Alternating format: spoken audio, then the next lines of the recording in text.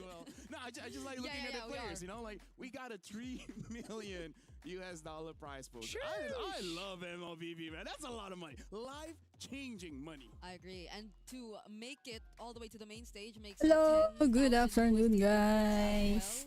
Nakapag-live din. Buti naman at stable ng internet. Grabe kagabi. Hapon pala daw makapag-live kagabi. Unstable ang internet. Hello, Ninong Marbs. Hello, Agri. Again, a lot of teams have already really struggled again for PSG. Very, very tough situation they're in. Ako nakalive kahapon kasi nga unstable yung internet ko. Di kaya mag-live. Yan ang sad. The Suyo and the XP, a lot of bombastic picks here and there. They gotta lock in. We're gonna be looking at the schedule as we're talking about how VSG right now hasn't really been all that great. Again, we have 8 best of ones for today, and for VSG, I think they just fall under. So ayun. Where you have not much experience. MSC live muna. A devastating loss, you overthink it. Right? You try to move away from what works in hopes that you surprise your opponents. Siyempre, huwag niyo kalimutan pusuan ang live stream, guys. By the way, yeah, Alpha 7 is playing all 4 games today. Ninong Marbs, good morning from YT. It is what it is. Yeah, Niightmare. Day 2 na ano. Puro best of 1 lang to, guys. Ang unang maglalaro ay the MongolZ and A7. By the end of the day, whereas Group B, I think we'll be ending them in the third to the last series of today. But yeah, I think it's something we all are looking forward to. It probably will be a bit tiring, especially if you're A7, but I'm pretty sure they came in prepared. Yeah, we're starting with a banger here. A7 versus C MongolZ. MongolZ obviously gonna get that win streak early on. A7, it's a time for Nats, best player, all the boys to prove that they can actually go toe-to-toe with one of the best in Wildcard. We also have to see what kind of drafts they'll be really working with, because Ferrara is one of those years you feel like you don't want to ban out, because now, especially in the EXP, there's just so many options that can really disrupt your draft. We saw teams like KOG banning out 5 EXP laners, like trying to make sure that 33 has a good time. But that's one of the good things about EXP right now. There's a lot, right? There's damagers, there's divers, there's tanks. Against Nats, is it worth it to ban? I think yes. Straight up, yes. Ben Paquito. That's an MSC winner right there. Ben Freya. I still think Freya is the biggest monster, but yeah, Ben Paquito, Ben Freya, and maybe even consider the Arlit or Benedetta. It really feels like it's his meta, right? Nats coming back into MSC with the meta being so dynamic in the XP lane. It's great for him. Heck, even the Yu Zongs. Yes. These are the heroes that you really think about of Nats when you just mentioned those heroes. So I think that's going to be great. I think A7 really needs to step up in that department. Sir Rose, he's going to have to think about, all right, how do I give the right components to the right players here? I agree, because Nats is like the type of player who does play explosive at times, but it's not a miscalculated type of explosive, which I think we did see a couple times yesterday from certain EXP laners who don't seem as coordinated just yet with their team, or they're probably also a bit shocked with how the way things are played out upon entering the wild card. That's here, whatever you do hand him over, it's unexpected. You can't really say what he will be going for in this third meta, whereas 33 might be a bit more Wengi, nandyan ka ba? Wengi, nandyan ka ba? Wala si ate. Ebe, bakit? Baka nanonood ng series. Which understandable, but bro, I think the Kai medyo na-late sila ngayon 5 lang dapat start. Nag-start sila ng 5:15. Yeah. After like what? Tapos syempre daldalan pa. Of, assassin metas. We'll see what he does with the tanks. UG, hello. Salamat po sa pagbisita. Happening. Oh, okay, maybe. I think so. For MongolZ, for sure, they're going to try to go and prioritize those carry picks. It's always been Zixora on the carry picks. Yisun, Shin, the Hirara, whatever it is, he needs to be on damage. For best player, you've got many different options here to go for gold and XP. Last episode na daw si ate. In terms of gold, I really feel like I haven't seen anything other than Claude. Baka nag-notif. Ngayon lang nag-notif yata. But Moskov, is what's the player name again? Yuki. Yuki is amazing. Like those are the kind of plays that you will get an email to be like, are you willing to relocate? Yeah, his performance yesterday, I think that was one of the standouts apart from, because we were expecting more of the Claude. Nakaka-20 series na yata si Ate Kling eh. Other picks we saw, aside from the Bruno from MENA, I guess. Yep. That's a Mui pick. Yeah, they did try to play for him there. We will be seeing him later. And he was deathless for a time, but it does really... Kahapon tinatry ko talaga mag-live kaso pulado yung OBS, di kaya. Di kaya ng internet. So now I want to talk about MongolZ, right? We talked a bit about Alpha 7. One thing that I kind of don't like about the Parang MongolZ nagka-problema si PLDC. Sana ngayon walang problema si PLDC. Sometimes it does work out, but I feel like it's not super consistent because especially when they don't have a jungler like Yisun Shin that has consistent damage output, I really am worried by Turtle 3. Nakaka-8 series ka na.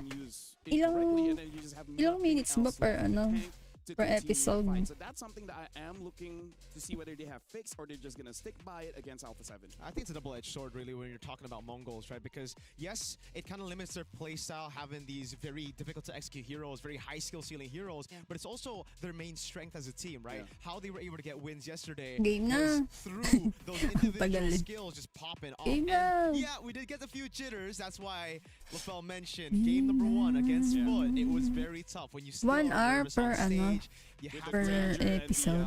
8 episodes lang pala, kaya pala matatapos mo talaga eh. So, a couple of misses here and there, but as they get going, it's kind of just a Mongolian style. They download their opponents, they like it when they're warmed up. So, maybe game 1, they actually might underperform, but expect them to go for some of those andito si Kazooie, yung crush mo.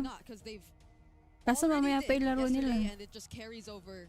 Could be. Kahapon madami silang laro eh. I agree, they've been very decisive. They've committed to like these certain play styles, these picks, and they just tried again. It was indeed probably jitters that we just saw from them in the beginning. Game na. So today we are officially jumping into mabilisan ng episode. to see what are they going to stick nawala yung draft kinemerlies. Yeah. It popped up earlier, but I believe A7 will be the A7 first pick si dito, may dalawa dito si Nats Gold World na Pinoy players. Break 2020 vision. Yeah, you gotta zoom it in. Si Kazooie mapapanood mo mamaya. Pero anong oras ba sila? FUT Esports yung team. It's Marcel. Marcel banned out by the Mongols. So now the second ban coming in from the Mongols here. Again, I'm looking forward to see a Paquito or a Freya ban. It should be a Freya. It should be a Freya. Right? Especially because mamaya pa pala sila alas 8 ate. Trying to open up the draft by banning out the Phobias as well as the box. They banned the 10 p.m. Fair. Okay. As long as eventually Freya gets banned out, I'm okay with it. Hirara ban. The Hirara, I guess.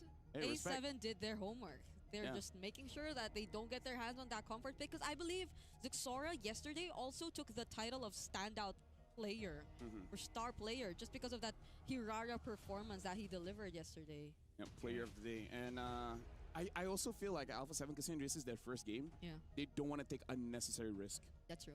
Just the best of one. Makes a lot of sense. Oh, wait, so... Last episode ka. Valentina ban. Oh, look at Summer. Oh, yeah. Summer's feeling confident, you know? He facepalmed yesterday for no particular reason.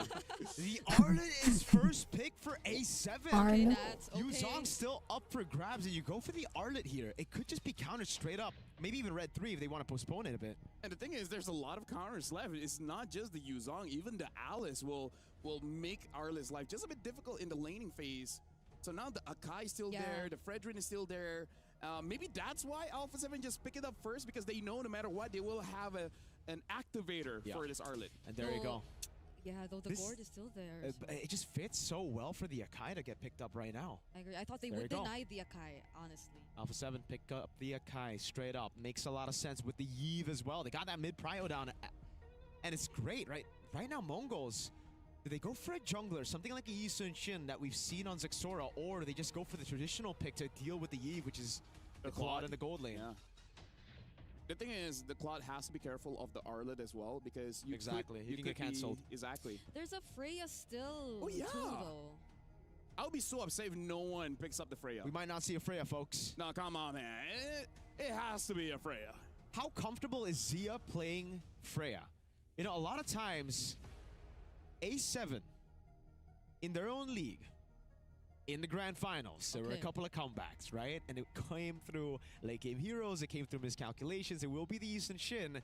And speaking of those two things, miscalculations, misplays towards the late game, Mongols are clean in the late game. They're good at scaling with the East and Shin as well from Zixora yesterday against VSG.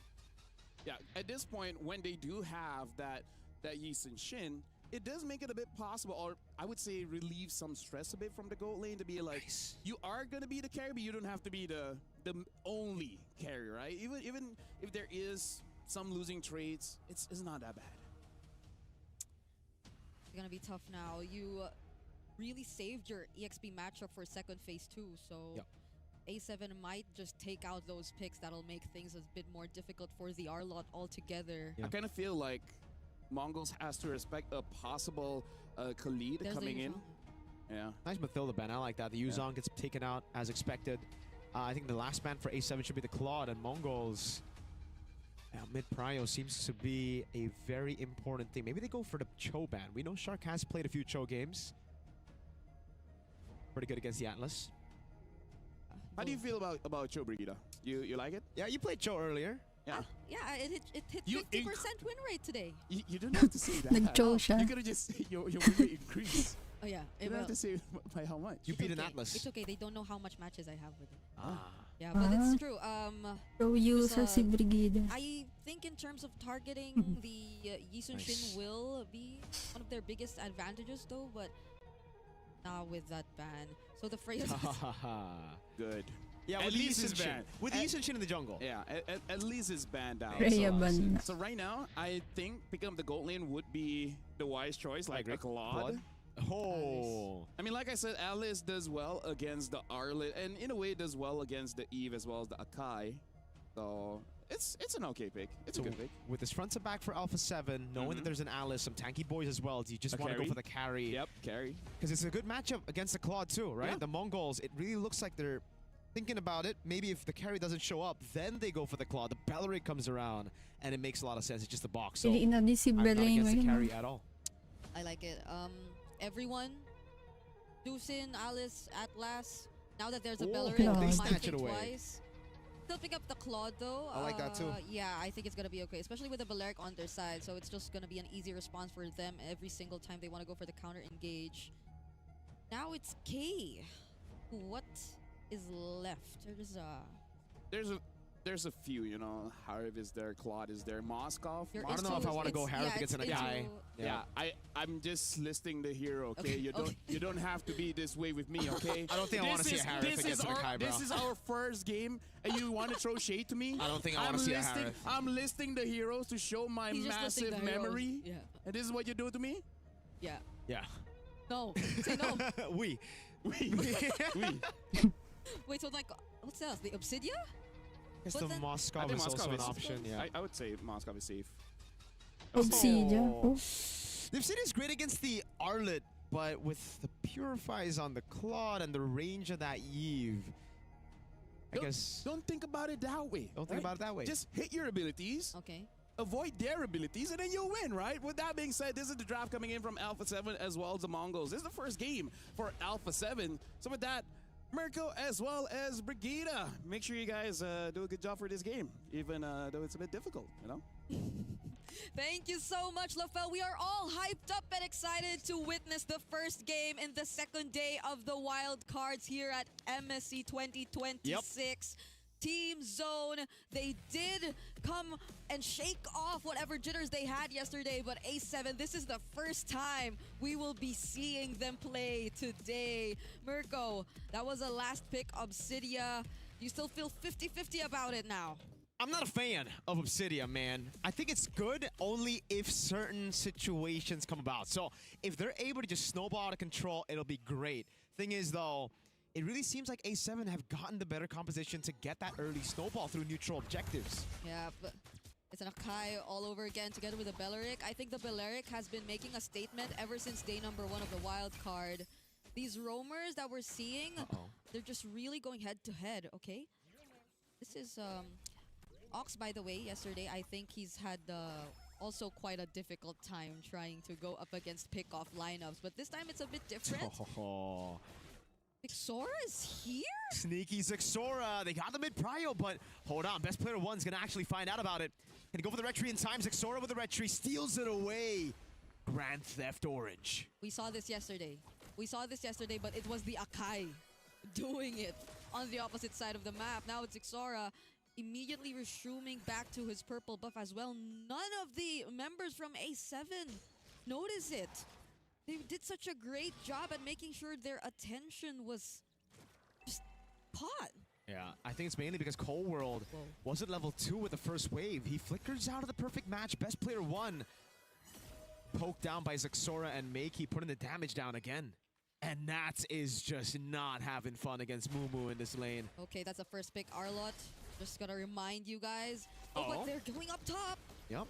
He's gonna have to play safe. Best player 1 gonna be caught. Traceless forward. Zixora gonna go for the kill. First blood to Zixora and a flicker out from Shark. Mongols were so prepared to deal with that. A7, they definitely just wanted to take away that orange buff as well.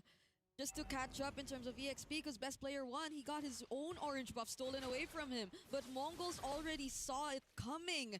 Now Mongols, they got 2 orange buffs in as early as the 2 minutes in this game. And now they're rotating down bottom. Nats, this is not what we expected to see. Yeah, definitely not. It really comes down to the combo now for A7. If they can get the combo going, it's going to be great. Great taunt onto Makey. Crimson Beacon coming down as best player 1 goes over. RWM Nats with the final slash picks him up. Cold World picks up the kill. Best player 1 spins around McKay. Takes him down to Sia. Goes over to Blazing Duet. Stunned up in the back. He's going to go for more damage there. Good throw to Ruin. But Cold World gets a double. And it's still a turtle over to the Mongols. K trying to sidestep, but it's Cold World with a big triple. Our mid laners have been getting triple kills and savages so far here in the wild cards.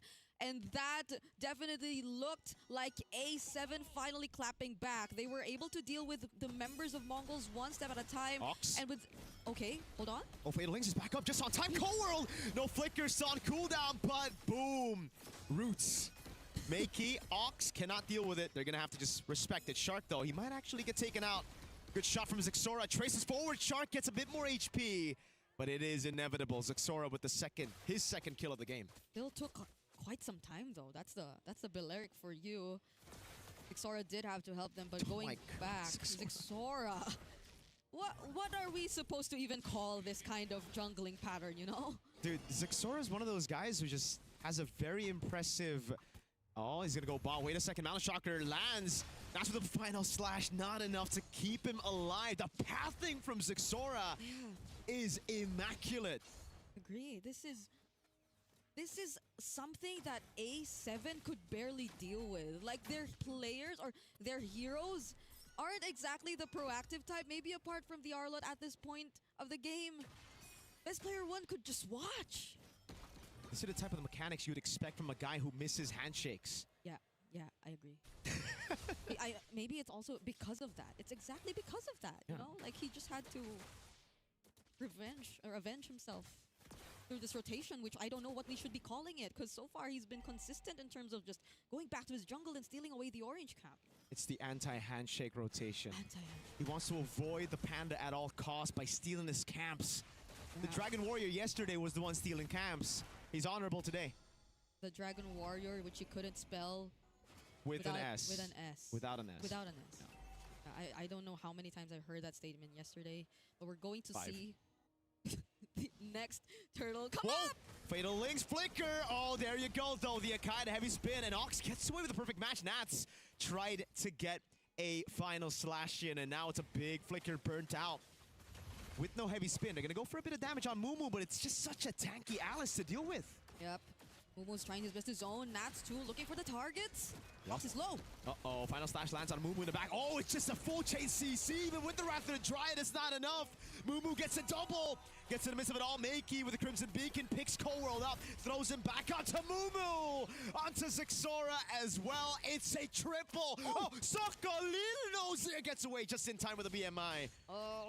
It looked as if Ox definitely would have been that one crucial pickoff in that fight, but just as Nath used his final slash, he casted his Fatal Links.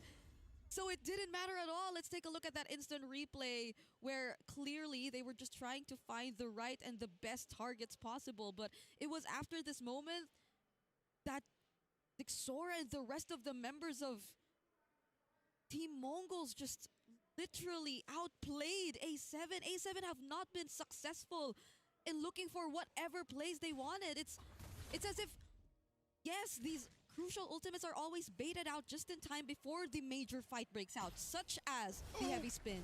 Oh, we see more of that grok from yesterday. Ox thrown back into everybody. Free resets for Nats.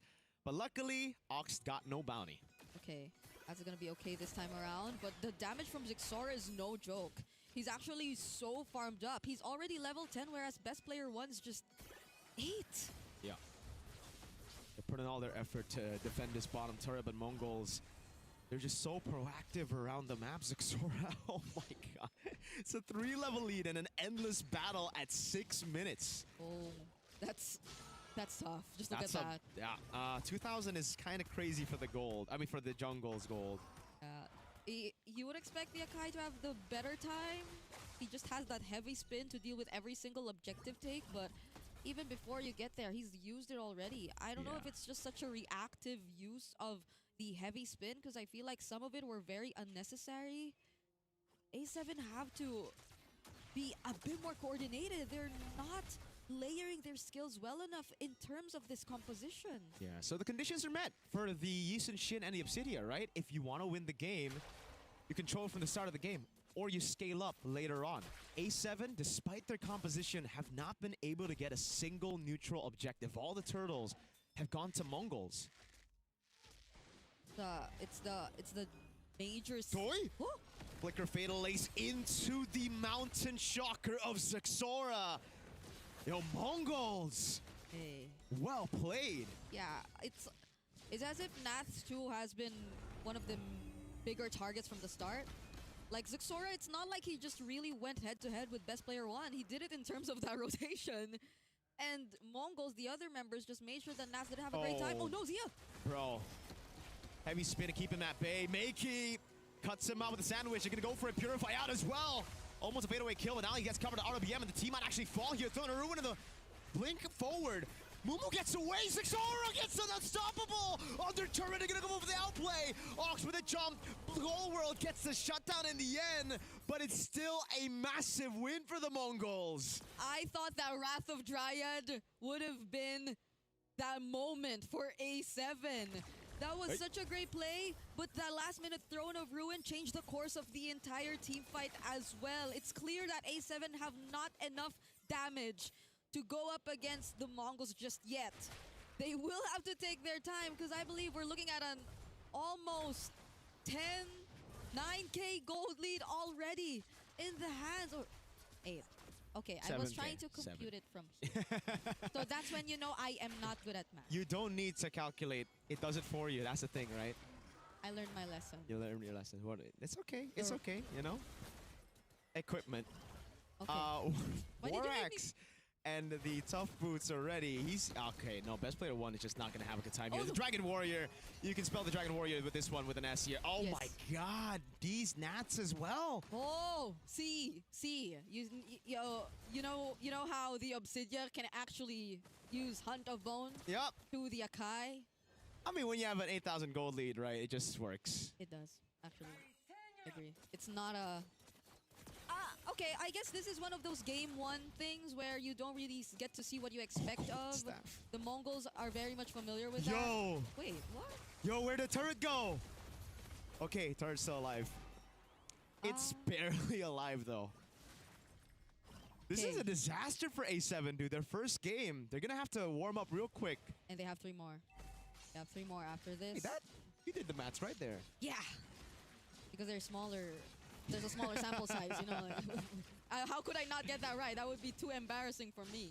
And some people don't get that right. Free Lord. Free Lord.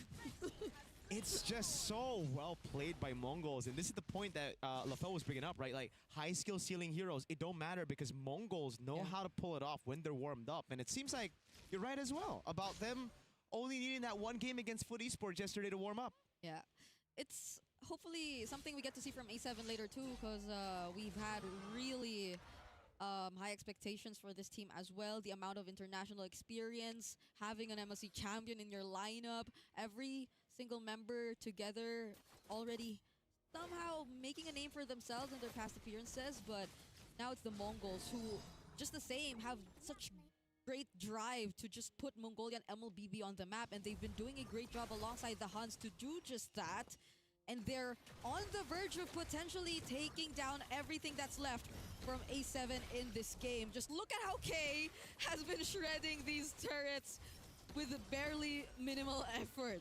Yep. Just that click of that tower lock button, and it's gone in the bottom lane with 2 marksmen. Siege has just become so easy, and despite them having the Yeve, they're just not able to throw the ruin. Oh, Moo gets 3 in the bag, even with every spin of Fatal Links comes through to bring them right back into the action. Team MongolZ are just better. It's a wipeout to end match number 1 of Match 1. Team MongolZ. Less than 12 minutes. A statement from Team Less than 12 MongolZ, minutes. showing that they've indeed carried over all that momentum they've secured in day number 1. And LaFell, I didn't get to ask you your thoughts if this would be a 10-minute game or a 20-minute game, but was this what you expected? I expected it to be faster, actually. Oh? Yeah, I thought it would be ending by 11, because I don't know, you just gotta Ano lang naman to guys, best of 1. Alice, if the Puro Alice best of as was 1 Harley have roughly laro the same ngayon. level of strength in Hindi terms nung of mechanics, Obsidia, Alice is just dito unfair magasi for ako. Harley to play against, just because she has the kit. Pag ako You have nag-Obsidia, continuous ako yung damage, and Harley nahahapdian. cannot escape without those minions. So once the minions are out, he's just gonna take free damage. And again, this might just be a warm-up game for Alpha 7, because again, it is the first Yung game. VSG eliminated na pala agad. All the No? growing pains here. Wala sila Best player yatang wanna naipanalo. He's O isa. not there yet. Stand. That's number 1. Number 2, Nalimutan ko. the mid Hindi ko kabisado. duo wasn't able to protect their own jungle, right? They didn't have positions to scout where Yusushi was going, right? Sayang Yasuo yung got 3 versatile, camps, guys. and by the time they knew about it, it's way too late. Nagka-problema So far, sila sa One thing is visa. consistent, Kaya right? hindi sila In terms of all nakalipad the objectives, pa the most Paris. important one is your Dito opponent's rin jungle. sila nakalaro. It feels so sad to think too that the Arlot felt like it was just really punished. Super punished. That first pick Arlot, to be exact, because it's not just the Arlot pick; it's the fact that they Only prioritized Vinuya it. can do that, actually. You know him? I do. He does that, but people don't complain. Binuya. It's Binuya. weird, man. It's like he got a buff or something. Anyways, though, it really just feels like for me, after losing your orange buff and still getting 4 for the turtle, it should still be the same win condition. You play around the neutral objective, but instead they try to look for brawls across the map to turn the lead around. And at that point, it's kind of just you having to understand your composition. If you have a composition that can still win around neutral objectives, you should still play Kumusta around naman it kayo, instead of those guys? trades and brawls to come back. Yeah. And again, part of the problem that I don't like, they actually could have gotten more kills if best player won. Yung trailer ng EWC, Yeah, si Carla. like, Napanood it niya ba? also should be used with the Arlet, right? It seems like best player is just doing his own thing, and then Nats on the other side dies. Yeah. Dies Nats. Because it's like two things. It's like two things that were a bit questionable in this game. It's the fact that, one, they did decide to fight through team fights, even though they were that much behind. And the fact that they played out all these team fights as if they were just in the same level in terms of gold.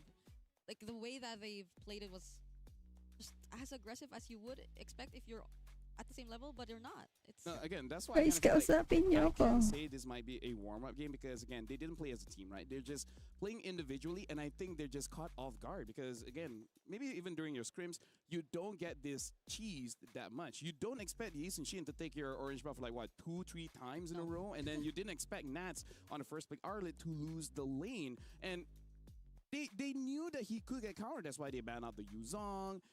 They banned out one of the hero I can't remember. But then the Alice did go through. Now here's the thing: even without the Alice, they had other options to deal with that Arlet. Worst comes to worst, you can even still use a Uranus, right? It can still work where you just control that Arlet. And here's the thing: even if they had a good laning phase, if best player 1 and Nats is not on the same page, it kind of doesn't matter, right? You go in, there's no activation for your vengeance, and you're just waiting to die. Yeah, because the 23 viewers silent lahat. afford to play individually. Ayaw nilang mag-chat. Hindi naman ako naka-follower chat. Pero mas maganda kung magpa-follow kayo. Tsaka sa YT. Mag-subs naman kayo, guys. But you were expecting best player 1 and Nats to do the opposite. They should have been the ones to work together because that was what their lineup was. It's hopefully they didn't do the bro code, you know? No, bro. Yeah, so here's the thing. I believe Alpha 7, after that loss, they should be able to rewatch the game and see where did it all went wrong. Macro part, maybe the mid trio needs to be aware of camps getting stolen away because again, that's the most precious resource that we have in this game. Nag-English broadcast na ako kasi they kind of do the same thing. Maybe minsan not as malag much sa as ano Mongols, eh, but they will sa page do the same broadcast. thing. But with that being said, we will be giving them an opportunity Baka masisi na naman ako pagka naglalag. watch the game because we are going for a break. Hello, We'll Jan. be watching the second best of 1. We'll see you guys right after this. Woo. Ang next natin ay Sunset Ravens versus Niightmare Esports. Wala, naglag pa sila. Ay, hinaan ko lang. Tapos, papalitan ko yung match. Saglit. Mga 5 minutes timer yan, guys.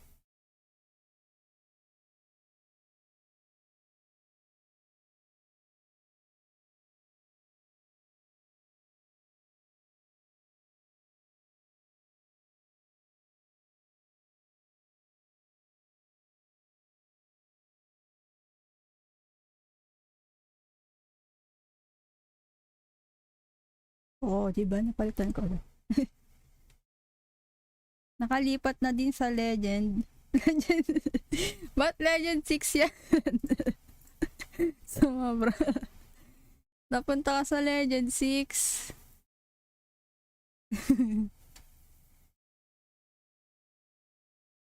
Ang tagal naman nun. Wala silang timer pala, no?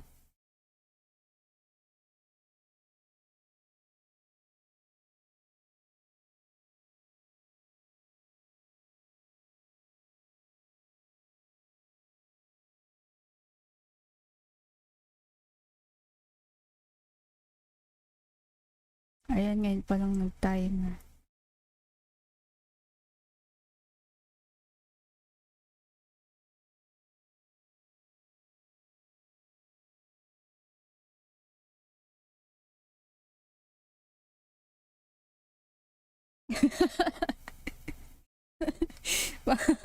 Wala naman Legend 6.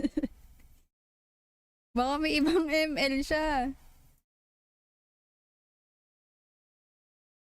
Ano ba yan? Beta server ba yung ML mo? May Legend 6 eh.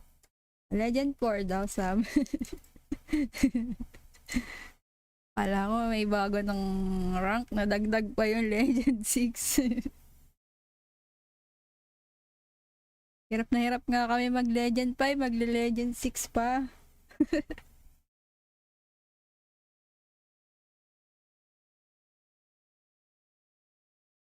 Mars server ata, kaya parang ano, gusto ko mag-try dyan, Legend 6. Uy, wag niyo kalimutan po saan yung live stream natin, mga anse.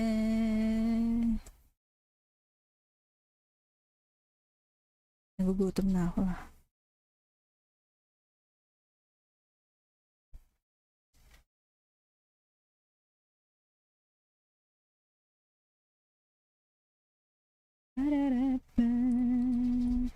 Adi! Hello, Adi! Alis din mamaya para sa medical. Kamusta na pala yung sa OJT mo?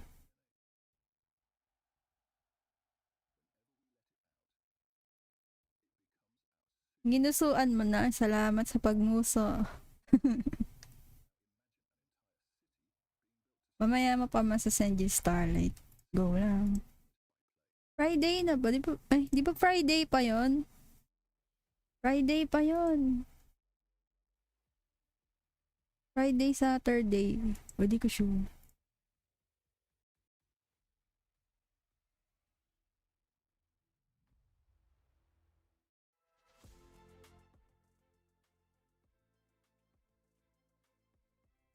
GM3 na si Antamish. Baka mag-epic na.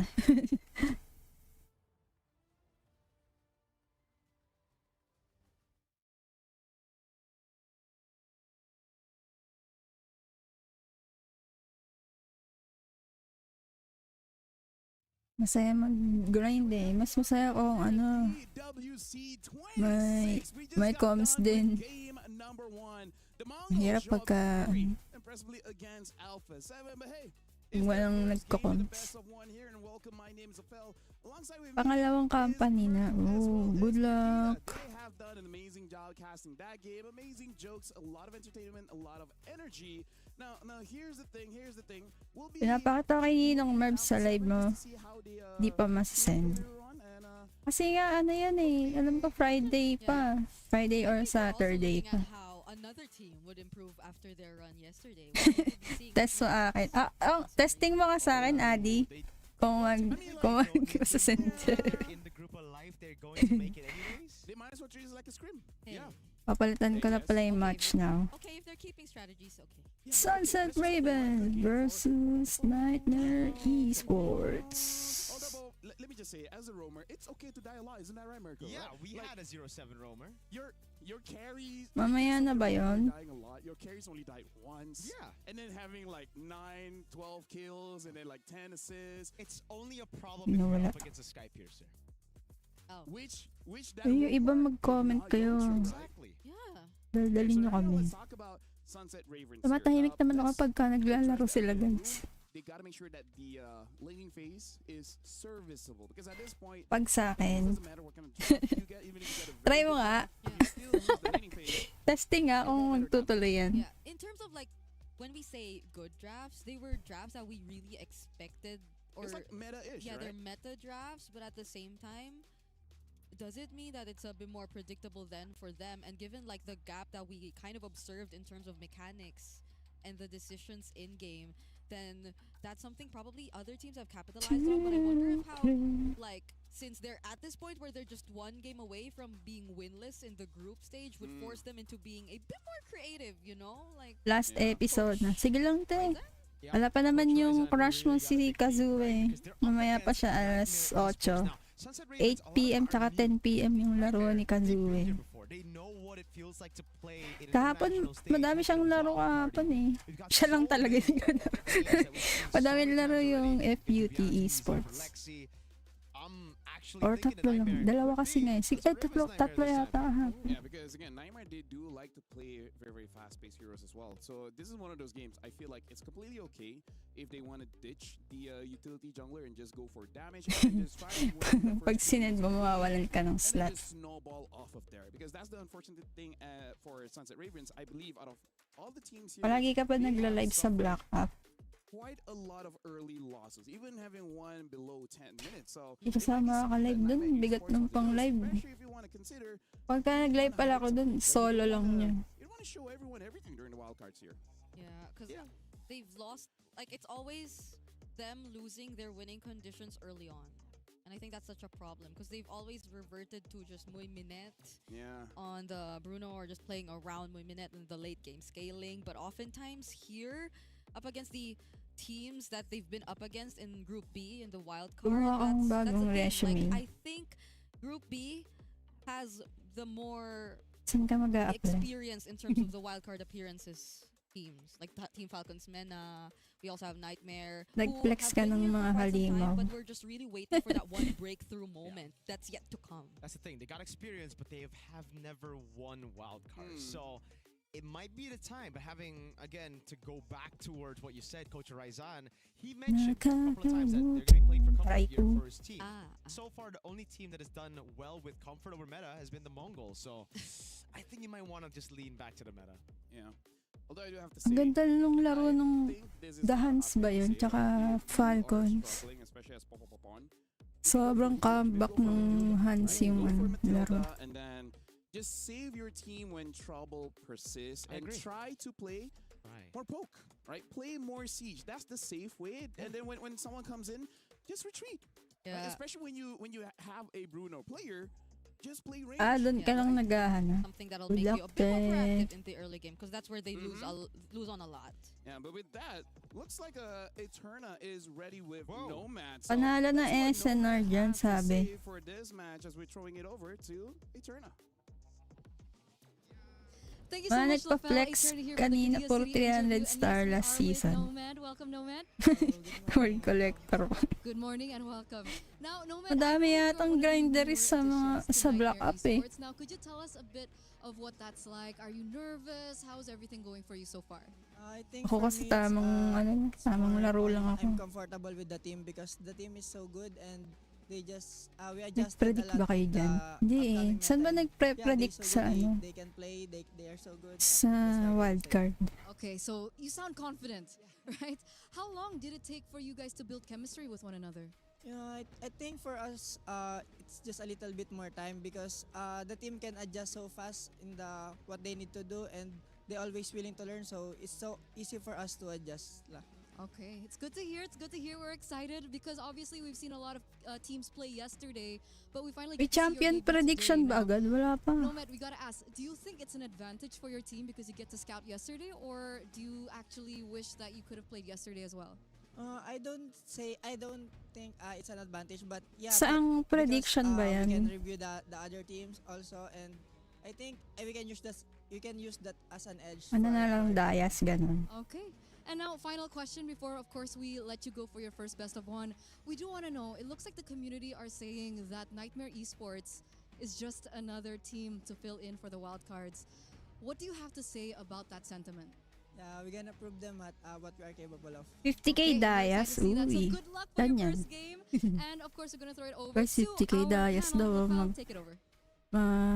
Pre-predict ng Thank you champion. very much, Eterna, as well as Nomad. Yeah, prove to the fans and non-fans what you are capable of. Now, I think even he said it wasn't really that big of an advantage because again, I feel like So, it's the maging advantage because of the independent. best streak, right? During that time, you see a lot. Pero You kasama have yung enough BFF sample mo. size, Hindi such a small sample independent size, you can really get it. Joke.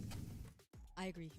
It's I would have said 10k something dayas. that Lamang, to ano, counter that, because, MSC like, permanent I feel skin. in best of Saan ones, ba yan? we'll just Anong only up show so yan? much, but no, it's, Black it's really up, small blue sample up, size. red up, orange I just up. like the feeling, though, from my Shut interview, it left me an impression that he is a mechanical god for just no reason whatsoever. What? No Nomad, reason. Really? Zaxora, Yeah. we saw his interview. Nomad, we heard his interview. We're gonna see some mechanics on this kid. Because he sounds really confident. Here's the thing. Here's the thing. Yeah. If you have a lot to say, if you're confident and everything like that, you're a good frontliner, right? If you're a good frontliner, you have that instinct, right? You have that instinct on how to start fights and etc. But the ones that doesn't say much or like step on their words just a little bit, most of their stats go to mechanics, right? Go to kiting, timing abilities, buy and sell. That's just MLBB psychology. Life is an RPG. Put your skills or level up the right skills. On the stats. So what about casters? Talking? Yeah, we're fluent in Plano Japanese. niyang dalawang it's like, mag-ibang bansa. Creativity. Tapos inantay ka. stamina, and then all the mental health, you Sarap. pull it all the way down, and then you distribute it somewhere else. Yaparini. Yeah. Ay, Because I've sorry. said it multiple times. You cannot be normal and be a caster. There has to be something wrong with you. Yeah, and if you guys think that, oh no, there are many normal casters, name one. They might be retired. Fine. Who? Sa MENA. Pwede You are naman. not normal, Brigida. My Yan, goodness. You want to know hindi. what she did to me, Mirko, yesterday? What? After you guys are done and during that long game, Yeah? she was being a menace by WhatsApping me. Wow, what did you say? And then she was like, I'm nice. I don't do anything bad. And he's like, 20 minutes, huh? I'm saying you're good. You're predicting it right. So, Nah. Hey. Anyways, looking at the pick of bands here, looks like Niightmare will be second pick, and Yeah. Sunset Ravens will be the first, and they themselves ban out the Matilda. Ryzen's like, LaFell, no, I don't agree. aw. What? Ryzen's like, I don't agree. Because Yeah. you told him to go Matilda. Yeah, you told You told Popopopon. Bro, you should have Matilda. listened to me, bro. Ang kulit ng IGN niya eh. I've Popopopong. coached before. The 09 glue looks a bit too good to let go, LaFell. Fine. What does he use? He's like used the Balearic and glue. Yeah. Yeah. Yes, sir. The glue which Died a lot.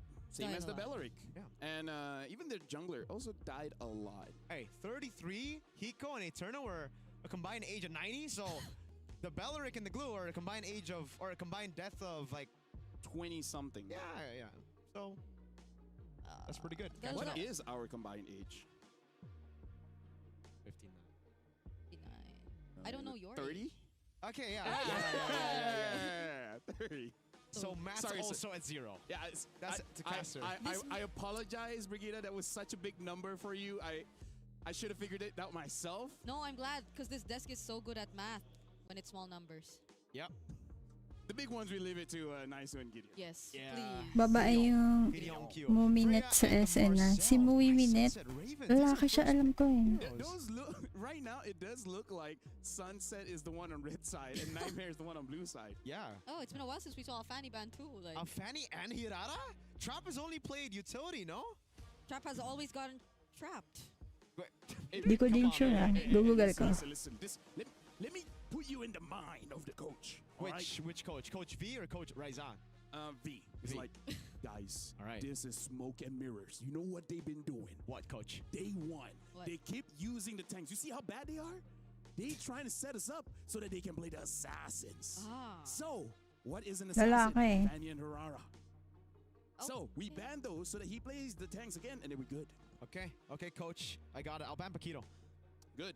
Because Paquito can also be in the jungle. We saw it just earlier. EU server W. He was okay, but he didn't get the MVP. Of course not. Of course not. I mean, like, come on. Come on, man. Sunset Ravens, first pick. What is it going to be? There's an Akai. Zushin. Juicin Okay. it is. Sunset Zushin. Ravens. Dati pala siya sa ano, sa Zeta. Answer to it. Straight up. Akai Atlas. I feel like Atlas might be one of the equation. Yeah. Maybe Claude. Maybe If it Claude. was me, I just go Claude instead of for Eve later. Pick up a jungler. Something like a Baksha if you want to just get a snowball early, Akai, go for Fredrin. fights. Akai, Fredrin, sure, one of those utility jungles. Also, they're gonna match them with utility jungles. Ooh. If they want Yeah. assassin, maybe third pick Suyo or something. Yeah, we haven't seen Suyo at all, yeah? Except for XP, JM. Yeah. Hmm. But in jungle, it's been 0, so let's see. Niightmare. They're taking their time here. Yeah, it's the first game. They got to take their time. Yeah. Arlet. So Fredrin? Yeah, Fredrin or Wait. Akai. Arlot Akai. Arla Akai. There you go. Yeah. The AA combo.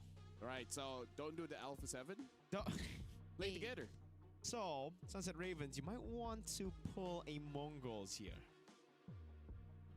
Which is Yi, Sun Shin, and Atlas? Atlas. Yeah. Hmm. I think the Atlas is still fine, even though the Akai can counter it, but really I feel like it's just to have that freeze, Hey! right? A Phobius! Right, the All Phobius right. left open to Arlet. This is the first Phobius. Yeah, this is the first Phobius. The first time it's been left open in Yeah. the wild card. Okay. Okay, it's And the Baksha. I like it. Go for fights instead of just going for Utility neutral objective talaga control, because ngayon, Akai no? already- I mean, I say that, but A7 didn't get a But- single neutral But objective. this so. means that Pon needs a Pon. damage roamer, something like a Khalid, and then the gold laner, Muimanet, has. I think he can still use the Bruno, but yeah, he just has to be that reliable. Now the Claude Oh. gets picked up. It looks like all right. Let's go to the tier list. What's good? Pick it up, and everything makes sense. Yep. Yeah. So they're picking their mid lane for later. They'll probably be okay with an Eve. Either way, they have just so much heroes to disrupt formations and even the If Claw. Lilia. Yeah, the Eve should be banned out by Sunset Ravens here. I think Lilia as well, because Lilia counters everything here. Yeah. I think the glue is still pretty good for Sunset Ano, Ravens. send it was mo na. 0-9 Thank you, yesterday, Adi. But if they need a roamer, right? Another beefy boy up front with the Phobius and the Baksha. Sure. Yeah, you don't really want to And it's juice and glue, right? Mhm. final slash it just anytime. Parrot gets banned out. Ooh. All right. I'd expect Sunset Ravens to go for a bit of physical damage last. There's the Yi ban. I think a carry might be serviceable, or For Nightmare? meaning like for Oh, sorry, for Sunset Ravens. for Nightmare to ban. For Yeah. Nightmare to ban. Carry. If it's not, maybe something with range just to respect the Bruno. I think that's still fair. 'Cause, like, Tapusin mo na yan, what else 17 is- minutes what na are lang. they going to pair up with? Habang I think the Moscow nagdi-dinner. Knowing Muimanet, the Bruno is, I think, their pick. It's like that's number one. Yeah. Number two, there's a lot. Number 2 is all the other picks in the Yeah. meta. Has to be. Unless he has another like Obsidia in him too. Sige, They're not Adi. actually taking out the Bruno. Yeah, they get rid of the Moskov. All right, I think it's a Bruno. I think they should ban a Lilia. If they don't ban a Lilia, what other swamp Valier? is- Oh Valier yeah. is- oh that my would be very God. annoying as well. Yes, Yo, yes, this yes. is yes. one of the best Valier games ever. As a Phobias, I hate the Valier. As a Baksha, I hate it even more. Actually, they can also still pick up a Gory. There's still a lot of mid picks. There are a Honestly. lot of mid picks. Because you also don't know what their roamer is just yet, so like you could just pick up a really terrifying mid I prefer duo. something just with a little bit more damage. Wait, right? they banned the glue. All right. Nani? I guess because Nightmare can go and pick it up hello. first. Yeah. I think there's a Cho too though. Like Into the Baksha would just Into the Phobias be- though, I don't know. Right? Halid and Phobias. Siya I na mean, naman Halid, natin Cho, pa-order na lang. They go Valentina. D12. Ah. No Valentine na right kinuha. now, but I guess they're expecting an Atlas? Or they just want to try to win the lane. Like later on, pick up either a Khalid or a Cho, and then they should have enough damage to have mid prior, right? But just ignore the Phobias, yeah? Just win out mid. Bruno. There's the Bruno. For Mui, egoist Bruno. Khalid. And they Khalid. take the Khalid. There you go. So this would be a Cho. I don't know. Hey, where's your confidence, man? I don't know, Can man. you be Can't they a professional player and be like, is I don't know? Atlas, no? Atlas. What else is there? Valeric again? I think just Atlas, man. Belleric's not that exciting. You want something? Not a bad pick, but not that exciting. Tigreal, man. What else showed up yesterday? The Minotaur. Ooh. Didn't work out well. We even had a game where someone asked us to report the Minotaur. Oh, that's true. It's not his fault, though. I didn't report him. I gave him a thumbs up. I reported it Report. because, you know, What I minute to? missed, yeah. Yeah, because Me. you're Siguro forgetting naglaro it, sila you know? You tapos have that chocolate spirit. yung Minotaur. Yeah, toxic. Ah, Yeah, I'm toxic. okay, that's coming from him. Yeah, there's a song about it. Britney Spears? Yeah, there Gagabihin is. daw siya I don't think uwi. she's Indonesian, Ah. but yes. Oh. Atlas. Okay, wish granted. Does seem a bit. Di ba ba si Sherwin? there are Di na so napipili yung tigre mo, Sherwin, ha? Not There gonna lie. is a lot of tanks, and you know what? That is because you guys from the Philippines, you guys made it good. Yeah. So with that being Thanks, said, Carl. Thanks, Carl Nepomuceno. Thanks, Carl. And Brigida, good luck for this one. Nightmare going up against Sunset Ravens. I think it's gonna be a quick one. Me too. Okay, we're jumping in as Sunset Ravens are looking to avenge themselves in their last series here in the group stage, in the best of one stage, whereas Nightmare are making their debut as well. Alas na pala ni Again, SN. so many tanks, not necessarily Quiet our fault. mode. It's the players from the Philippines' fault. Yep. So it's the Filipinos' fault that we are in the tank meta. Thank you, Sanford, for picking up Akito, and Carl for picking up Baksha Fredrin Akai. Niall for Akai. So maybe a bit of Indonesian there. But welcome to the Line of Dawn, folks, for a utility versus utility matchup. And our first Phobias of the wild card on a concussive blast. Mexi against Juviana. Experience on the side of Juviana. Oh yeah, and Mexi, who just recently has joined Sunset Ravens. We also got to interview him yesterday. Oh, it's a trap. Whoa. Yeah, this is, you gotta be careful. This is such a fast... Hey. Huh? Okay, to be fair, like, Juviana did get level 2 first, so he probably got like an extra vengeance in before Mexi could get the Dark Wave. But yeah, Mexi should be a little bit more careful here, because if you lose out in this matchup against the person that you should be winning against, that is bad, because the Atlas and the Akai is going to give him so much free stuff. There you go. No, this is Still missed the not. Dark... Missed it okay. again. Not where you want to be. The micro has been working out for Juviana so far, and he will be getting the advantage in the lane. Popopopo will be here though. Yep. Okay, let's see. What did they do? Bang, bang.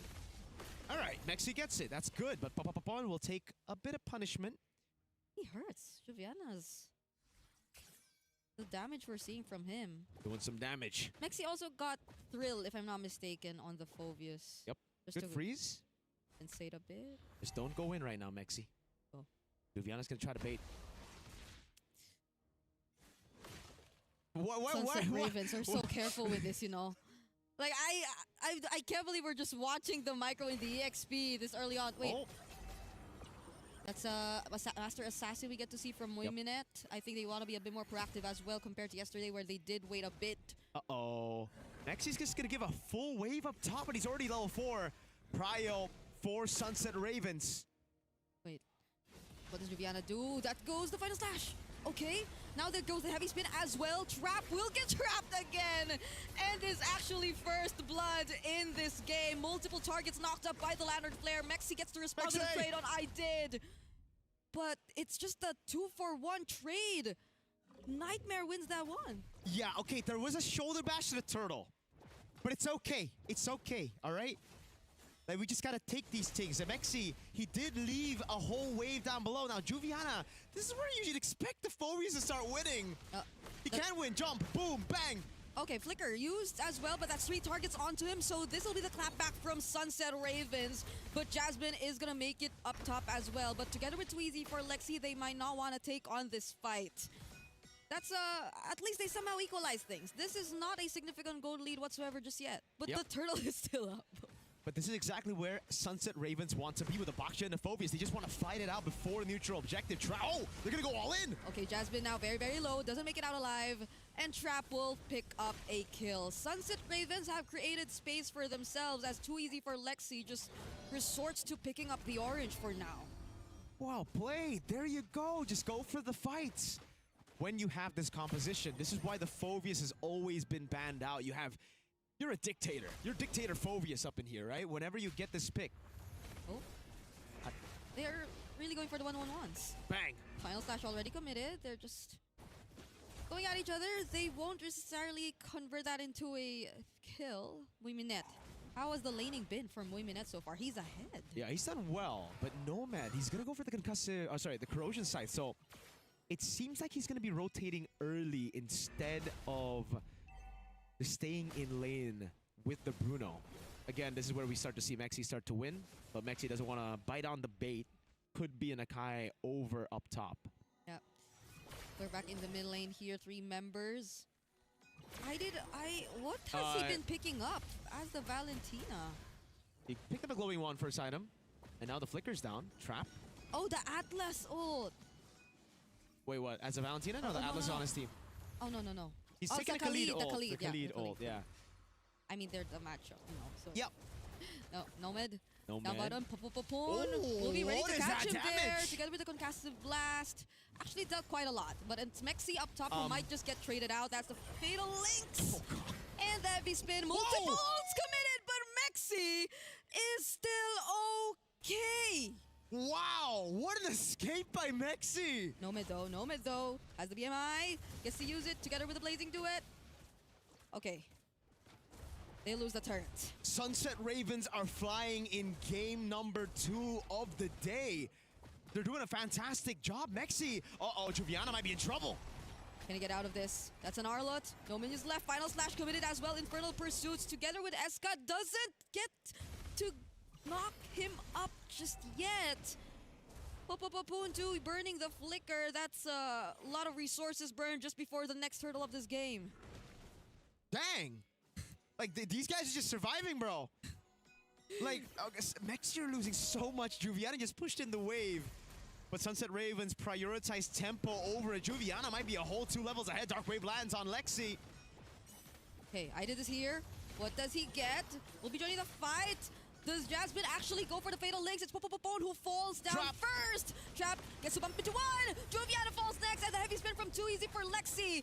Isolating Mexi, but is that the target that they want? They finally get the shutdown, but they lost Juviana in the process. It's a 1-for-2. This could be a free turtle rather. Lexi doesn't have the heavy spin. Trap's gonna go for the fight. Oh, Eska! Whoa, Crimson Beacon in. Too easy for Lexi. And the turtle still gets secured even though it was almost reset there. Good job by Sunset Ravens again. They just fight it out. They're brawling it out with this composition, and it's working really well, especially now that MENA has some of those items. Nomad hasn't been able to walk up on the Claude. He's just been taking MENA's balls to the face. Yeah, he's been just focusing on farming here as the Claw, Joviana though. Okay, he will just let go of that turret up top. So far, they're finally able to secure the first turret in this game. Let's take a look at that instant replay right here, where Popopopon unfortunately fell down first. Yep. And I think the fact that they already used the heavy spin here didn't allow them to just continue with the contest for that turtle later on. And the Claude, right, the way it works out together with the team is you need to play together. You need to dive in together so that the Claude can just be supporting damage, especially early on with those nerfs on the base damage. But there he went in all alone, so it just gave the opportunity for Sunset Ravens to just heal past the Blazing Duet. MENA has the Haas Claws. He's 500 gold ahead of Nomad. Right now, Niightmare have IDed and Too Easy for Lexi as the guys who are doing better than their opponents. But the thing is, oh god. Like Dark Wave will land. Joviana 1v2. No minions left, but had a flicker. Okay, yeah, I agree. And if things just don't get better from this point onwards, then it's not going to be a good record for the Arlot Akai together. Yeah. At least for today. Like, we're not seeing their combo put to use as much. If not, it's actually what's causing them their losses in the more recent team fights. Whoa. Too easy for Lexi. It's gonna be okay. This is why I don't like the Valentino pick, though, into the Phoveus, right? You're giving him so much more to play with, those dashes for the passive. And that's why he's just been oppressive in these team fights, constantly getting those jumps. Together with Trap, obviously, who's done a good job at targeting, man. Those shield unities have been lethal, and while all that's happening in the front, you got MENA just shooting for free. Yeah, and at least they haven't really picked him off, at least in this game so far. Now there's a Lord already spawning. We're only 8 minutes into this game, but there's a super slight advantage. I don't think you could even really call this a significant lead for Sunset Ravens in this game, as they positioned themselves first for this Lord. Niightmare still have to deal with their purple. Trap. But they might go focus on Hero. Perfect match. Okay, the Lord is actually very low now. Niightmare might not make it. Not unless! That's the Fatal Links and Too Easy for Lexi! Still secures it with the Retribution, and now it's Sunset Ravens trying to at least take some trades. They lost the Lord, but Niightmare lost too. There you go. It's all about that trade. Niightmare needs to just brute force their way in to take objectives. But Sunset Ravens will take that trade any day of the week. They want to go for those fights. As long as the Bruno, MENA, the egoist, is free, he will carry in the fight. And those frontliners, no one can deal with them. Niightmare do not have the shred to deal with this. And all Sunset Ravens need to do to deal with the Lord is group up, clear it up. MENA gets extra gold. Yeah, and they do not feel the least bit hesitant at all in this game. They're always just being so decisive. Even in that moment where they just decided to burst down the Lord, they knew what they wanted to go for. And they clearly won out in that team fight. They're still holding on to majority of their resources and even the mid. Oh. A Malefic Gun? Yep, that's a Malefic Gun. That's the power spike that he's been waiting for all this time, and it's still going to take Niightmare Esports some time before Nomad gets the Golden Staff. Yeah, in M6, if you get that item, it's GG. Yeah. Luckily, it's not M6 for Niightmare Esports. They can still try to turn things around. It just gets really difficult because their only main source of damage, well, their only source of damage right now, it just seems like it's the Claude. Everybody else hasn't... Wait, why is the Claude dealing so little damage, man? He hasn't joined the fight just yet. He's been farming all this time. No wonder these fights have just been very good for Sunset Ravens. Nomad has just been offline. Honestly, it's, I think, what Niightmare have decided to go for. It's just really focusing on the farm and unknowingly getting the map control under their nose. Because Sunset Ravens may have been winning on some of the fights, but they're keeping this gold lead very small. That's why it's been almost insignificant for majority of this game, 11 minutes into this game. But now I think we are slowly approaching the point where you are going to be forced to fight. So let's see how things change now that we might just see Nomad be part of that fight. I think it also seems like Nomad has kind of lost out on that power spike. He should have already hit the power spike by now, right? You get the 3 items. The thing is, SNR just way too tanky. The Chastised Pauldron was the first item for MENA. Trap is building a lot of physical defense as well, so you're going to have to wait for the Melfic gun before you start being a threat to SNR. As of the moment, SNR, I think MENA is the bigger threat. Like, there are just so many tanky guys making that space for him. Yep. And I think they've improved in terms of formations too. Like, overall, their team fights have been more... I think they've been more structured. They're more close to each other. That's something we failed to see from them yesterday. And now that's another Lord.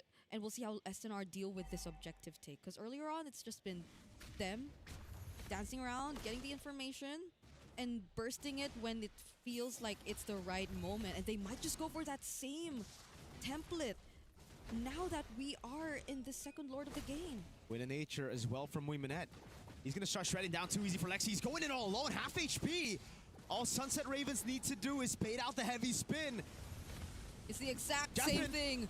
Okay, they are finally going in heavy spin committed too, but it's still Trap who wins out, not even using the Retribution, but he just secures the Lord. And now the members of Niightmare are falling one by one, but the response with the Blazing Duet from Nomad, can it actually change something? It seems like the damage is not enough. He does fight Eska, but he falls down too. What a fight, what a retry from Trap. He laid it down. They poked the Panda enough to make him hesitate. And then they just committed on the neutral objective. Fights will go to Sunset Ravens. That was a guarantee. But the Turtle, it should have gone to Niightmare. They played in such a good way. Yes, MENA had to sacrifice his life, but he knows that the rest of the team was already capable enough to deal with Nomad. And again, like I mentioned, the 3-item power spike is not enough at this point for Nomad. He needs the Melfic gun to get through these tanky boys up front. That was a sequence that'll take a bit of time to process. Still can't believe he didn't have to use the Retribution just to take that Lord. When in fact too easy for Lexi was already spinning with a heavy spin, but still did not get to secure it for the teams. Nomad?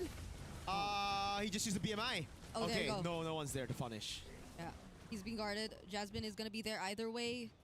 And the Flying Clouds is gonna help them just a bit to make sure that they actually still get to defend this game. We're already 14 minutes in, and majority of the resources are now going to be taken away. Now, whatever efforts Niightmare have been trying to do earlier on, it seems like it's not paying off just yet. Like, they're focused on farming. Oh, the damage! I had to get out of there. Now it's going to be Sunset Ravens just pushing forward. Too easy for Lexi trying to block the way. But they really want to take down these turrets. Yeah, you really cannot walk up as I did like that, dude. Not against a full item Bruno, right? MENA is already full items by this time. Or he's close to full items. He's at 5 items. Yeah. 0, 1, and 5. Let's take a look at the items again. He's building towards... Is that a BOD? Yeah, I guess. He's just lacking 1 item left. Nomad on the other Could be the Sea Halberd too, yeah. But I'm feeling the ego. You know what I mean? Well, actually, Nomad just needs 1 more item too. That's true. And that's the real item that'll get him going. The Melfic gun, right? Then he can start shredding people down. Thing is it enough? Because there are 3 Chastised Pauldrons and a Wind of Nature on the side of Sunset Ravens. Yeah. It's like you really have to pick your target at this point. You really have to just dive in whoever you feel would be a great pickoff, but at this point, how do you just get past all these guards? You have Mexi, Trap, and Popopopon, and I think this has been one of the more stable games we've seen from Popopopon here in the wild cards. He's just been very clean, very disciplined in terms of using the Khalid. It's not all those flashy plays that just get you past the crucial moments, but it's what matters. Now we're back in the 3rd Lord. Mexi. Spectacular zoning yet again from Sunset Ravens. How do Niightmare deal with this? Darkwave will land onto too easy for Lexi. Crimson Beacon already baited out from Eska. Juviana might want to focus down onto the mid laner, and with only a Purify, he still doesn't find the kill. Muiminet has too much space. They've created too much space, and now he's just free. Niightmare are struggling to contest this objective. Heavy Spin committed a bit too early. Infernal Pursuit still going on. There's going to be the stun briefly from Jasmine, but that's all just to disengage as Sunset Ravens take this next objective too. Well played by Sunset Ravens, understanding the win condition, going back to Eska, who was left all alone against Juviana. But we have to question Niightmare Esports and their decision-making. They had a Claude up top. Nomad was trying to build a slow push, yet the team went for a 4v5 against a very full item, doing a lot of damage. Egoist Muiminet on Bruno. That was kind of crazy, no? Niightmare took a 4v5 knowing full well they didn't have Nomad. I can't tell if that's an effect of just them learning from the past two turtles that SNR are just not going to hold back. They're really going for those quick bursts. They have the anime plot armor. But yeah, you weren't fully equipped nor prepared to take on that fight just yet. So it did feel a bit reactive from Niightmare. And now it's 3 synced waves from Sunset Ravens approaching their base. No holy shields left whatsoever. And they're definitely going to take full advantage of this. Again, Muiminet is just too free. So free. Trap is walking up. Lord down below already. They're going to be looking for the siege to end this game. Can they do it? The Lord is already in the base, but they've somehow dealt with it as SNR just decided to focus on the base turrets. Yep. So Niightmare had enough room to still prolong and extend this game. And for the first time in this desk, I think we are going to see a 20-minute game. Hey, something new. Hey, you might have jinxed it. Or maybe not. Imagine if you say that, a Niightmare just go in again. I mean, it's a possibility. It went in 4v5, right? Yeah, I love how Sunset Ravens are taking this, right? They're not getting too hasty with it. A lot of teams with 0 wins in a wildcard stage, they'll already be so desperate. When they're in the lead, they'll try to force those fights, they'll try to force a win. But Sunset Ravens know that if you want to win, you gotta take it slow when you have the lead. And they already have that far lane.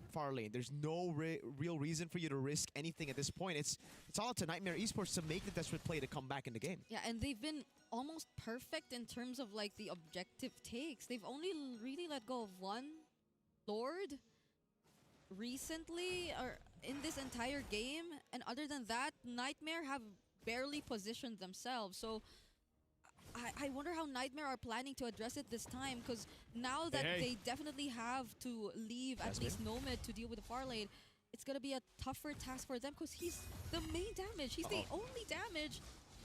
Lexi. And yeah. Even before we approach the Lord, Niightmare have a problem moving around their very own map. Yeah, I mean, it's a given with these base turrets taken down. Nomad is clearing up top, so they're really trying to get a good wave going. But look at that. If Niightmare just push a bit too far, Sunset Ravens are in position to actually... Oh, God. Wait. They are on the opposite side of the map right now. They're just going to go for the slow push. There you go. Slow push straight into the Evolve Lord. They already deal with the slow push.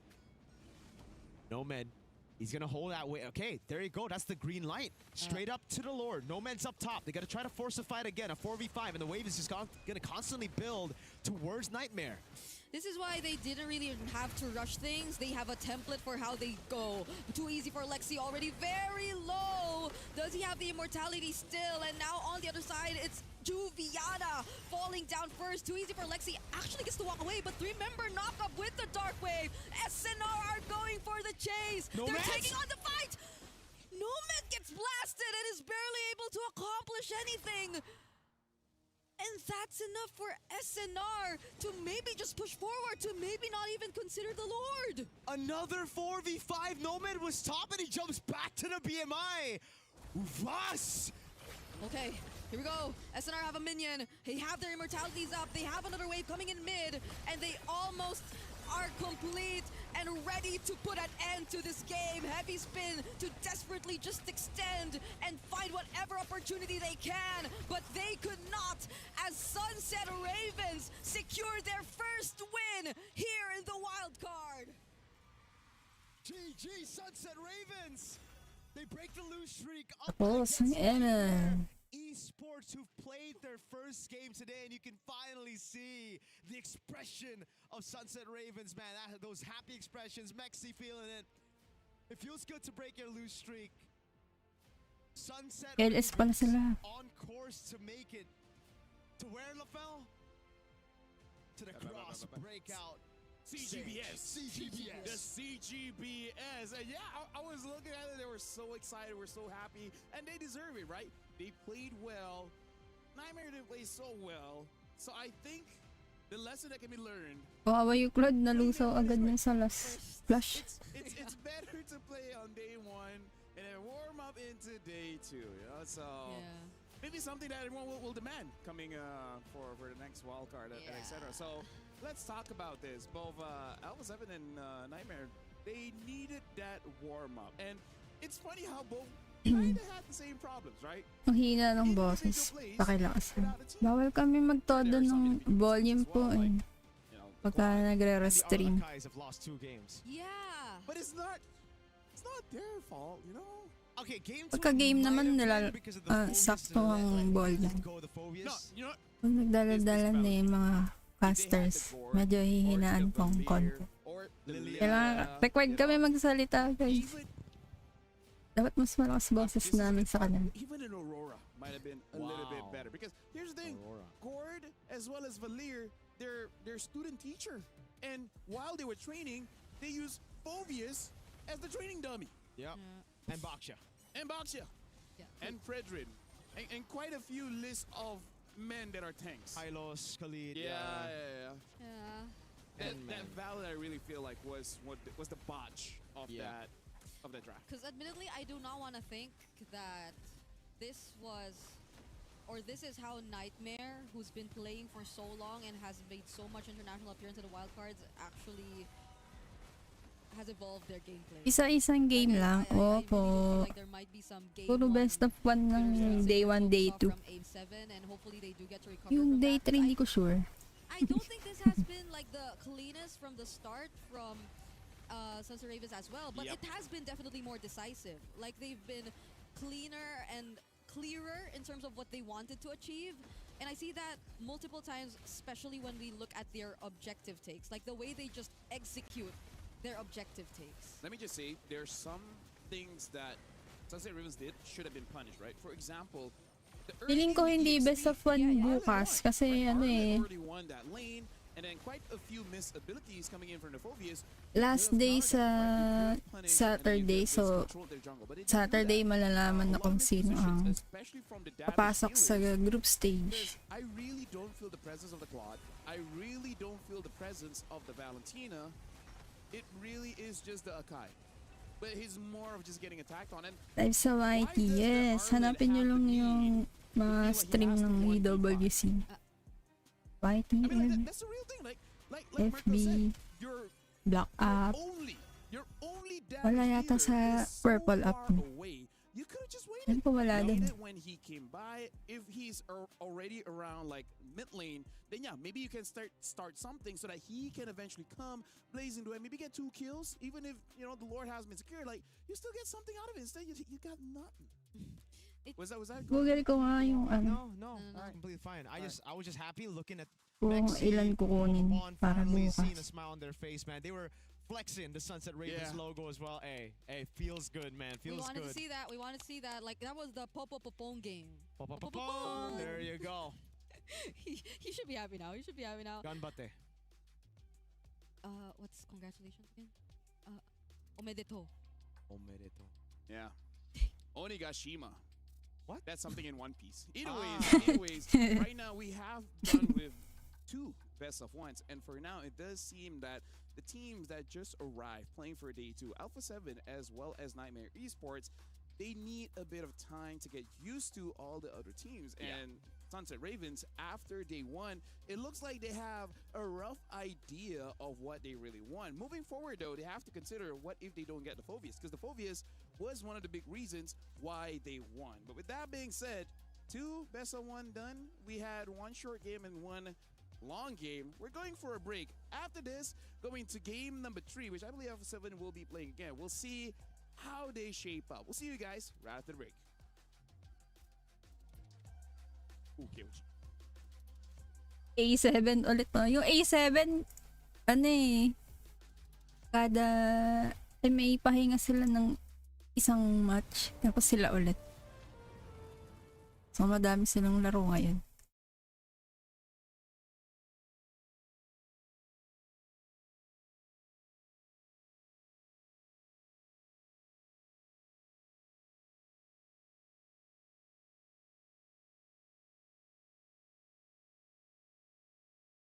Ay.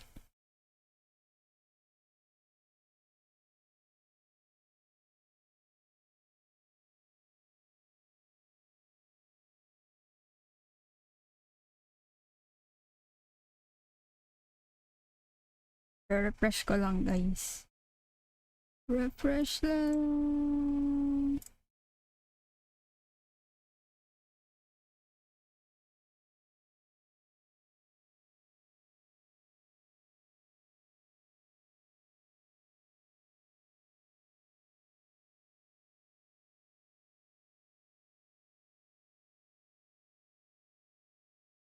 Naglag yata yung ano nila, audio nila.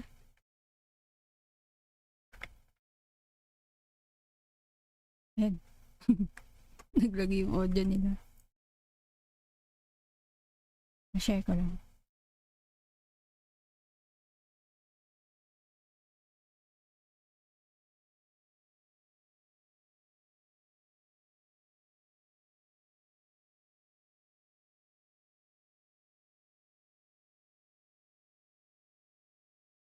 Minutes. Matagal naman ng timer.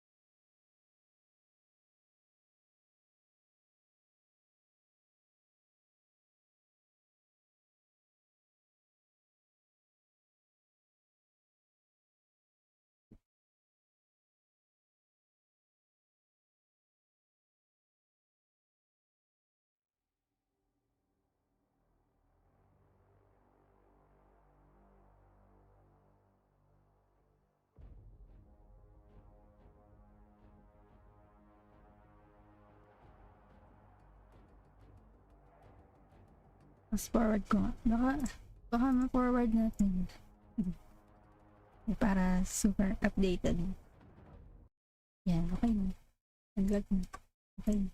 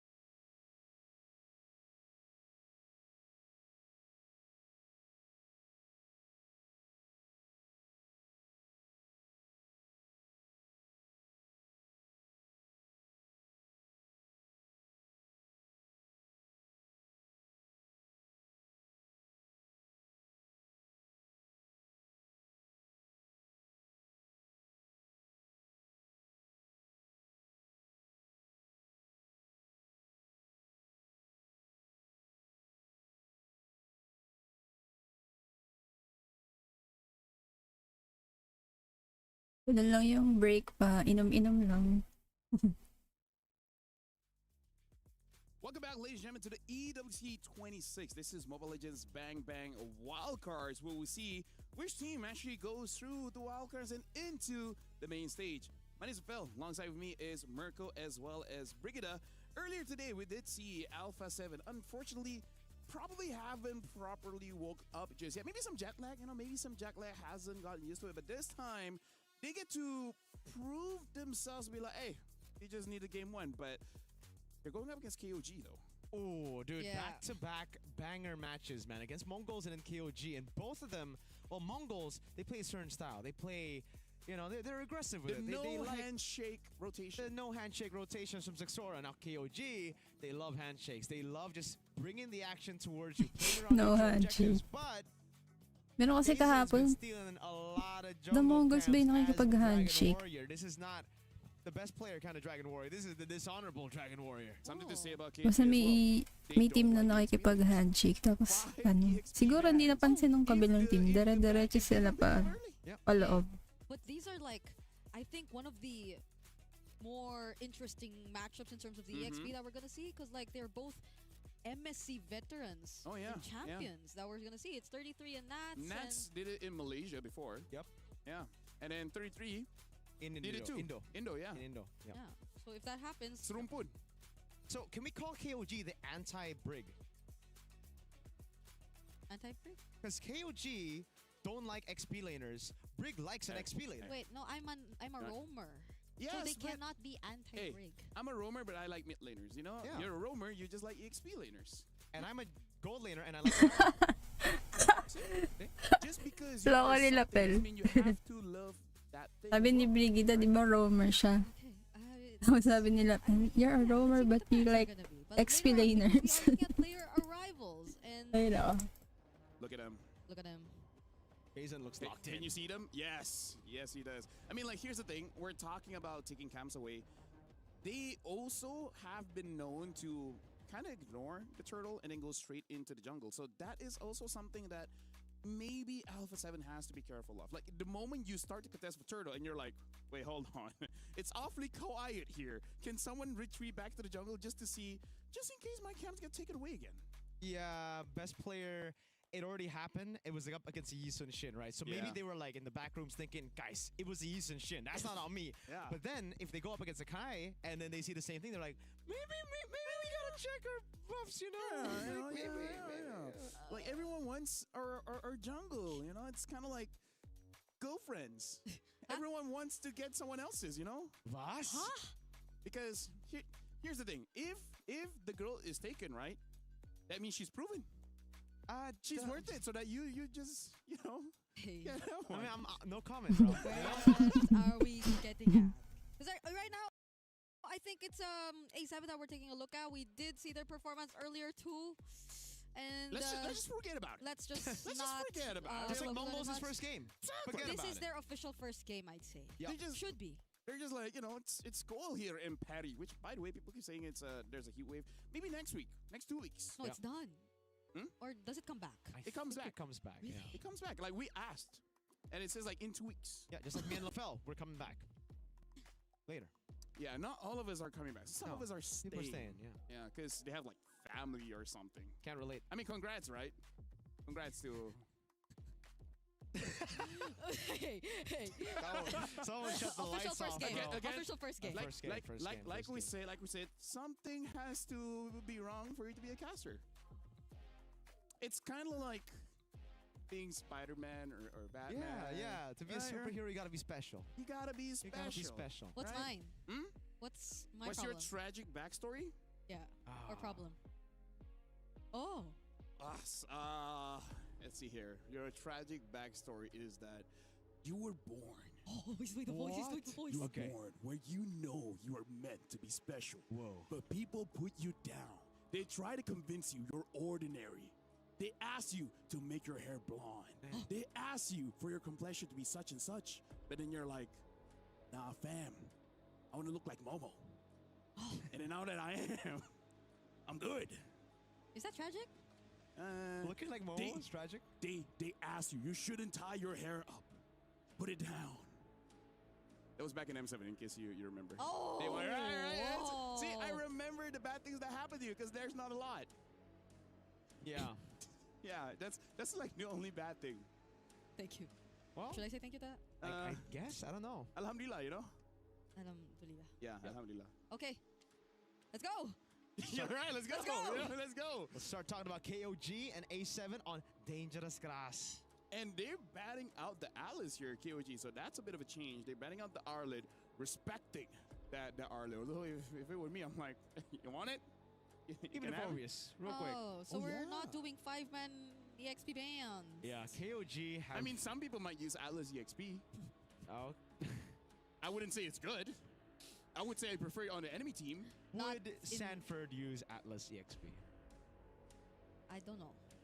How would I... You gotta ask him. I thought you would know. But Freya, okay, gets banned out as well.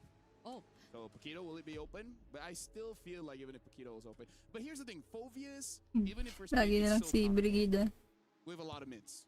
Yeah. I don't care too much about the EXP because like whatever, laning phase, but like against a Valir, against a Gord, against a Lilia, against so many mid laners, it just feels a bit awkward. Okay. Yeah.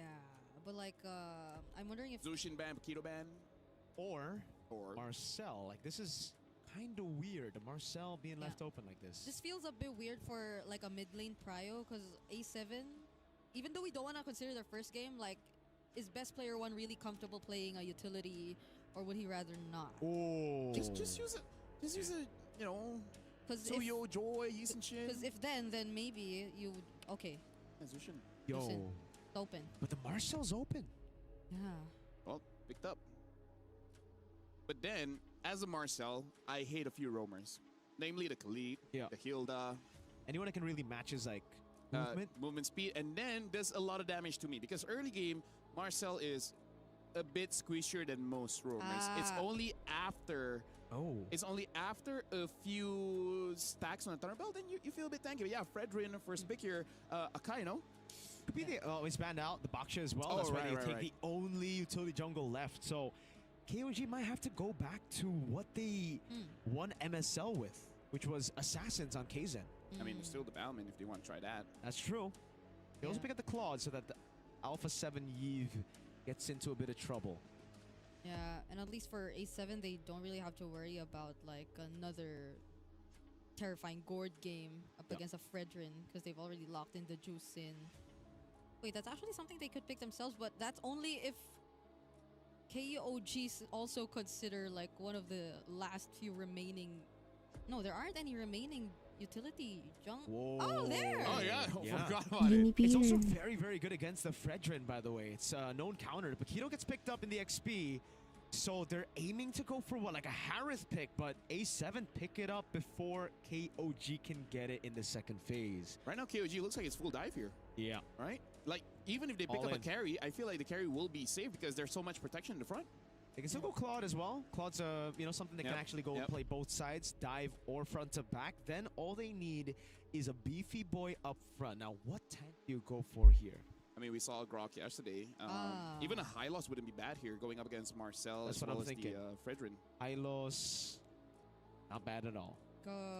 They're not, like, KOG's not really gonna go dive either, so... Especially if the Gord is banned. Hylos, why not? Okay, by the way, they ban out the Eve, so I don't think they're going to go for the Claude. I think they're just going to go for a front to back, like you mentioned. Yeah, or they just want a safe ban, you know? Could be. Just want a safe ban. Mathilda gets taken out by A7. Because if it's not that... I mean, like, playing the Cho into this is going to be a bit tricky, too. You're always going to be spotted out by the Marcel. I feel like it's not necessary because even though you can still use the Cho quite well, it's annoying going up against the Marcel. Especially if you commit a flicker and then you just get Platinum snapped. Yeah. They're like, girl, come on. That's true. Okay. Final ban coming down for KOG. What is it going to be? Should be Gord. I feel like it should be Gord. Gord. If it's not Gord, I can see... Yeah, maybe just Lilia because Gord, I think Marcel. it's still okay. It's still okay. Kimi wouldn't be bad too. I feel like Kimi can fit Alpha 7. It's a Yuzhong. Okay. So the Claude is actually still open for KOG later on if they... Maybe they do want to let the Gord through because they do want the Claude, right? Yeah, but they pick up the Kimmy. So they want someone to have continuous pressure. And now when it comes to the EXP, if the Paquito gets a good angle, he should have a few good shots here. Now, in terms of the pick in the gold, I still feel Carry or Claude Eater is okay. Yeah, because there's a lot of magic too from A7, by the way. Which kind of makes it good for high. This front to back is kind of crazy for A7. And it looks like both teams kind of want to play that, right? Yeah. We'll just... it's front to back with... It really feels like AOT. Yeah. What? Titan's coming this way, and then the Soldier's coming on this way, and then just like... Sasageo. Hey, you know what? A7 might actually take a bit of inspiration from the MongolZ here by picking up an Alice last pick. They need a frontliner. But that's all magic, really. That's true. That's true. Oh. Whoa. So 3 damage dealers. Nice. And not really a tank in Marcel. The only frontliner is Fredrin here. They're Front really, to back. They're really trusting best player one here. Yeah. Hey, you can have your opinions to yourself. I'm going to be throwing it over to you, but I would say KOG, they have a pretty interesting draft. It is good, but it requires high execution. With that being said, I'm going to throw it over to Mirko as well as Brigida for KOG going up against Alpha 7. Here we go, folks. It's a Guinevere. Honestly, on paper, I like KOG's draft. It feels much more normal. Like, I mean, the 3 damage dealers with a Marcel. You got a combo with the Marcel with the Kimmy. Yeah. But you got a lot of magic damage. I guess the balance is with the physical damage. At the end of the day, though, how the heck is this Fredrin gonna go up against a Guinevere to win out those red tree battles? Yeah. Okay, we're heading into game number 3, and I'm thinking that could this be their way of just really keeping it quite similar to the first game that we saw from them, but this time a bit more successful, because it feels very individualistic. Like the draft. Now that you mentioned that, it makes sense. It's like they were very individual in the first match. Maybe they just need to lean more towards that side. But is that really gonna work? Because it's a macro team you're up against. It's KOG. They play as a team, literally as a unit, and if you're just really aiming to go for these individual plays, like the Benedetta on Nats, the Kimmy, and the Marcel doing their own thing. Oh, I'm here. All right. Hey! One thing's for sure, to counter that argument, A7 got no synergy. So, if they try to out-team fight, if they try to out-macro KOG, I think it's just... they're leaving everything else at the door. So now that you see this... For me, Nats cannot throw. Because we saw yesterday when... Wala daw synergy yung sa A7. Pick nila. Of the day where it's escaping my mind who played that, but... VSG Ace... no. It was... we're back. MongolZ KOG. No, it was... I think it was VSG. But yeah, like... The Benedetta dives in and then just puts his own team in a situation where... Yeah. Yeah. Oh, that's right. JM. But yeah, still, this is just something that I feel like when you're using a Benedetta, when you're using an Arlet, when you're using a hero that can die, naglag. Ganyan nangyayari pag nawalan ka ng internet. You, me, Brigida, we're roamers. We know when we make a good engage, we feel good. But we also know we have those engages that just sabotages our team, right? Yeah. And then people have the gall to say, okay, then right, you guys can go in the game. Hey, welcome to the Land of Dawn, folks. Both XP laners go for lethal ignition. Whoa. Oh my goodness. That's the MSC champion matchup in the EXP lane for you. That's true. That's very true. 33, 2017, right? Yeah. And that's 2022. Lethal Ignition, Festival of Blood. But there's a bit of difference. 33 has gone for extra penetration. Now Nats doing a good job against the Paquito. This should be, on paper, a winning matchup for Paquito. Okay. Now I see how they're planning to make it work. Kaizen is very low here. Whole World and Shark are actually looking like they're going to be a very dependable mid duo this time around. So if we were to go back, then yes, A7, that might be the game plan. It's just probably really the trio mid that we need to see a bit more coordination from. Because it's a Fredrin. I don't think you can really be like too individualistic if you're a Fredrin. I like the improvement though, straight up from A7 already. game number 1, they completely let go of their topside jungle. So best player 1 got invaded very early. Here, it almost happened as well. KZ straight from the Raptor over, from the Lizard straight to the Beetle. But A7 caught it early, and it will not be a full-on buff take. Oh.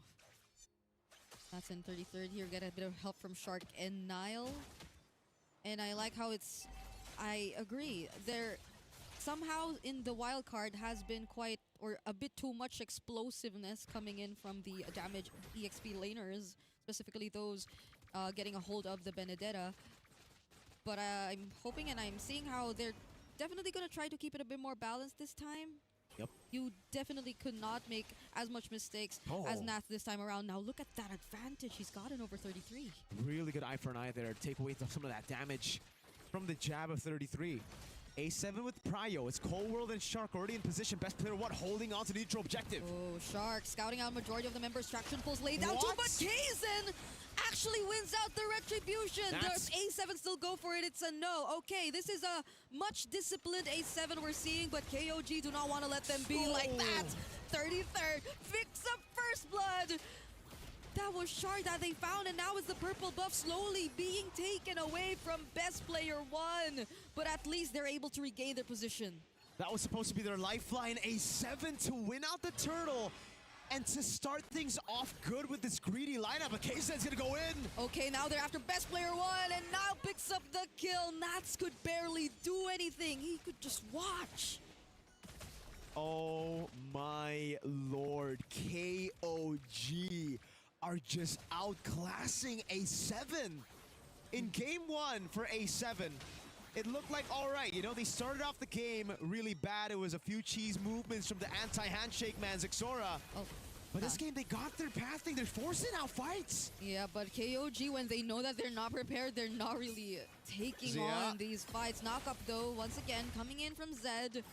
And the spatial migration from KZ, not really going to land on anyone. But A7, they couldn't really farm as freely as they want to. Yeah, KOG has just been getting so much tempo on the map. Payan, after that turret goal taken away, KZ just gets out after taking a Beetle. And it's another gold crab given over to Payan. This is just disastrous for A7. It is fantastic, though, for KOG. Yeah. What do we say about KOG working as a unit? Right now, it seems like majority of their rotations have been at least 2 or 3 members alongside Kaizen, and they've been making it work. This is the exact opposite of what we're seeing from A7, where they have been doing some things individually on the map, specifically when you look at the EXP lane, but together with best player 1, we're not seeing much. They haven't been able to really utilize this composition just yet. And now we're seeing the next objective come up. Shark, this is how you expect a Marcel to be played, but you're not really getting much value out of it when you look at the other members of A7 just yet. Yeah, and you saw just how squishy he can be when the Paquito gets his hands on the Marcel. Shark got blasted by the Paquito. And look at his rotation, tempo in the bottom lane. They're gonna make Nats lose a whole wave as they rotate, and A7 did not have control over the neutral objective. Nile, good job taking the aggro, and Kaizen's gonna try to bait out the Purify up top. Kaizen went for Zia first, forcing out the Purify and even the Zaman Force. Now A7 lose a major resource before this objective, but they're still gonna go for it anyway. There goes the Golden Orb! Oh no. It stops even the turtle, but it's still A7 who are able to secure it nonetheless. Now Kaizen falls in, they're going for the chase. They want to take more. Payan looks to be the next target, but they're being very careful. They do not want to risk it. Usually that would be a big mistake, man, for the Marcel to just freeze it out when the Fredrin, best player, could go for the retry, but Sharks takes it at the end of the day. So, hey, if it works out, it ain't a bad play. A7 still in this game. Okay. That was... I also couldn't recall how exactly things happened because it's just literally 1 HP left. Yeah. For the turtle. Before it actually went over to the hands of A7, and I don't know if the retribution was already used in time. Wow. Okay, damage EXP. This is why we also called in Nats Entertainment way back. There's just so much action going on. EXP damage. It's still very tough though to pull off the Benedetta against the Paquito. Only few have succeeded with that matchup, and Yeah, I thought that was going to be really bad with Zia already uses Amount Force and Purify, but they managed to come in. Shark, so far, saving A7 from a possible, what, 3,000 goal lead for KOG. Yeah.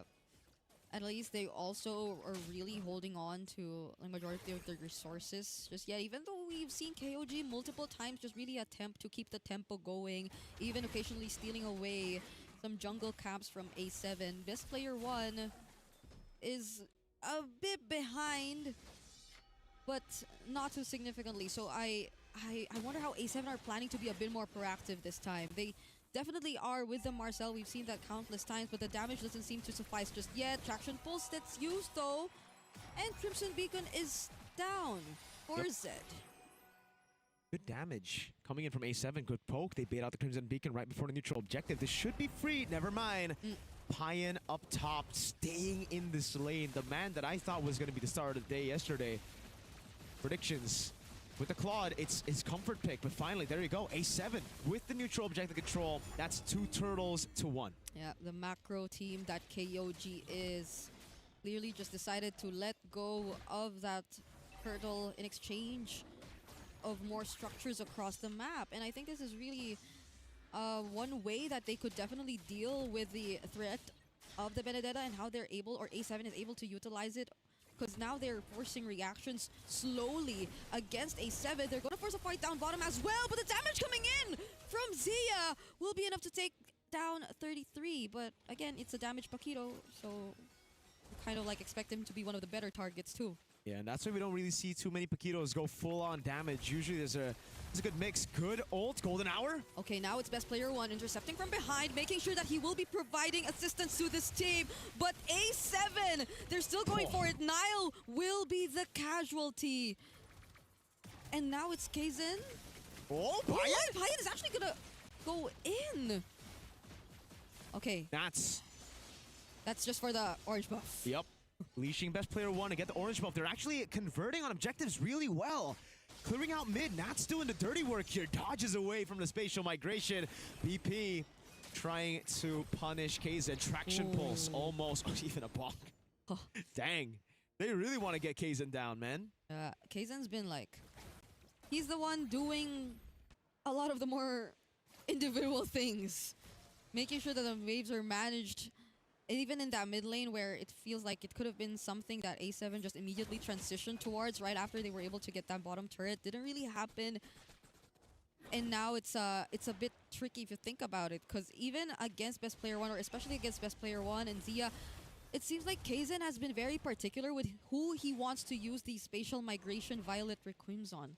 Like, you see him walk in front of you, very honestly. Yeah. But it's a mystery how he's still able to land these spatial migrations on the targets that he wants.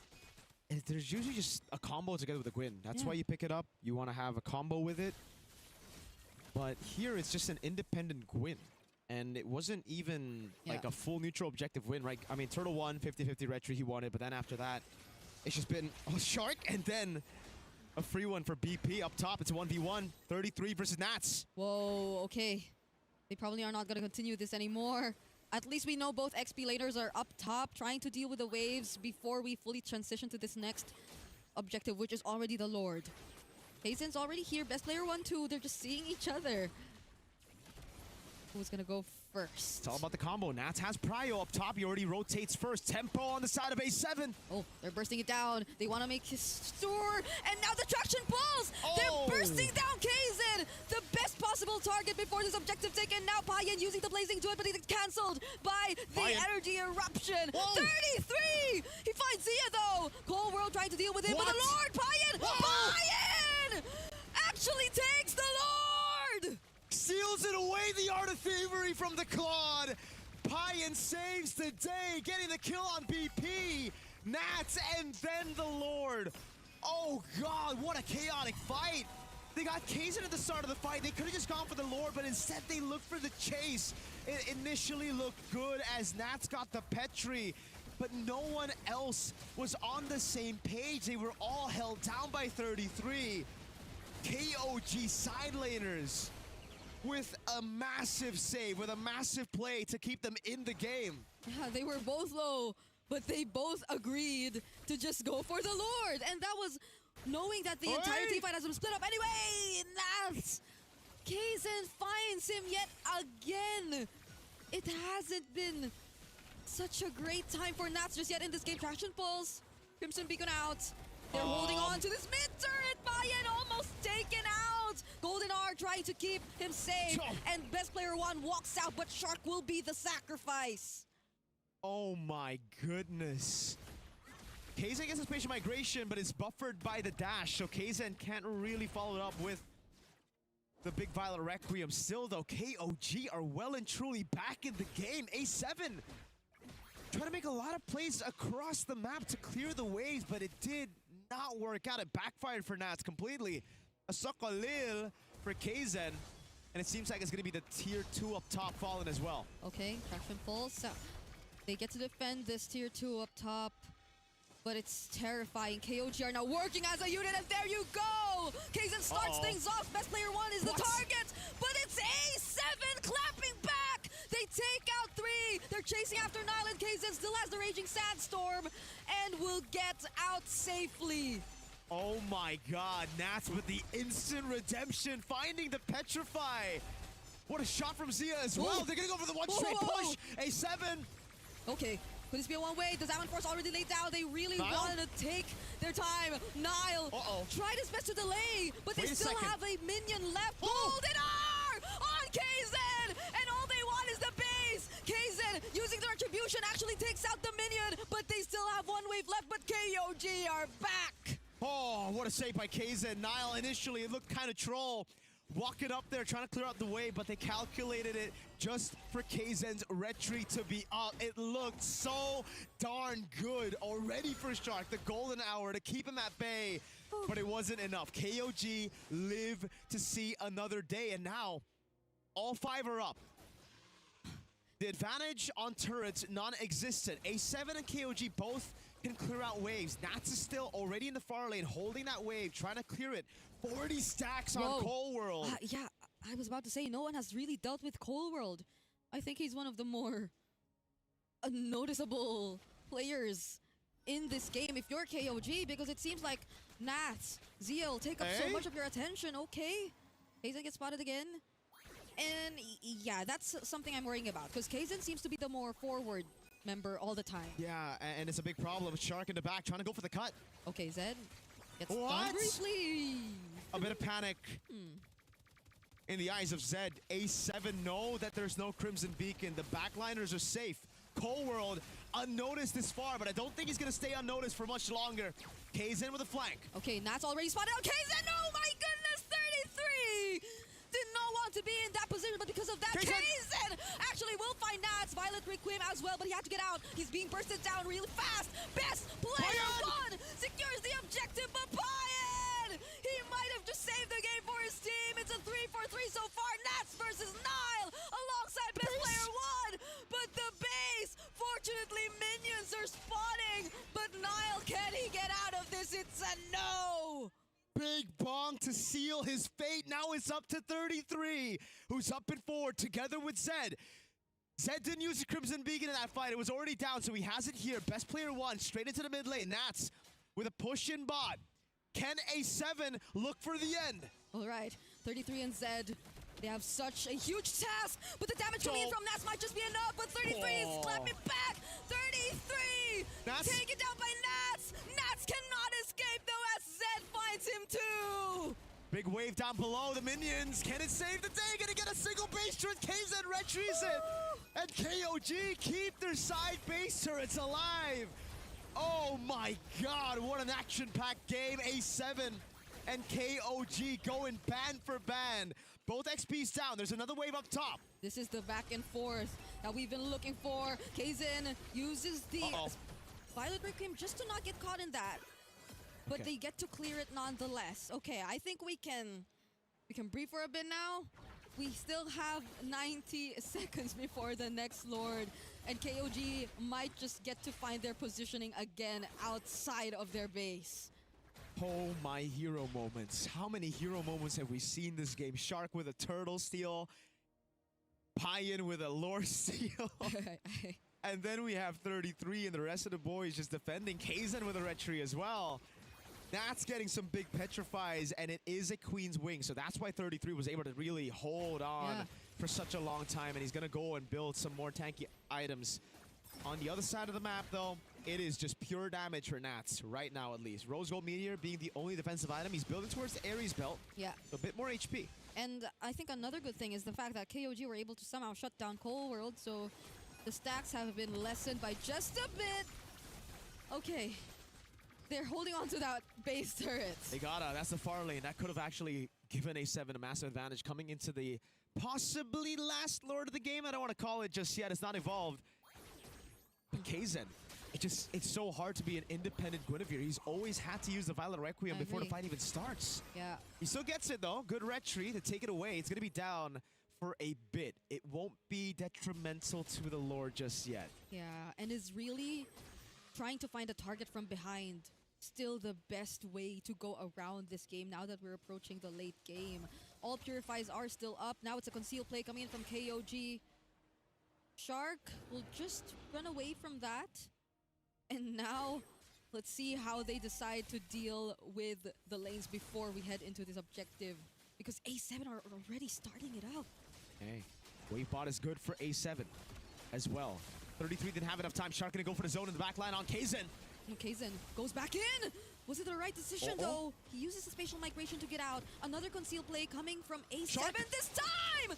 Sharp using the golden R, but Pyda was able to dodge it nonetheless. Best player won with the retribution. The Lord was all they wanted, and now they're trying to run away. They're waiting for the Lord. They want to put an end to this game.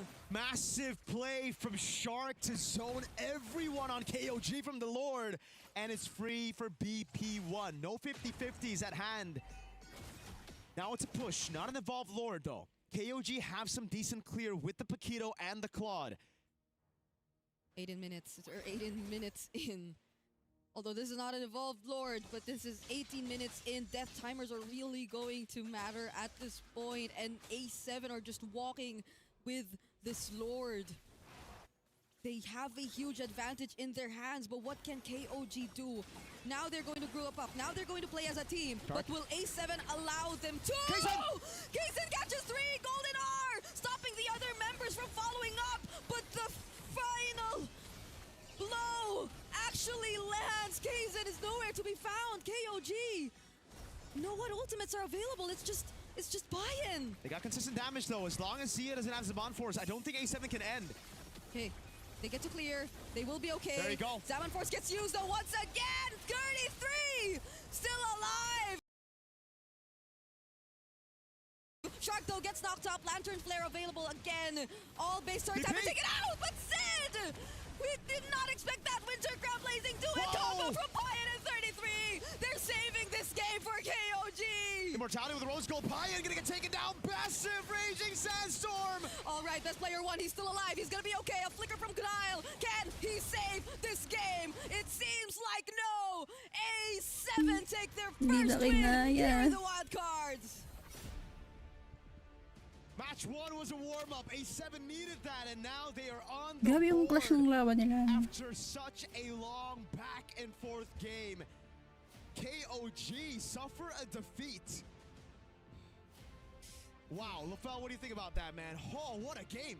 Well, even though we're wearing headsets, I can hear the groan coming in from KOG, because even they're like, I really feel like that final attempt where Khalid goes in and 33 tries to follow up with the damage and then getting caught by the Fredrin killed the Paquito, making it so that they could not defend anymore. Maybe if the Paquito was able to get to the fountain, get a bit more HP, maybe they would have enough damage, enough time, enough HP to defend one more time. But this is one of those games where Alpha 7 win, but I wouldn't, like, there are some mistakes here and there, but I feel like it's more on Alpha 7 just outplaying what KOG has been doing. This is a good match. Bigla na lang naglag yung bandang dulo. Really showed that they tried very much, and then like you Bakit said, ba naglalag? Nakakainis naman. Shark, though. Shark took it all the way with those hero moments, man. The golden hour to zone, the golden hour to seal turtle. to protect his own To team. protect his own team from the Violet Requiem. Shark had it all this game. Wow. Yeah. Nakakatatlong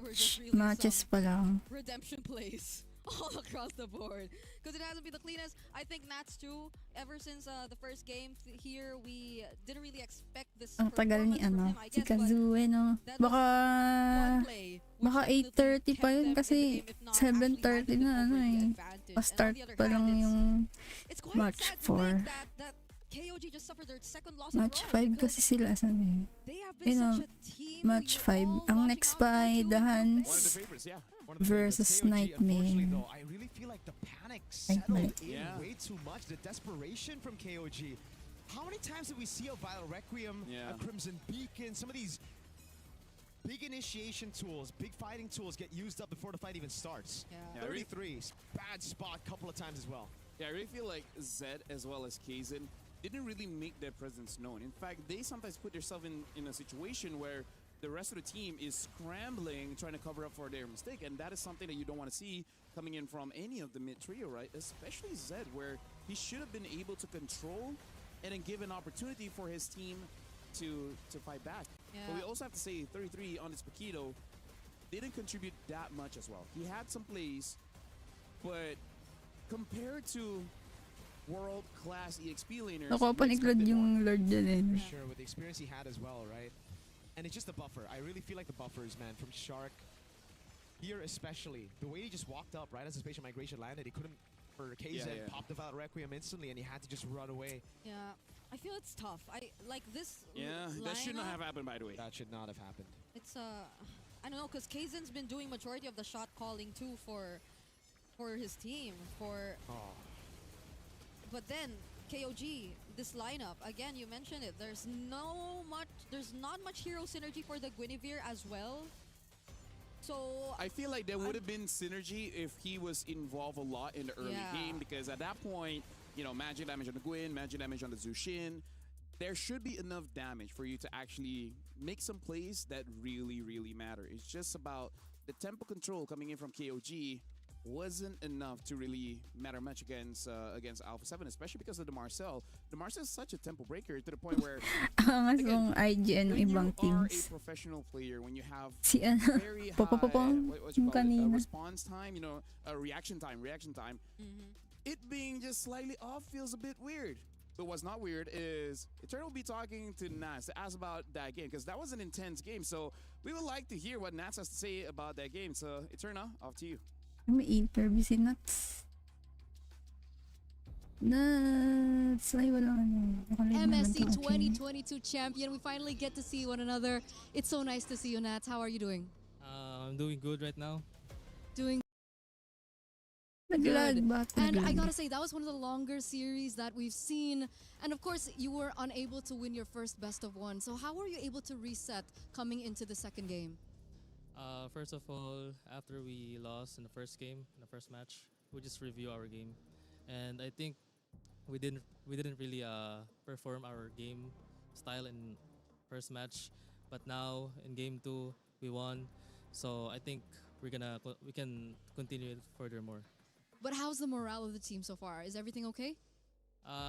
In the first match, it's not kind of okay, but now we won. I think we're gonna do better than the next match. It's definitely a momentum boost for your team here. And of course, coming into this match, I think a lot of people have been missing you. We haven't seen you in quite some time, especially on the international stage. So how does it feel to come back here on the international and of course come back as a symbolism, I would say, of the return of NA after being so absent? When when we lost in the grand finals in our league in America, I feel sad that we didn't qualify for MSC, but still we have a chance, and I can really show my performance. We still have a chance. So now here in the wild card, all I can say is I feel great, and I feel excited that I'm here. I'm how do you say? Overwhelmed right now because I'm here playing again. I really miss this so much. But yeah, that's it. That's it? Okay. I mean, we've really missed you, and we're all really happy that you're back. So, final question before we let you go to, of course, prepare for your next matches. We do want to know, What do you think about this best of one format? Do you prefer a best of one, a best of three? What are the challenges in a best of one? The thing is, best of one is really a tricky because they can like really pick a lot of poison heroes. So for me, I'll prefer best of three. So both teams could like really show their true game style. Okay, so I think that's it for now. Thank you so much for being here, and of course, we hope we get to see you and of course talk to you once again here up on stage. So good luck for your next matches and thank you. We're gonna throw it over now back to Lafel to break down. Kaya ba what exactly guys, happened and of ano course, mas maybe talk prefer about the nyo? next game that we're Best of 1 or best of 3? Thank you very much, Eterna and Nats. Yeah, no pressure. Talk about the next game. Makatanong ka lang professional. Next game is Huns against Niightmare, right? Niightmare, we've seen Alpha 7. They bounce back, able to get a bit of their original playstyle that they really want, which, as Nat say, in the best of 3, able to really flourish on that one. For best of 1, one mistake, and then that's it. There's no way for you to claw back, right? So, up next is Best of 7. going up against Niightmare, which, by the way, Huns is also looking pretty good. They also have used the Harara, so I don't know. Alpha 7 was able to come back. Do you think that Niightmare could do the same? Keep it simple. They got to get down to business to defeat the Huns. Ooh, it's that's tough though. It's the Huns who have been. I would Top put a 1 jingle yung behind Huns that, sa Yeah. Group B ba sila? 2-0. Group B 2-0 yata is the sila. record for the Huns. So Sa Hey, Huns is looking sa pretty group good. A, Alpha 7 alam as well as ko, KOG, that was a good match before. Now, FUT. we'll be going over to a break. After this, Team ng Huns Bebe against mga Niightmare. Can Niightmare come back? Alam ko top We don't 1 know. sila. We'll see after the break. Alam ko lang. Hinaan ko lang ulit. At ako'y mag-refresh lang ulit. Para sulit ticket. E di syempre sa ganito, di pwedeng i-best of 7. Sa dami. 10 teams, tas puro best of 7.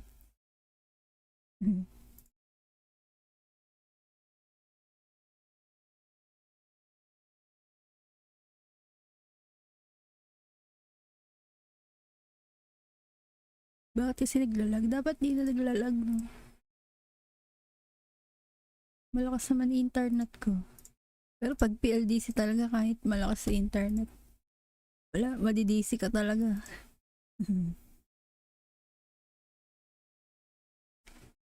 10 games. 10 teams. 10 teams kasi to sa wildcard. Bali 9 na lang kasi, na-disqualify nga ang Versatime. Tapos alam ko, eliminated na din ang VSG. Sa pagkakaalam ko. Yung wifi nilalagay. Weird, no?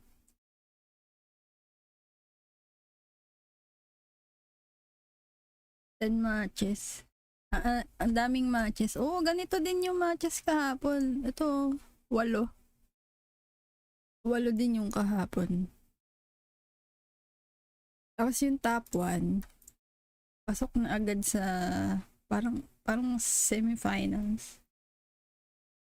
Siyempre, semifinals pa lang. Hindi ba pwedeng grand finals agad?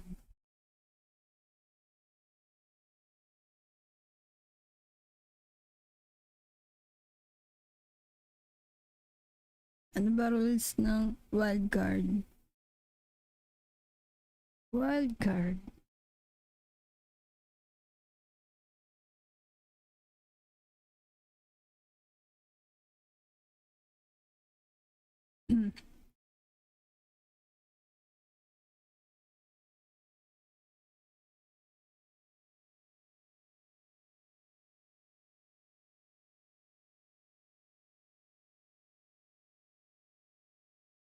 Fifth place ng each group, eliminated na daw. First place, mag-a-advance.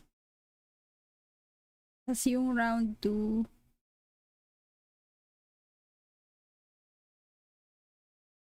best of 3 na. So bukas best of 3 na. Tapos elimination. Batalo dun, laglagan.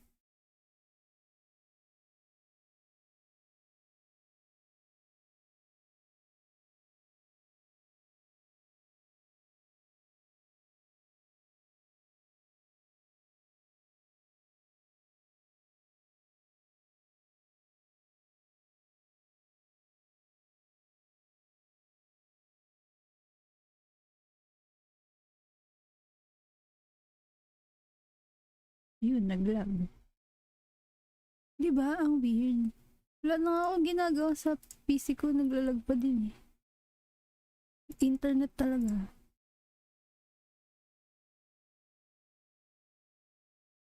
Well, may ipa-fast forward pa. Yan, pag naglag na ganyan, medyo updated na.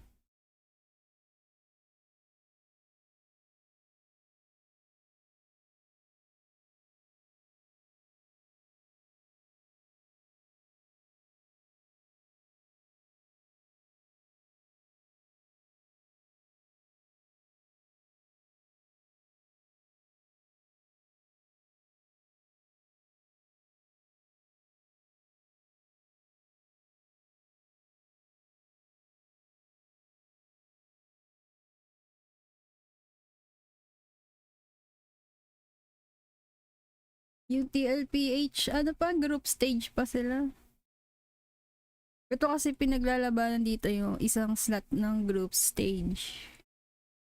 O sino mag-champion dito sa wildcard. Champion talaga.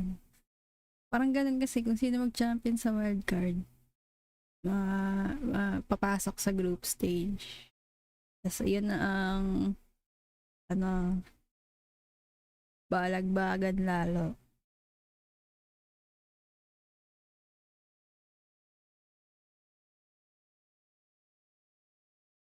Group stage ba o knockout stage yata tawag?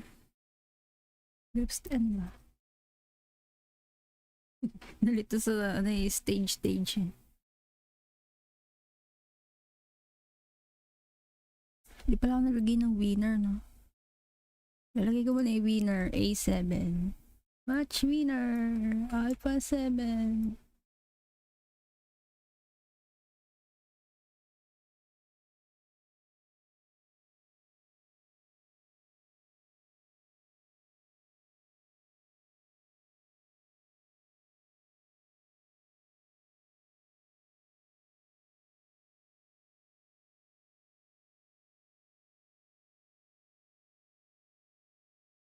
Sana makapasok sa group stage si Kazu.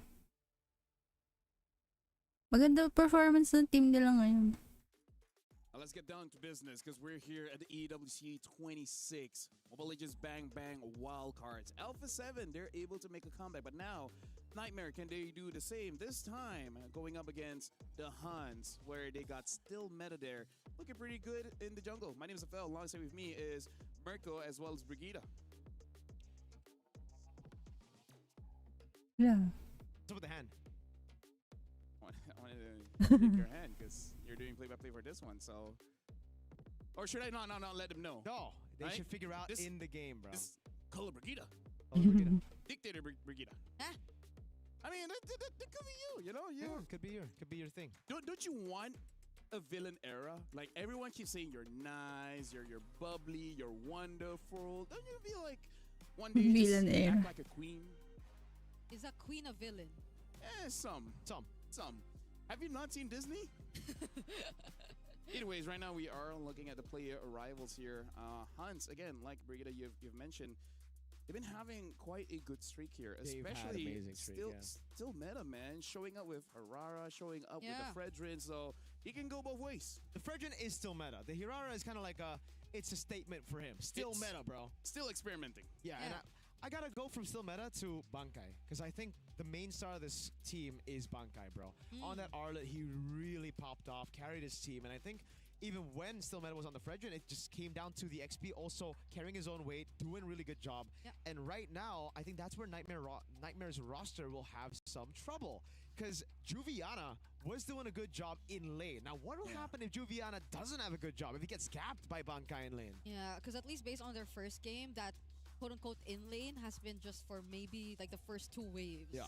And afterwards, it's been a bit questionable from Juviana in terms of his decisions and the way that he's decided to just partake in the fights. But overall, it's Niightmare who hopefully again are just experiencing the game 1 jitters, because the Huns, we've seen much of how, yes, Bankai and the rest of the members have really performed well, but also even for more on the Youngbloods. Yuki, as a 17-year-old, really making a statement as a gold laner here so far. I think that Moskov we really have to pay attention to that. I feel like going into the head of Joviana, I feel like in those situations, what he was thinking of doing Ay, is just game to na. Bilis open up the map just a Game little agad bit, ah. right? Zone them out a bit. The problem is that he was on Baka an hinabol na lang armlet yung and he tamang wasn't oras mo. really prepared to actually dash out. Like sometimes you panic, you press the Pilihan buttons too agad. much and then just go back in. Yushi. But now we're jumping straight to the draft here. Huns first pick and a Nightmare on the second one. Ovia's Eve as well as Baxia banned out by the Huns, and then for Nightmare betting out the Herrera, Freya as well as the Paquito, and that was Wishing first pick. Oo nga, Is this not Banhirara. deja vu? Juicing first pick into a Kai Arlet? Do we want Nah, that? maybe they'll Akai. Oh, The but do you, difference is Phoveus has been banned out. So, But- it makes sense for Nightmare to do it. There you go. Hey. yeah, because I was Arlet about to say, Marcel. because I was about to say you do not want to give Bankai the Arlet with a Zushin already prime and Yeah. ready. Yeah. But again, we can see the Alice. And the Alice still going to be pretty strong against the Arlet, even against the Marcel. Like, Marcel just doesn't like the fighter types because what Marcel wants to do is he touches you and he goes away. But a fighter, he touches you back harder. Exactly, and there's a good fighter that really wants to stick on you. Yuzong, very good against the Arlet as well. They go for the Claude, but what do they pair this up with? They have a Claude Juicin. I think it's kind of... They're kind of forced to just go for a jungle, right? Unless they want to Fredrin or flex still Akai. meta later. Yeah. Fredrin or Akai, just to get either or, because if not, it's going to get They banned out. snatch it away, yeah. So this one, it should be a Fredrin and then just ban out later Oh, roamers, I guess? Yeah, Or I mean, EXPs that ban out the Alice, ban out the Yuzons, and I then it should be agree. good. I like that. I like that for Nightmare especially because they have a Fredrin and the Yuzong can be very annoying to deal with for the Fredrin and the Arlet. yeah, and it's great. The Huns still have like a lot of ways to deal with the Arlet, as you guys have mentioned, but the Nightmare might want to take out some of that. Because I feel like... Yuzong Alice, it's not a difficult ban, no? Yeah. Yep. There you go. Nice Yuzong ban. Knowing the Huns though, I'd rather have damage dealer. Yeah, So yeah. maybe the Lapu Lapu, something that Nightmare might want to take away Wait, talaga, over the naglalag. Alice. Banning out the Higher here, so it looks like Interesting. Even though they have an Akai. Yeah, Yeah. they even... Well, they banned the Jeeve. I think they were Wala, they're gabi thinking na, of kaya either galing Eve sa or Hyven. They're PLDC. like, we have counters for Wala both. ka-live It's na. like, yeah, you know, you really need to think that hard. So weird. The Eve is banned, yeah. Gord gets banned out. Combo with the Fredrin. And the Mathilda for Nightmare. But that does mean that the Alice would be open. But then maybe the damage wouldn't be too much. Yep. So Gord ban out. The carry's still there if they just really wanna Red. spread and make sure that it'll be a bit more iffy. I think the safer choice would still be the Moskov. Yeah. And you... The problem with the Moskov is kind of like a choke. Either you know how to use the hero or not, you know? What are you implying here? No. Well, We no, played with the You're Cho saying earlier. Nomad is like... Oh. Dude, my Cho player just now was amazing, okay? Hey. I don't know what you're talking Okay. about. Okay. Like, my KDA was so good because that Cho player did Took their all the deaths job. for you. Well, the Cho player just walked into my lane and died 2 times. So I don't know about that, bro. I think I could have avoided death there. Hey, she left me alone, so I was okay. Okay. Why did you say she? Oh, sorry, Now it's more obvious. Dude, Oh, now people know God. it's Eterna. Oh, yeah. Okay. Valentina gets banned out. Picked up by Nightmare. They're taking away the heavy spin. That's a good Valen. I didn't get a good Valen in the previous game, and that's a glue. And the Lapu Lapu as expected. Okay. Yeah, but this means that if they pick up a carry, that's a pretty good counter against the glue. Yeah, could be. But if the glue mounts on the Fredrin and you hit the Fredrin, and you know, it's kind of like, oh man, It's the Fredrin's fault. Fredrin's fault. Yeah. I still think Moskov, especially because you're up against the glue, just slamming down. Spear of Misery, Spear of Misery. bang. If you can use it, I don't mind. Nomad, can you use it? If not, Obsidia. Hey, we did say you feel like Nomad had spectacular mechanics based on the interview. Yeah, but you know, jet lag, you know, Jet lag. you know. First game, And then jitters. there you go, the carry, just to deal with the glue. Simple and easy. If Fredrin gets caught, it's kind of on him, no? But with that being said, looking at the pick and bans here, I think it's pretty solid from both teams. I think there's pretty clear winning conditions. For Nightmare, they kind of want to fight, so they got to fight pretty well. And then for Huns, they almost kind of have a drive that can fight at any moment of the game, especially if the Claw gets a good laning phase. So with that, Mirko as well as Brigida, good luck for Huns against Nightmare. Okay. We will be getting down to business as we head into the 4th best of 1 of today. We are watching out for whether or not Niightmare eventually bounces back, because it's going to be a tough task. They're up against a 2-0 team, which are the Huns, based off their runs yesterday. A lot of good questions that you raised. For me, it's just as simple as, have they gotten down to business or not? We are seeing utility matchups in the jungle all over again. Even though we did see a bit more spice yesterday because teams are catching up. They definitely do not want to hand over the Hirara to the Mongolian teams anymore. We've seen it priority banned in the draft earlier on. And taking a quick look at the emblems just now, there doesn't seem to be much difference. Oh, no, man!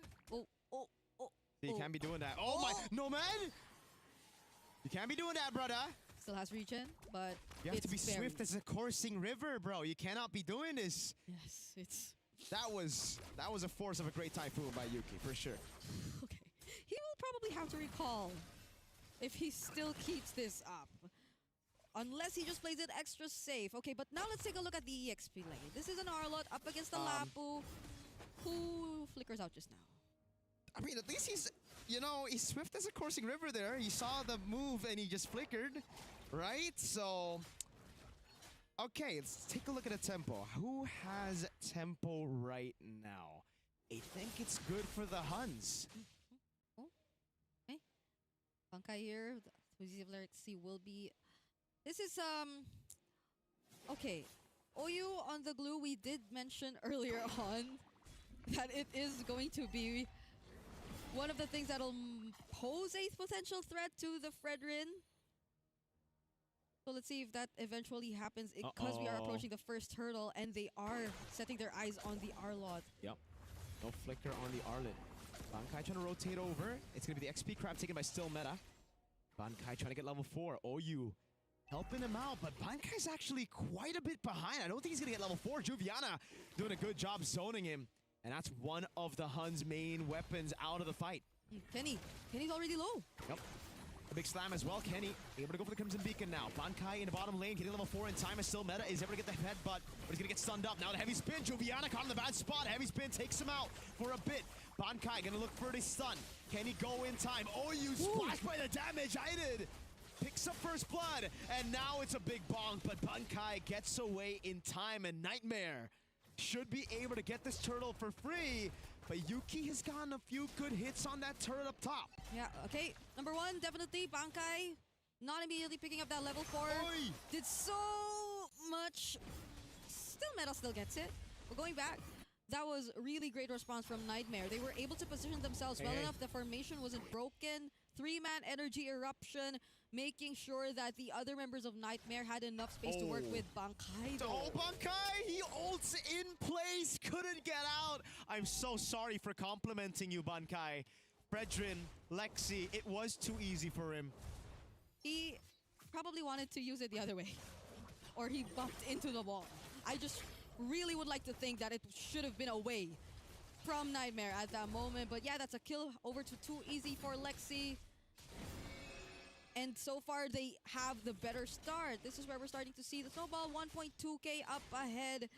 And this is looking like all the conditions that are necessary for at least Nomad to come online, because we failed to see that earlier on. But it's different this time. On a utility jungler who has created this much space and secure the first objective, this is a much better start for Niightmare. This is the start that they would have wanted to their first match. But yeah, better late than never, always. Jasmine doing a good job as well. Zoning people in the back as Nomad finally gets a space, but hold on. It's a base, Still Meta with a heavy spin, straight into the Raging Slashes. Juviana taken out in the bottom lane by Bankai and Still Meta. Okay. That's a combo, not from the Arlot Akai, but from the Labu Akai, which you really wanted to see. And they successfully make it work.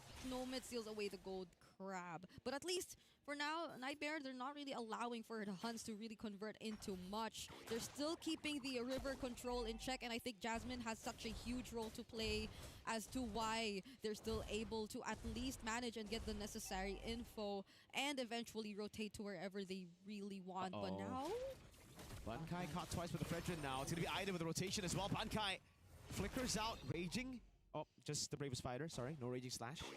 Okay, that was I think the animation got a bit confused as well because they were trying to hold him down. Now it's a change of target. I don't know about staying in that bush still. MENA gets a pin down on Idid, but he needs to escape. He's too low. Yeah. Niightmare will get this for free. A conceal up top on Yuki as well. He gets a quick picture of him, but this will be a trade with a bottom lane. Oh no, Juviana. Bad habits die hard. Oh. Idid, you're not, what? I think he was confused. You know, you can steal the ult, but I don't think you can steal the tanky items of an Akai. Okay. Despite all that though, Jasmine, with that conceal play, forced a reaction out of not just Yuki, but even Oyu. So none of the members of the Huns were actually able to get ready for that turtle, but then too easy for Lexi, has to let go of this purple buff. And still MENA will secure it for themselves, but going back, yes, after that take, after that supposedly clean approach to securing the objective, Niightmare went in one by one and had some questionable decisions. I think they really need to keep it tight if they really want to secure and maintain this lead, and now it's Bankai, who they eventually found down bottom. These are very awkward fights happening across the map, man. Like, overextensions, disrespectful from Juviana in a 2v1. Bankai with no one on the map as well, walking up way too aggressive. I don't know. I think it has something to do with the EXP lane today. Like majority of the matchups. Yeah. I think it's not just even the matchups, it's the micros. How do you know so much about XP matchups though? No, it's just based on what we're seeing today. Right. Right? Like we're expecting so much of the macro to come into play, but then a lot of times we're just focused on seeing the 1v1s, and I don't know if that's the way they really want to go. So now it's a relatively smaller lead that Niightmare has in their hands compared to earlier, because again, we've seen a couple slip-ups from their side. But still, this is the last objective. They're in position first, and let's see if the Huns would like to contest. They're at least the same level for both junglers. It's back to a slow game, 3-3. This is very Filipino, right? PH games, very slow, just playing it simple. Niightmare walking up. It's actually prio for Oyu. Up top. Holding on the turtle, delays it for a bit, but too easy for Lexi. He's on it now, and Bankai has space going. Oyu with a... Oh, he just goes straight in for it. Good heavy spin in the retreat from Still. MENA actually takes it away from too easy for Lexi, despite the heavy spin from Idid.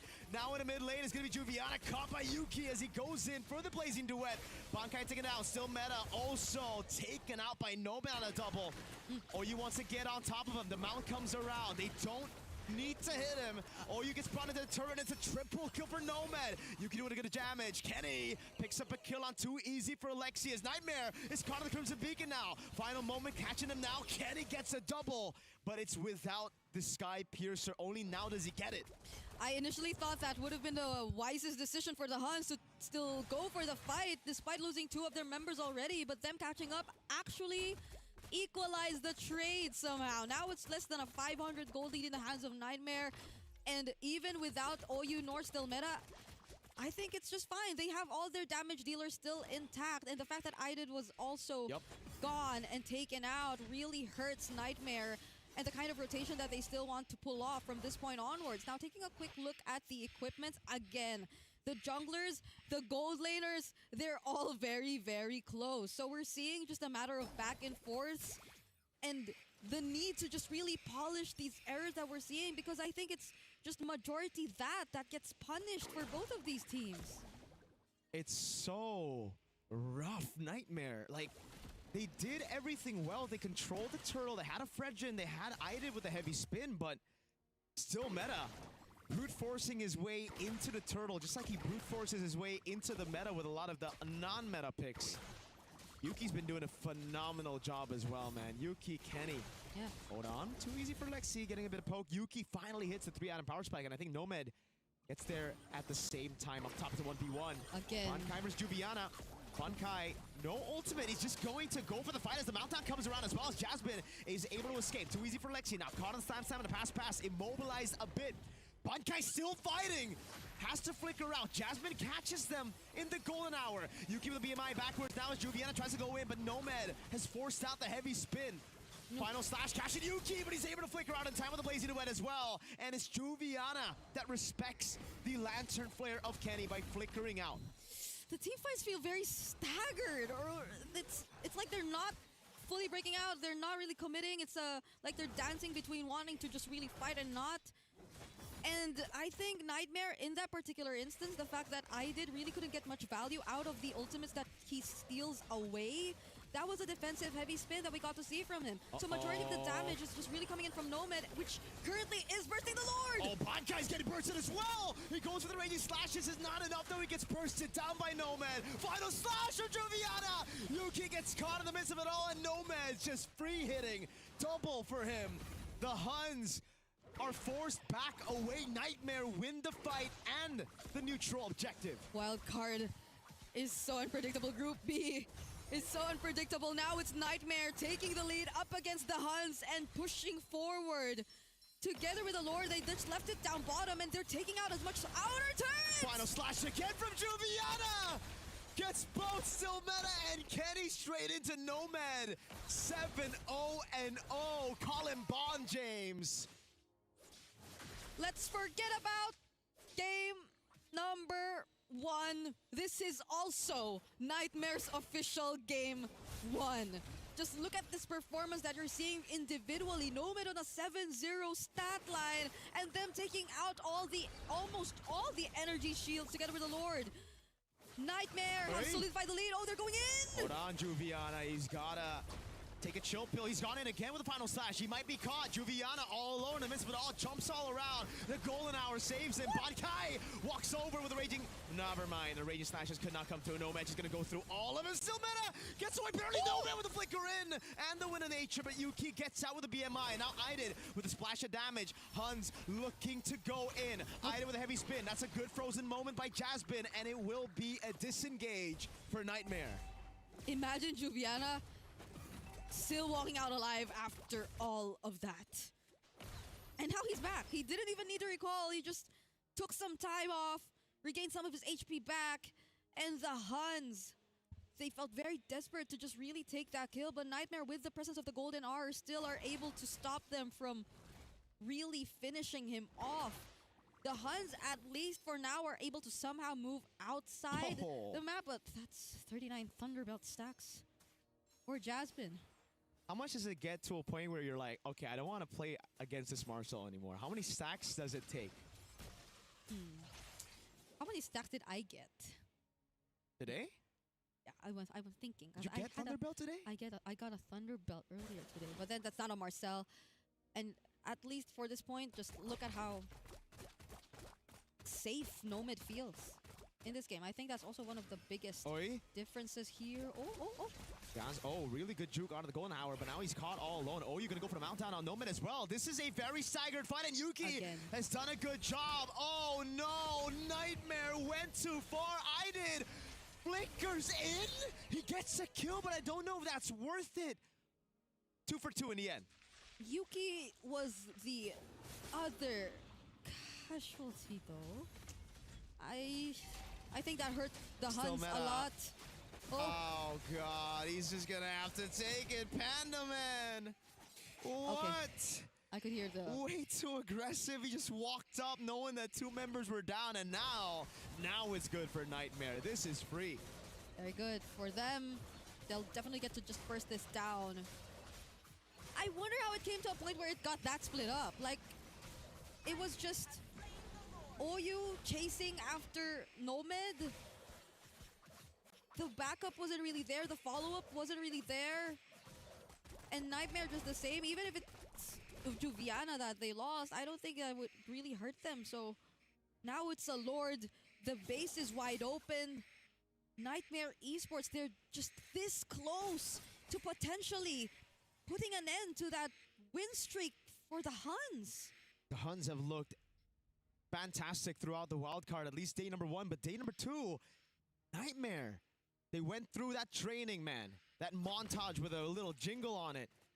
They got down to business. Yep.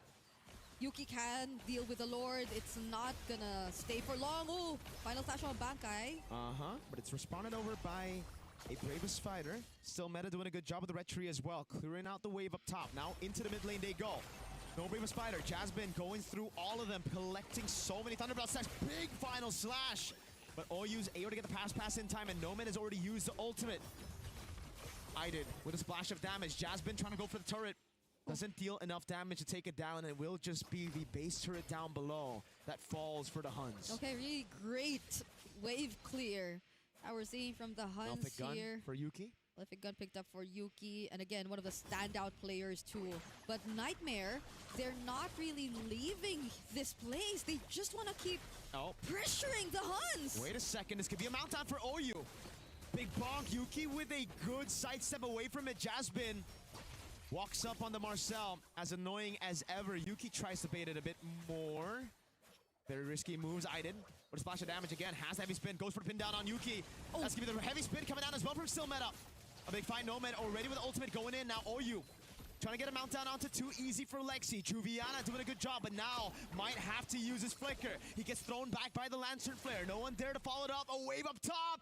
All they need is one hit on the turret, but they are able to keep it alive as Juviana goes for the final slash. Golden Hour catches Kenny. OU trying his best to get that mount, but the private patties just ain't full.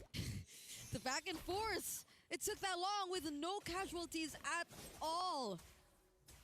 It seemed as if somehow it could have been a very dangerous spot for the Huns, especially as it was Yuki who got pinned down.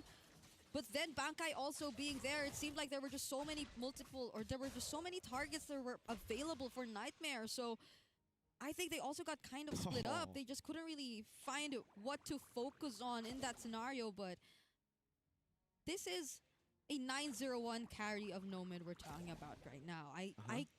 What do we have the highest record of kills already so far? That's a good question. We might have to double check. Or could this be the one? That's something we will be double checking for later. But so far, I don't know, like it's looking like such a perfect KDA. It's 9 kills.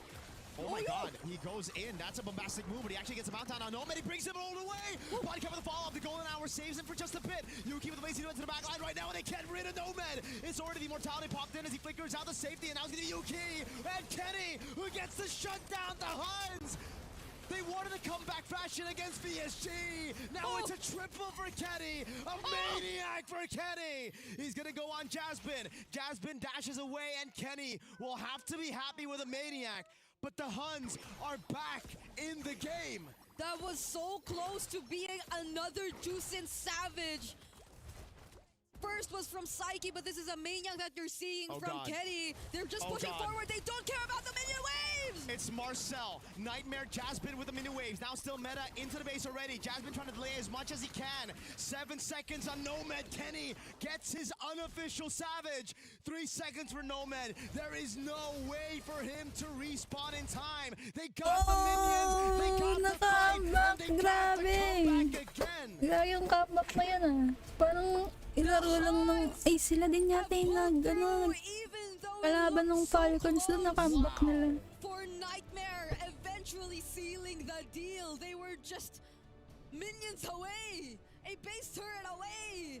Ano din ba yun? Damat nga sa Savage, kala ko abot eh. And we've been having very long games today, right, LaFell? Yeah, I mean, like, how does Huns keep getting away with this? This is like what, their second comeback victory, where again it looks very bleak. It looks like ganda ng laro ng A7, tapos biglang oh no. Yuki on in Moscow. Right now is the Zushin. Yeah. But Kenny getting that maniac and eventually getting the final kill, but still. Wow. Lamang nakambak pa. Games, long games. Galing. The Huns, man. The Huns. Can I just really like point out that hey, Niightmare pala to, hindi pa A7 to. Sorry. Nakita ko kasi yung A7 na team sa listahan ko. Susunod na kasi ulit sila.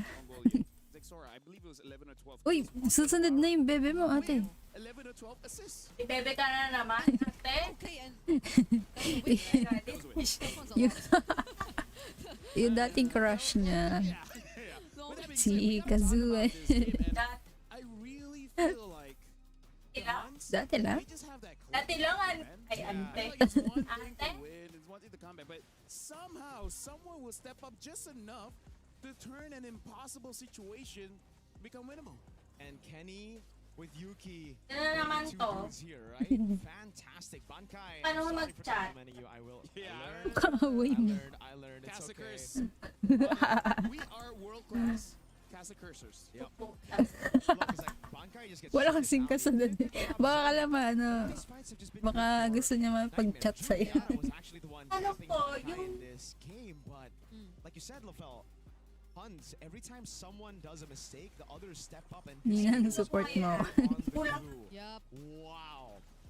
That looked like it could have been a misplay. It's like Wow. a very risky play to go for. Ito, dito talaga, ano eh, Wow. nasira yung laro ng Nightmare. It really does look like, when it comes to the Huns, one thing that we can say is that they can adjust mid-game, right? Some teams, they just can't get back on their feet, right? They're having a rough start in the mid-game. They try to do something, but then they just couldn't really recover. When it comes to the Huns, it looks like give it enough time, they'll figure something out. Cannot be borrowed. Play around it. So honestly, brilliant performance coming in from the Huns, and honestly, brilliant performance coming in Naka-English. from Mongolia as a whole. Right, Mongols had a bad game one, but then Yeah. that's it. That's the only one. And then Huns, even during the game, it looks bad. They somehow make it work. Yeah. And they influence so much of the draft as well. 'cause Such a downloady country, right? Mongolians love to Mag- download, man. They take a few games, just settle in, you know, a couple of minutes in Di ko alam games, be sa'yo. like, oh, so this is Dapat how may they play foam yung fair. daliri mo. For some reason, they're able to just switch from first gear to sixth gear in that fight. I really think the Moskov would have helped them in that situation Ginagawa against ko. the glue, Ayusin bro. ko. I mean, like the carry was pretty strong. It too, but was, really it was. Testing nga. Because again, he had Tawakan over mo pa, 9 gamitin na- kills. It Kapalis. really was Von James. It was Von James. I was super confused. 7 double O. Yeah, I know. But yeah, in that kind of game, still Nightmare hasn't gotten a win. But at least we can see. Maingay yung keyboard mo eh, blue switch yan. And again, it's not like they're gonna get eliminated. It's just that at this point, they just need to get their reps in, which they are. So like even the Nagcha-charge. I think they're really locked in at that time. Akala mo iba lang sa After saksakan. this, LC will be playing against FUT, so we'll see whether them rising up will be enough to go up against FUT. Because FUT gaming so far is FUT Esports looking a bit too strong. Yeah. And I think a Nightmare 808. are going to have a Uy, tough time saktuhan in the lang last din pala series yung as well, 'cause ano. that's Falcons Ay, hindi MENA. pala. I think Lagpas pa they rin. will definitely want to Yung get laro revenge ng from what happened yesterday. They wanna keep FUT. that best of one streak going. And considering Laging what they've galit shown ka here, daw I sa think it will be a keyboard really good mission. fight too. Like against Di pa rin lagi ako Nightmare inaaway. Esports, that's the match I'll be looking forward to seeing. Yeah. Again, we Hindi naman talk a naririnig lot ko. about Grabe ka naman. how Eh, the Uy, comeback minsan of naririnig Huns. sa ano, Looks like we mic. are preparing the interview, which, by the way, Eh, maingay kasi din thank yung you very ano much eh, for you guys yung for having the keyboard niya, floor. blue switch kasi yung ano eh. Don't worry, I can handle the rest. Blue Yeah, switch so, yeah, yung after this keyboard niya. Pag blue switch kasi Ian as well matunog. as, Nice will be helping me out. Yung sa akin kasi silent lang. Ayoko nang It's maingay. the opposite. It's gonna be the opposite. But for now, we'll be throwing it over to Yung a silent Kurna. keyboard pag si Mishat gumamit, naging blue That was an switch. amazing comeback. How did that happen? Thank you so much, guys. It's Eterna here with, of course, OU from the Huns. We Kahit finally get to talk yata to him for membrane just na a little keyboard, bit. ano eh, And I think we do nagbo-blue wanna switch ask siya. the follow-up question that Lafel throwed out earlier. That was an amazing comeback. How did that happen?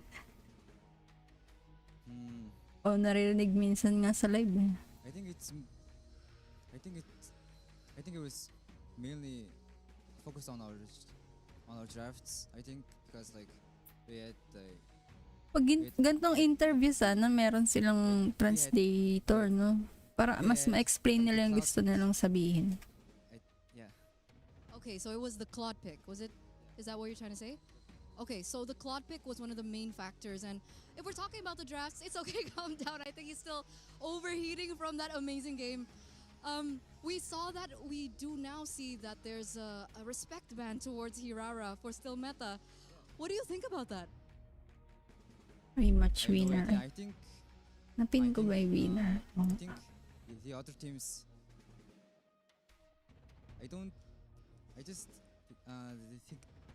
I just think the other teams can't stay against Hirara, I think that's why. Okay, so they haven't found a way around the Hirara. That's why they always try to ban it out. Okay, so congratulations though on this victory, because now you are going to be heading towards the next stage of the wild card. So I don't think we're going to be seeing you play up until maybe day 4. So what is that preparation like coming into that best Kasi of top 3? 1 nga pala sila. Oh. So magsiskip sila bukas. Maybe more scrims and more. Yeah, it's just that. Okay, so they're gonna scrim more, they're gonna prepare more. Why are you so nervous? What's going on? I started when I speak, so I'm kinda. It's not because of me, right? We're okay, right? Yeah. Okay, we're okay. I just had to make sure. Okay, so who do you think you are gonna be facing, and who do you want to be facing here in the wildcards? Who do you think is as strong as you that you want to face? MongolZ and FUT Esports. Okay, MongolZ and FUT Esports. All right. Thank you so much for this interview, and congratulations once again. Hope I get to see you again, because we are going to throw it over back to LaFell and friends. Bye-bye, guys. It's LaFell and friends, and Eterna, you make us nervous, man. But shout out to you. You're an amazing interviewer. A lot of charisma coming off of Eterna. She make us nervous. At this point, bro, Eterna might be Mongolian team's #1 public enemy. Right? It's the Huns, and then yesterday a handshake. There's something going on. You want to get right on now. stage? Come on, look at Hey, Eterna. hey. She's lovely. Come on. Yeah. #1 Mongolian enemy. For some reason, man, there's just Something about her. like whenever they're Maybe on stage that's with why. Eterna, they're like, Maybe that's why it's like, no handshake. No, Maybe. it's like just no handshake. maybe no handshake. OU was like, yeah. Last time I saw my countryman get ignored by you when he went for the handshake. So he's just like, Yeah. I learned from others' mistakes. Speaking of, again, thank you very much, guys, for handling the. Ate, yun si Kazuo sa likod. I just tried it. I just wanted to try it. I just tried it. This is why I Kazuo say she or has to go through Kazuo? the villain arc. Dictator. Because bring it up. she's been so nice, I didn't thought she would do it to me.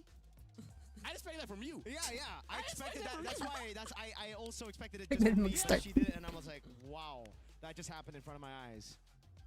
Thank you, Merkel. I'll see you after this, but for now, we're going for a break. After this, it's going to be nice as well as getting cute. That will accompany me for the other 4 matches. So we see you guys right after this break.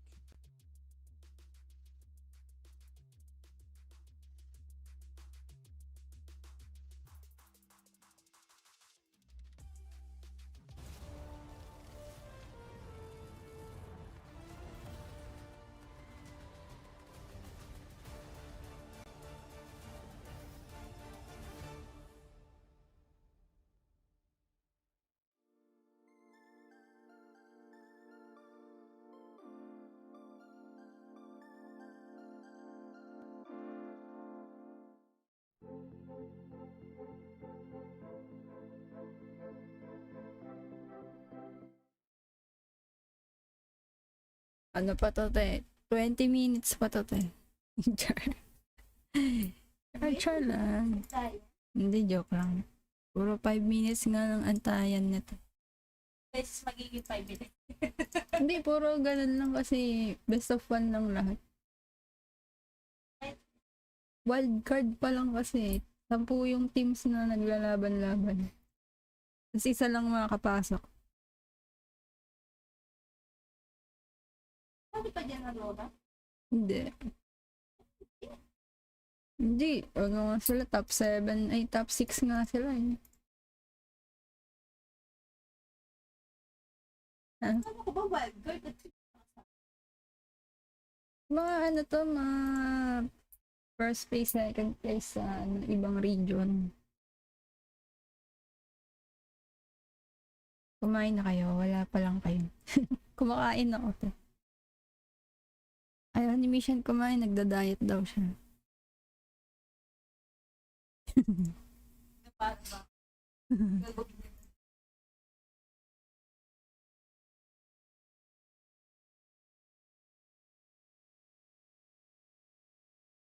Okay, pero keyboard. Kaya yung isa, yung parang sa malaki. Taki. Saka yung tunog. Okay.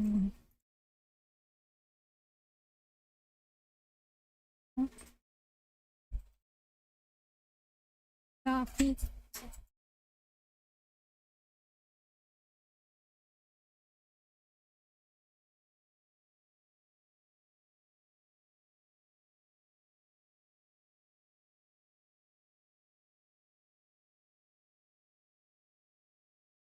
Wala, naglag na naman.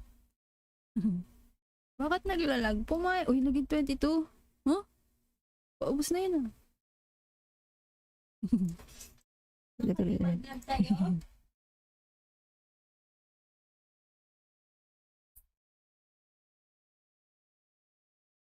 Ano ba?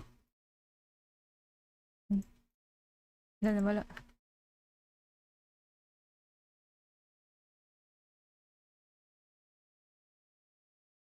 Nalipat tuloy. Nawala yung live.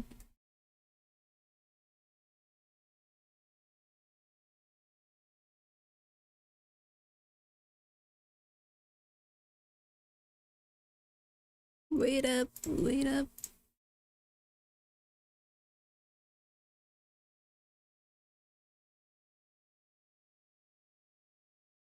Yan na times 2 para lumapit siya ng konti sa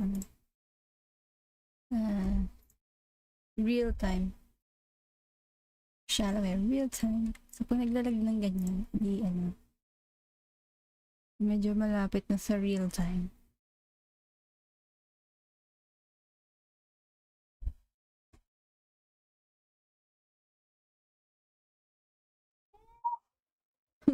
So kaaway mo. Kupit na.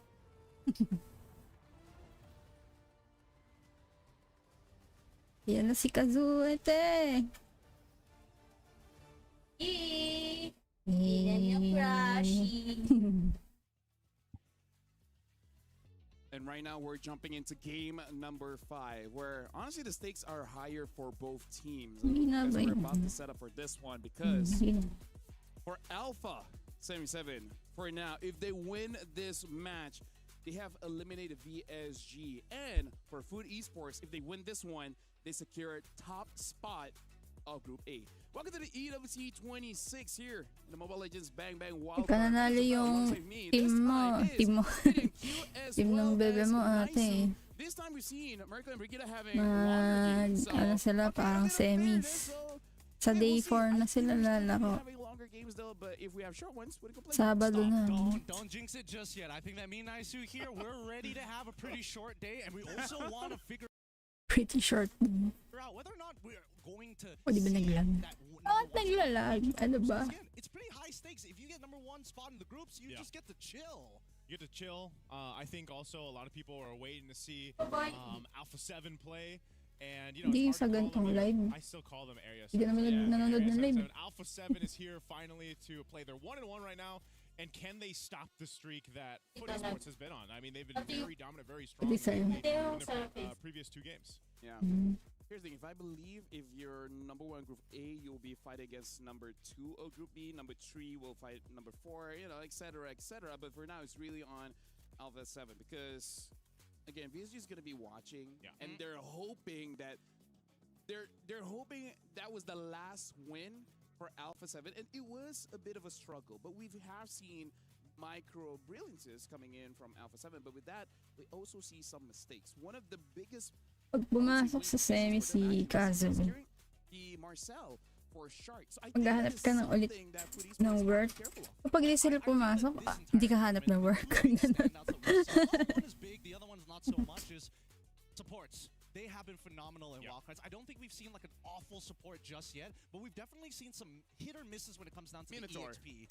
Oh, okay, that's less on the player and more of the hero. I want him to work, man. I want him to work. I love him to work. You know, let the Minotaur work. But you know what's funny? What's funny? Just now, me, Mirko, Brig, we were in rank, and we fought against Minotaur. Just now? Yeah. And then, even the opponent's like, report Minotaur. I'm like, bro, it's not his fault. What can he do? What is wrong? what is that? What is the hate for Minotaur? I don't know. He's one of my most played roams. Same. And I've got a pretty good win rate on him. I don't know. We'll see whether or not we might actually see it again, because we're looking at that FUT roster. I'm excited to see something new from them, whether it be Minotaur, maybe something else along those lines. Not Florin. Not Florin. Not Florin. I do not want that in my ranked games. Me neither. On the opposing side. On the opposing side. You know, but I think not just the roams, because I think yesterday we talked Pag nagka-work ka na, te, ako naman gigiftan mo ng skin. Has been an apparent difference in a lot of the teams is the XP lanes, their performances, what they're able to do. There's been a whole lot of Claude too that just hasn't been the usual of what we've seen in terms of like Claude performances. There's been some questionable BMIs and Blaze and Duet combinations, but hey, maybe this is the time in these last 4 matches of day 2 where things kind of change here. Yeah, the appearance is warranted. The performance is the one that's lacking a little bit. Looking at Alpha 7 as well, again, Shark played phenomenally, but we still have to question a little bit on best player, because in the objective that he secured, Shark and Nas basically made sure that it's not a 50-50, right? It's it's 100%. Those two just zone everyone out so that it's not going to get contested as well. But again, this is just the thing that you have to get used to as an assassin jungler transitioning into a tank. Yeah, it's definitely not going to be easy, but I also want to highlight that as much as the support system of Nats and Shark is there to help, I think that Shark, standout player with his game IQ in terms of his timings of turning around fights. The one that I'm going to be a little critical on, because he's got the most important role, Whole World. He ended that game 8-1. He was looking so good. That one death costed them 4 extra minutes into that game. So I'm really looking to hopefully he plays a perfect game, and this should be a sweep. But then again, that's just me. Hey, you know what? I think a lot of people share their sentiments when it comes to Alpha 7. Again, they've seen 2 games now, so they got 1-1. And yes, Shark, we called it when we were watching it in the talent room. We're like, oh, dude, it comes down to this one big ultimate from Shark, and it happened right on the dot. So I'm just thinking, hopefully they've had enough to kind of shake things off, because Yung mga na sa shop, meron na ako nun ate. Ang i-request ko sa'yo yung mga Drinodoro. Savage, game number 1, already set done. And they haven't had a hard game. Ako din.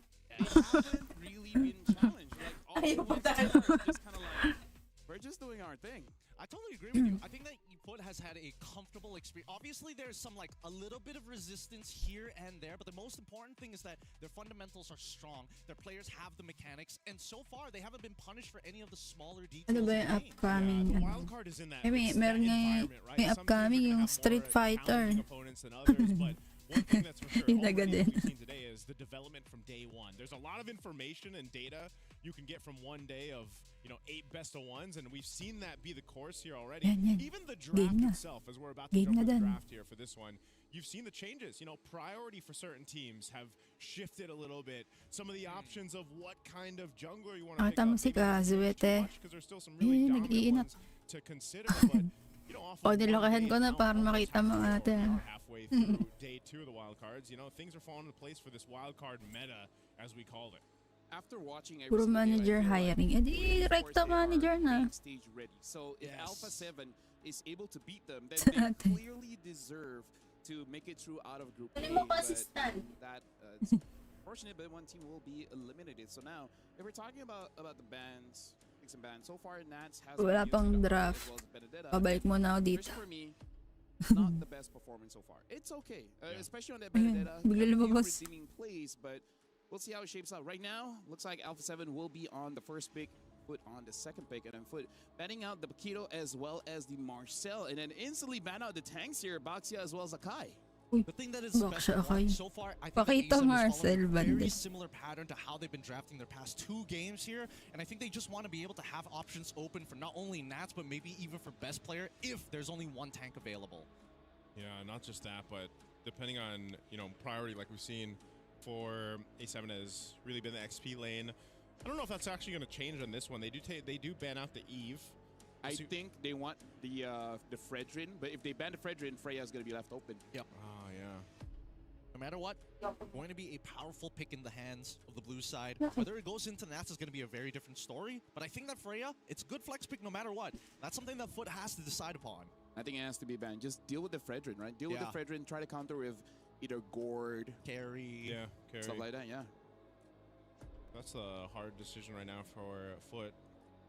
Again, if they do just kind of let that Fredrin slip through, then you have plenty of tools to deal with it. And having those first 2 picks on the right side can already help that. They're actually going to take out the Atlas. Very smart. Very smart, yeah. Because that means they're going to have access to Zushin. So no matter what A7 does, they have Eve some Atlas. They Yung took mga meta ngayon ang ano, binaban. They're giving Freya Fredrin? They can even go like Bagong no, meta. Phobius is still open. Oh, yeah. Fred for sure. But then where do you go from here? Matilda? Oh, that's smart too. Yeah, we were talking about the roam options, and you got to remember yesterday, this was a really good performance from Blotsvet on the Matilda, you know, that they had in their hands. So this is comfort, but it also just works really well with the Fredrin, just like we saw yesterday. So now coming in, the Claude is still open if they want to get that priority over. But again, going up against the Fredrin, you already have a Zushin, not enough stretch. So do they want to get the carry to deal with the Fred? It's just unfortunate. If you pick up early, you might get countered later on. Yeah, I think they also need a mid laner that's relatively independent, right? Because unfortunately for Matilda, depending on what that matchup looks like, it's hard for her to actually help with the push. Not to mention she's good at poking, but that's kind of it. She's good at assassinating if they can play like me. Yeah, I mean... They've got the damage. Whoa, the Ruby! We talked about the Ruby Ruby. yesterday. Yes, And it comes through. Ruby is going to be interesting. Because again, we don't know where it's actually going. It can still be played in the roam position. It can be played in the EXP. Ideally more towards the EXP, but we'll see. Oh, man. If it happens to be roam. No, that is so annoying, though. Yeah, but I think it can. Because right now, the change for the passive is that the lower your HP, the more spell them you get. Yeah, so yeah. you kind of want to build a bit more damage. At least one War Axe. Yeah, at least one War Axe is definitely understandable. And keep in mind that Nats, this is one of his, picks that he had when he was winning the previous MSC as well. Yep. Not only that, but I'm wondering, is this do they pick up a Kimmy here for FUT Esports? I was thinking about that, but I feel like Gore just makes a lot of sense. But you look at the comp on the opposite side, it's like, all right, as long as it wave clears by myself, it should be okay. But they get Freya instead. Yeah, but the Kimmy is a very good shot because even during the Asian games, that's the most consistent counter towards the Zushin. The Zushin really can't do much. Yeah, that's why I was almost especially with the nerf on the mana for Zushin. Yeah. Yes. Hey, Really she needed hard. that though. I mean, there was just too much of just. Agreed. Here's I beg to Here's differ. my lantern flare all day. You have no choice. I think that we were already coming to a point in the meta where we figured out ways around it. So I didn't think the nerf was necessary, but I guess it's a quality of life for everybody else. Yeah, and she's as still a tank good. player, as a tank player, You I'm guys like, have no rights. Please don't try. I mean, like, let me just put it this way, right? Justice for roams. Justice for roams. Mirko was using the Claude, I was using the Zushin, and we're just competing against each other for MVPs. Yeah. Rome lives matter, I guess. That's crazy. Just now, Brigitte was using the Rome. She sacrificed. She was a Cho, right? She sacrificed herself a lot for us, more than necessary. But still, we survived. Was she the Cho? The Cho, the Kalia, and the Khalid. Oh, you guys had plenty of time to play some games, huh? Yeah. It wasn't long games. It was. Oh right, we're on a different server. Yes. That's true. That's true. Good ban, by the way. The Kimmy was taken out. That's what we were thinking. Yuzhong is the answer over here, just because they don't know exactly if Navs is gonna end up playing this or not. So. I think no matter what, it's going to be pretty rough. You get Arlet on the opposite side. If you ban out Arlet here, then that's fine. They get rid of Gord? Yes, sir. Yeah. I mean, you were the one calling out the Gord because even picks like the Hive doesn't like the Gord because you just channel your Mystic Gush and then the Hive's like, I mean, I kind of want to dash there. Yeah. I guess I can't now. There's a big beam in the way. I suppose. Oh, wait. What if this Ruby goes gold lane, huh? No, so, yeah, that's the thing. It's like flexed. It is flexible. Because, hey, go back to Double Fighters. Double Fighter. I mean, they have been It's also through... because it's a YSS, too. That was the move back then when the YSS was dominant in the jungle. You pick up the two fighters. Kind of helps you alleviate some of that pressure, but... helps having a global ban system, right? Get a Lilia. lot of heroes. We get Lilia as the mid lane pick 4. Huh? Oh man. It feels like FUT knows what they want to be doing, and they're taking away all the potential counter picks around it. If there's a goal laner, marksman, I feel like a Moskov should be... Would make the most sense. Yeah, would make the most sense. Because as a carry, your problem is going to be the Lilia. Oh man, this one's really tough. Hindi mo naman papanoorin yung game They end up taking the Arlet. Double fighter. Don't know where Double fighter. Double fighter. Yeah, so gold lane Ruby. Sakto, walang Gold lane Ruby. walang face camera, hindi mo siya makikita. Especially the Ruby, like, because of the bit of a buff, the change. I haven't seen a bad Ruby. Yeah. Ruby loses, but not because of the Ruby, you know? Yeah, I'm a little concerned, right? Because no matter what, I think that as long as the early game goes well for A7, things should smooth over from like mid to late. But now, this is what I'm worried about, right? So now you have a composition that has insane scaling in the later stages of the game. The early game just needs to sandbag your opponents, and the base damage just isn't enough from the side of A7 unless they all commit onto Kazue, but he's got escape buttons on multiple angles. Multiple angles. Yeah, the utility from the Matilda alone helps so much. Yeah, looking at Alpha 7, looks like they're changing up their strategy every single game, and coming in from FUT, kind of the same, just changing the hero. So I'm going to be throwing it over to Gideon as well as Naisu to cast over Alpha 7 going up against FUT.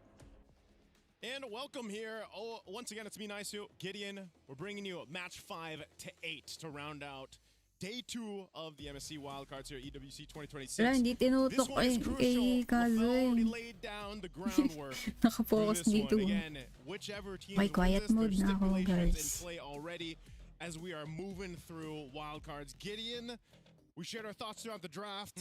I mean, it's hard to pick which side is going to be able to make this one happen, but I will say I have to agree with you on the scalability, the infinite, essentially, scalability that comes with this kind of lineup that FUT Esports brought. Whoa, whoa, whoa, whoa. This is a very early invade coming in from XE, trying to proxy the wave, but Best Player 1 is there to make sure that his eyes are set. Hey, you don't get to do this. You don't get to do whatever you want here. They are prepared, and it looks like FUT might actually have to take some time in this game. Okay, so pretty much mirrored starts anyway for the junglers. They're going to go ahead and meet up for that Lithuander. We'll see who gets there first. Bit of a poking happening here. Shark already going to flicker out of there, but I think they are able to get control, at least for now. I mean, just look at the way that they're calling upon for resources, right? They fought for Litho Wanderer. They managed to kind of break the freeze on top side with the help of Shark moving up and towards Nats' lane. It's still going to be a difficult lane, don't get me wrong, but he can't afford to fall too far behind. Yeah, this is one of the things, though, when we talk about that infinite scalability with FUT Esports' lineup, like we've seen previously with these kind of heroes, you have to start to think, all right, for A7, leading into the first objective, which seems to be the case for them. They're going to wait for that, right? That's where they are going to be able to shine. The precision I feel like that they need to execute this kind of composition is what's so important for them. I'm talking about you have tons of crowd control, but is that enough? Or was the game plan, you know what? Let's go ahead and overload the crowd control. So if we miss one, we've got another, and then another, and then another, and then eventually one of those will connect and land and give us a favorable fight.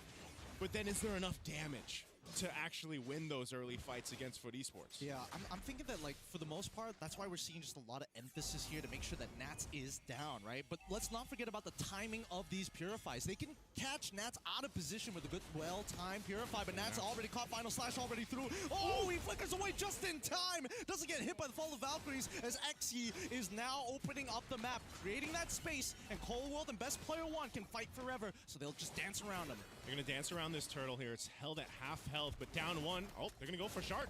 Shark's in trouble. He ends up going down, and it goes over to the worst person possible. XE finds it, and now continues to open up the map. Coldworld gets the first initial knockup, but here comes mobilelegendsbangbang just to support the back, and they can't deal with this any longer. Oh, man, a really interesting decision there from Alpha 7 to go ahead and stay around that. They now have to deal with this pressure towards the buff, but FUT Esports will get out. They're happy to go ahead and actually counter-punch, plus get the objective. Turtle secured here. Shark's still waiting for that level 4. It's just unfortunate that he had to go down before the fight for that turtle. Right now, a lot of work here for Best Player 1. He's gonna have to hard carry this because he's the only one who really scales well late into the game. Orwell is doing a very good job at maintaining his presence and also slowing down the rotations for Blotzfett. But this game continues the way that it's going. FUT will eventually win. Yeah, it looks like the plan right now is just to go ahead and feed as much resources and gold over to Best Player 1 on this YSS. XE doing his thing. This is what we saw yesterday. The Freya just able to go 1v2, sometimes 1v3 eventually when you got those items locked in, and you're pretty much fine on your own, whereas in the opposite case for Navs on the R lot, you know, you're relying on being able to set things up for your team with the final slash, but also he's just a little bit more, I would say, squishy than the Freya, right? So his positioning is so important for these fights, and you saw how quickly he was brought down in the previous matchup. Oh, so close yet so far, but all the resources necessary are out as they extend the fight. Nice final slash coming into Nats to help secure this kill. Hey man, as I was just saying, you know, that final slash is going to be important in there. Does get the War Axe, some extra gold up top. It looks like there's going to be a counter map play from FUT. They're trying to deny space here, and they're doing a very good job. All this plating going into the hands of RX as the rest can't move forward. Quicksand Guard already been used, and that's going to be Shark's retreat. Man, 10 seconds left on the turtle, and I like the way that FUT's playing. They're saying, hey, Xe, you're doing a really good job already. Yes, you ended up dying, and now you're a level down, but at the same time, we're not seeing much profit from A7, right? It's only 450 gold lead, 600 on the opposite side like 2 minutes ago. Really, it's not much. The profit will happen here if they're able to actually go ahead and secure themselves a turtle. They're fighting for it, but it's already a half health for FUT Esports. Oh, Shark already going to start initiating, poking their opponents, hunt a bone to call him down quickly with the Quicksand Guard. He's going to live in the Raging Sandstorm to get back out. Now it's the 50-50. Knock up towards Zia's side. Blotz trying to reposition. Kazue secures the first turtle of the game. Now they're going to second turtle of the game as they push forward even more. The pullback coming in from Zia is almost good. The final slash as well. Gets the Vengeance reset. Goes for one more. It can't keep him on his toes. Nats is too light with it. And they want to another Purify, and that should guarantee Blotsfed's going down. An invade now, turning into an overextension. The best player one says no. Flicker for it from Nats. Secures another one, and now they want the orange buff. Make it worth it. And Alpha 7 does just that. They do lose that turtle, but man, they get 3 bodies in favor. They're looking for more. Under the turret, they're going to go for Kazue. They take another and a turret off of it. Looks like A7, they don't negotiate. They just immediately start these wars in enemy territory. They need to make sure they take all of the resources away from FUT to slow their scaling down. Okay, so after all of that, literally in the last couple minutes there, around that turtle, A7 has gotten themselves a good lead, right? 2,000 up. Blotz is going to pick up a Flask of the Oasis. This is a really good item, obviously, for the Matilda. Helps with the survivability, but what I'm worried about is they're just dealing with this momentum right now from A7 thrown at them. And so for FUT Esports, they might have to calm down a little bit here. Or do they match fire with fire? I think not yet, right? We need to look at the items. We need to see how far RX is off, whether he's going crit or whether he's going for the traditional golden staff. When we look at the items, it looks like he might actually be leaning into the crit side of things. He's got the Wind Talker. I think he's going for the Sky Piercer almost immediately after. And then probably Berserker's Fury, Haas Claw, the usual. Yeah.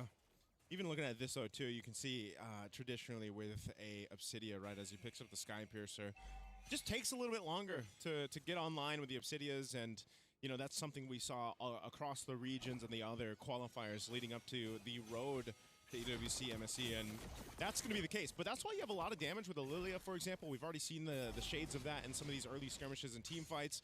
And so for leaning towards Xy's damage and, of course, Psyche, that's something they can do. But right now, A7's just holding down the zone around this last turtle. It looks like it is going to be a contestation. Kazue trying to get on out of there as Matilda's getting is going to be enough. Raging Sandstorm unfortunately catches 2, but the final slash now into the back line as RX is trying his absolute best to get out of there. Flickers forward, backwards just to get out. Xe, he's tried his best, but really, there's just not enough ways for him to close the distance. Man, Xe trying to do what we've seen before with the Freya, and it's just not going to happen. Even with just the kind of splitting them up in the team fight is not going to work for FUT Esports' approach to this. And right now looking at 4,000 gold ahead for Alpha 7. They've got plenty of time to go ahead and get it situated. They've took care of all the tier 1 turrets as well. So they're in a really good position to set themselves up for that lore in about a minute and 10 or so. And so if you're looking at this for FUT Esports, right, you know you gotta wait. You gotta let your Obsidia get online. It's even more dire that you don't have the battle spells that you need. We've seen a lot of Purifies being expended so quickly. And it's just, I would say, the power spike that comes with a lineup of Alpha 7 right now. They're gonna go and try to make a play. Look at that. Oh, the Black Shoe's already outside. Key gets pulled away. And now the final slash into the Raging Sandstorm. Best player now looking to clean up the rest of these kills as they take the T2 down on bot side. On the opposite end, though, Xe not going to give them a chance to breathe as he's looking to trade it back. And now, unfortunately for A7, they got to give up the T2 down on the bottom side. All right, now it's taking a little bit of poke here. Good push, XC. He'll handle it himself. It looks like it's going to be a trade. This might not be the best decision just yet. Kazuya, he needs to clear this up. No! No! They're trying to break him. They're trying to kill him, but now the turret still manages to go underneath into the hands of A7. They take out Kazuya, and finally, the best case scenario for A7 is here. Oh, man. Think about what this is saying right now for Alpha 7, man. They are giving it to FUT Esports in this game. It's a best of one, but FUT Esports, we talked about it leading into the matchup. They haven't exactly been challenged. Well, now I'd say they have been challenged against Alpha 7. This Lord spawns in. They've got a good, healthy lead in terms of itemization and economy against FUT Esports. This should be a Lord just for them. I think the main point here is FUT Esports is having a difficult time at trying to dissect this lineup and the way that it sets up around objectives. Best player one will go ahead and start it up, and this should just be a Lord in their favor. I don't think there's going to be much of a contest here from FUT Esports. Yeah, there shouldn't be much of a contest at all. It's really difficult. A7 has hit all of their power spikes. They're good in economy. They're 5.4k ahead against FUT at this point. And FUT, I don't even think they've gotten their third items, right? It's 25k at this point. Even their carries really struggling to get the components. Oh man, again, they're going to initiate. Oh, they get it, and now the Sky Pearson from Best Player 1 is just too highly stacked. It's the percentages, the executions, what can you really do? They're praying for a little bit more, but XE, I think that if, by some stroke of luck, Best Player 1 traceless in the wrong direction, we might have an opportunity for FUT. But that depends on that Hunt of Bone from RX. It needs to connect. Hey man, his name's Best Player for a reason, right? I don't know if he's going to trace us in the wrong direction, right? So they have the Lord making its way down bottom. They can go ahead and start to assault some of these bases. Base turrets, the tier 2s fall up top and mid. Holding on to the Holy Defense Shields right now. FUT Esports will have to pretty much use everything to clear this out. They're really relying on the Lilia's damage to clear out these minions and hold down what they can, but hey, A7 knocking on the base. They've got their flickers available. Navs or Shark can actually force a situation that FUT Esports might not want to be in for this, as the waves now making their way to the mid.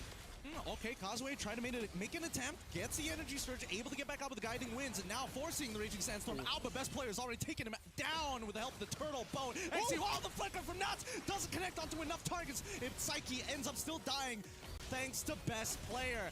This fight is not looking that great because as much as they're taking the turrets, they are not getting real profit. It's a 2-for-2 trade for a bottom inhibitor. All of this, 2 lives for a better position for the next Lord. Turret question mark is what I'm thinking. Under the turret, they go for that fight. And I get it. I mean, it makes sense. You're ahead this much.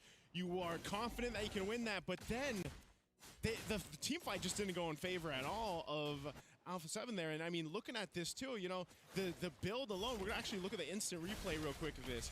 This is what I was expecting, an initiation to happen, but it just didn't, the follow through just wasn't there. Even after Kazuya was gone, they had enough mobility. I mean, RX, he's already found one. They've traded it out. And now they take the mid-tier one, and now we already have a winsome nature for the side of RX. Okay, this changes it, right? FUT have finally come into a position where RX might actually be able to have relevant damage, right? He's been stacking up, you know, stacking up the bone shards, making sure that he's strong, making sure that the calcium's there. They're good first, slide with the energy eruption, but it's just Shark. He's able to tank the damage for now. A7 being very, very careful. A single shutdown could reset the whole game. This is tough. Again, just a bit ago, they had like 7,000 gold lead. Couple mistakes on trying to knock on these base turrets has lost them about 4,000 gold over to the right people for FUT Esports too. This Lord is coming up, and now what earlier when we saw just a clear sign to take the objective, that's not going to be the case now. FUT Esports is in a really good position to contest this one. XC holding down that mid. I don't know if they're going to want to force a fight. You could almost expect that Alpha 7 might try to get the numbers advantage with this. I mean, look at Shark. He's going to swing around. You've got Zia here as well. They have all the crowd control available to them they want to use. Shark's going to be spotted out, though, here, so that's not going to happen. Now FUT Esports holding down this Lord is sitting at a half health. Oh, look at this balance. Look at this balancing act. As soon as they see Shark, XE's already moving for that tri-brush. And now the 50-50 is Nats looking for the final slash. Lands onto RX. He's gone. They're down. Kazaway takes the Lord to save the day. As we see XE also getting taken out by best player one. Kazaway, he's done his job. Now it's to buy as much time for the rest of his team. As Psyche is the only member who can actually wave clear. Oh, Kazaway buying so much time. He's got Blotsfet there too. They're going to be enough, but finally Kazaway will go down. Blotsfet trying to get out, but hey, they bought the time they needed. And for A7, they're not going to be able to do much off of this. They've got no waves. They got no waves to work with. XE's coming back up in 10 seconds. RX is back in 2. And finally, we're going to see Blotsfet eventually go down. I mean... Oh, the shields! Wait, hold on. Does he have his ult? I think it might be coming back up, but A7, unfortunately, next minion wave already pulled up. Cole finally securing the kill, and now we are back to where we started. Gideon, mission secured for FUT Esports off of that one. Started with coming down to the Retribution battle. They won it. I mean, think about it. A7 couldn't have found a better target. They locked down RX. He wasn't even part of the fight, but you lost the objective. And then after that, Kazaway and Blotsfet were able to buy so much time that eventually they're back in this even-Steven type of matchup. So Lord is cleared out, but ultimately that's what FUT Esports has wanted ever since the beginning. You know, give RX the time to build up. Now the thing they have to deal with is RX.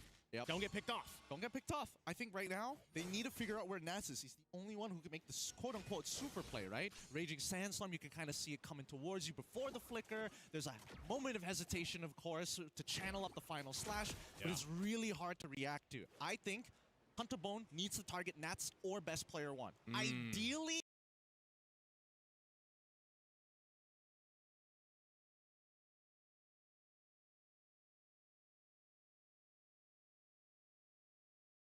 Nats, but I don't think it's impossible to catch BP1.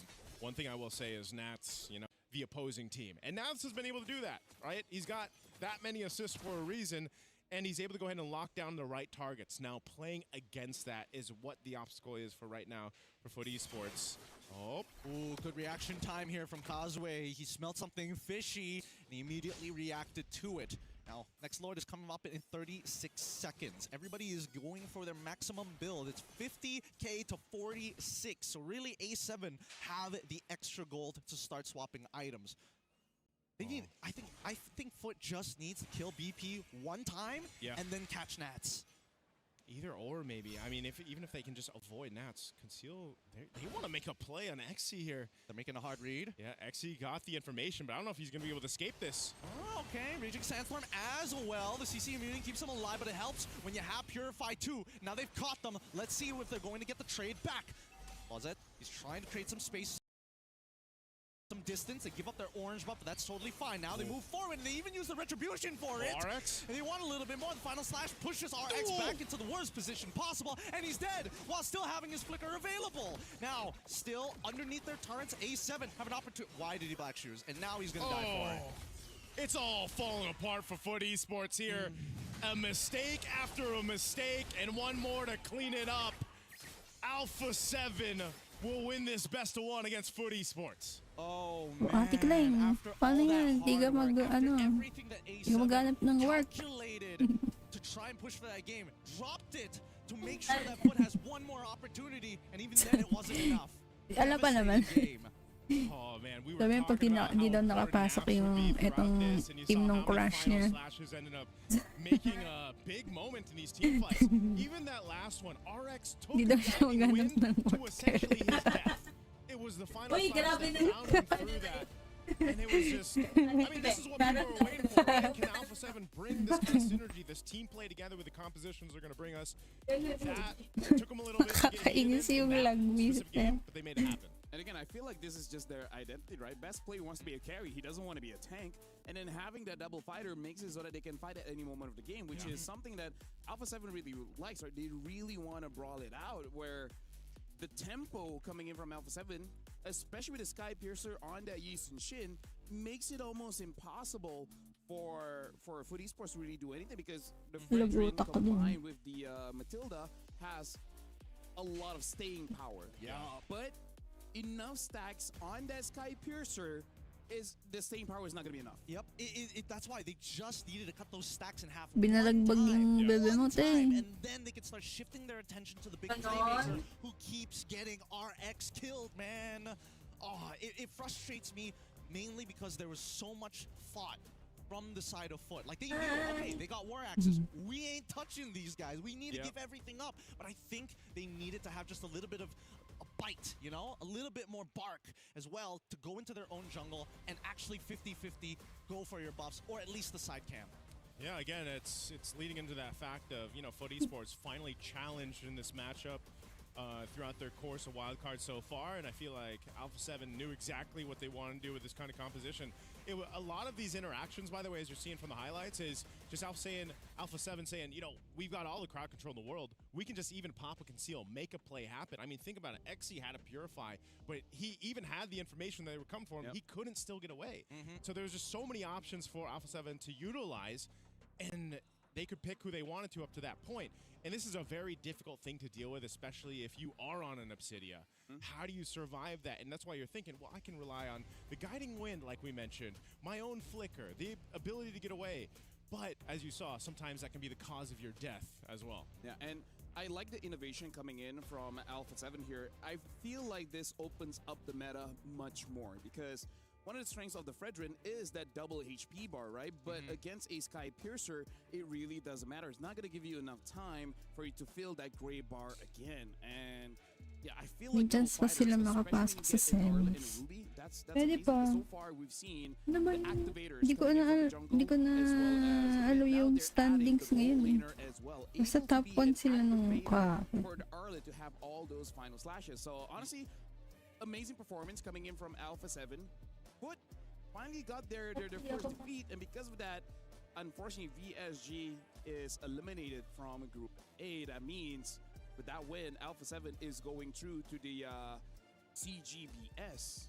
So honestly, congratulations for Alpha 7, and what a way to do it! Defeat FUT Esports with an innovation on everyone's playing tank jungles. I'm just gonna have a Sky Piercer in the jungle. I wouldn't say that this is innovation. I think that they blindsided FUT, right? I was convinced. Ruby is like, all right, that makes a lot of sense. Why would they go for the double fighters? Yishin starts showing, and then you're thinking, wait a minute, I've seen this somewhere, maybe like sometime earlier this year and even last year. And then it all turns around, right? I feel bad because if I was on the FUT staff, I'd probably be thinking like, man, I wasn't expecting a draft like this. I mean, wild card pa lang. Ruby. If this was like what a year and a half ago, you'd be like, wait, hold on. We're walking into an ambush here. This is one of those moments where you're like, I remember this. Like after it happens. Back in my day. Back in my day. This used to be the norm. This kind of drive, if it becomes popular again, we're gonna have 20 minutes, 30-minute games. Yeah. With a Yushin Shin, it can end earlier, but without the Yushin Shin, it's just like, all right, who's gonna attack from afar? Yep. Who's gonna destroy the crystal? That's one of the weak points of the composition, though. If teams are able to hold on in their base, you can actually stop that base push from that kind of composition. They're strong in the fight, but they just can't push. Yep. And that's the thing. I felt like FUT really took into consideration every single part of the game. Why XE was making such a very specific move in times to go for those side lane pushes to alleviate pressure from those turtles and lords. Because my goodness, they were not winning those 5v5s for the first 6 minutes of the game. I mean, here's the thing. What if RX survived, right? What if he doesn't get caught by Nats? Well, yeah. Maybe it had enough damage. That's just the biggest problem. But with that being said, we're done with game number 5. That's the 5th BO1 for today. We're gonna be jumping into 6-1, but for now, we're going for a break. So we'll see you guys. Matches na lang. Nag-lag pa. Ano ba naman yan? Pambira. Ano?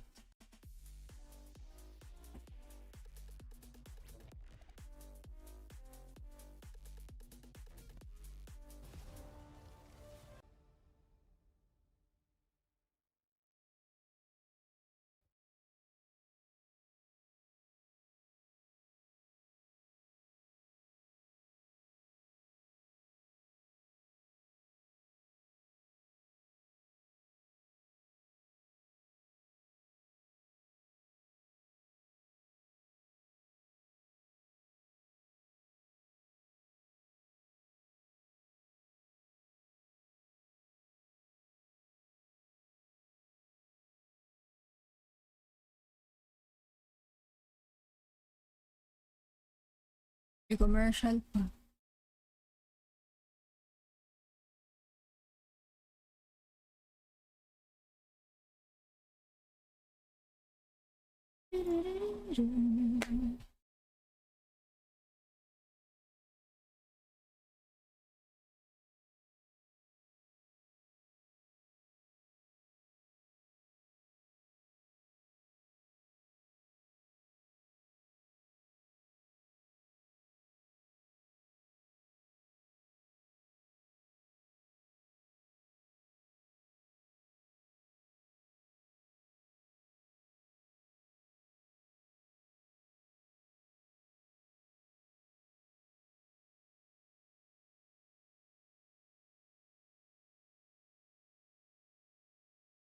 Eh?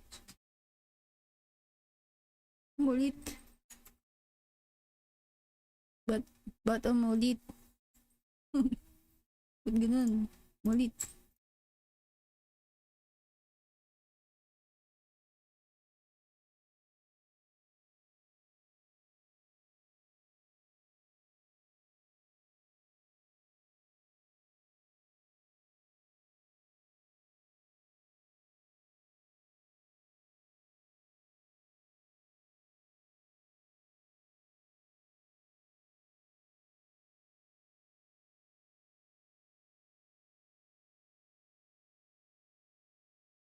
Dami pa sayod. Ano pa sayod?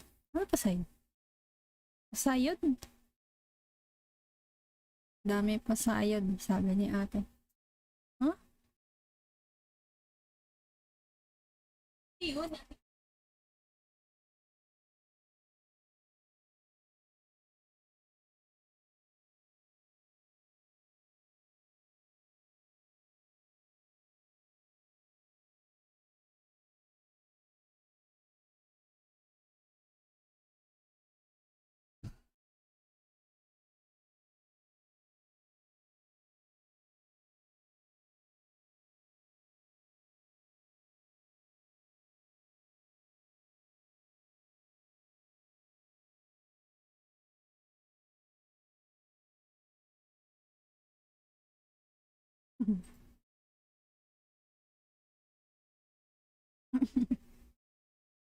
Pa.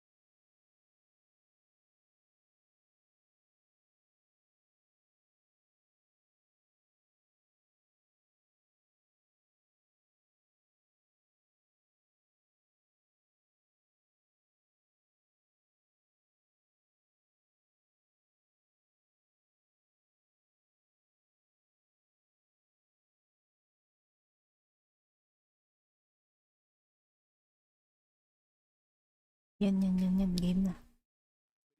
Haven't gotten a victory just yet. This time they're gonna try again against Falcons MENA. Welcome to the EWC 26. This is the Mobile Legends Bang Bang Wildcard. My name is Phil. Alongside with me is Getting Q as well as Nicey. We're about to jump into the 6 best of 1. And again, Alpha 7 looks like they had, after the second game, now they have gotten their stride. But Niightmare, they got better on their second game, but just not enough to defeat the Huns, though. Yeah, there's something, I feel like there's something to be said about this day 2 of the wild cards where teams came out really swinging off the bat.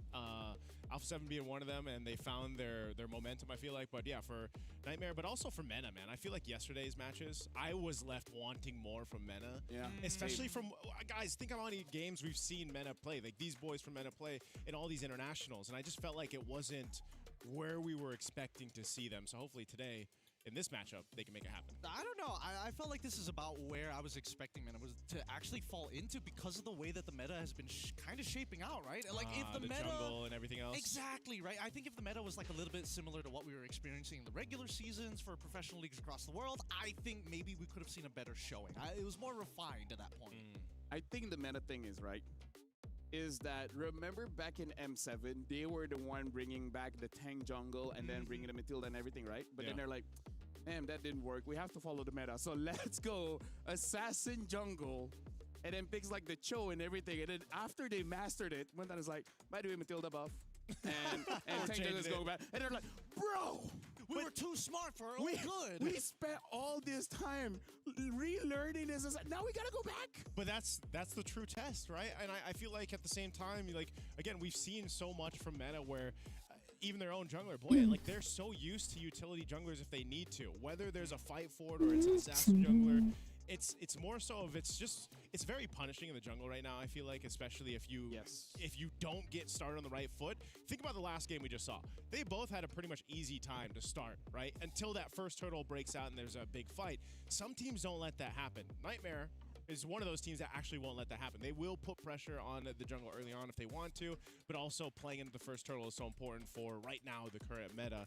And so that's why we also put a lot of weight on the XP laners right now, you know? And I think this is something to be said too, when you have to break down, okay, just how much impact in that first turtle matters. Well, I think now what we're seeing for the meta is it's quite a bit.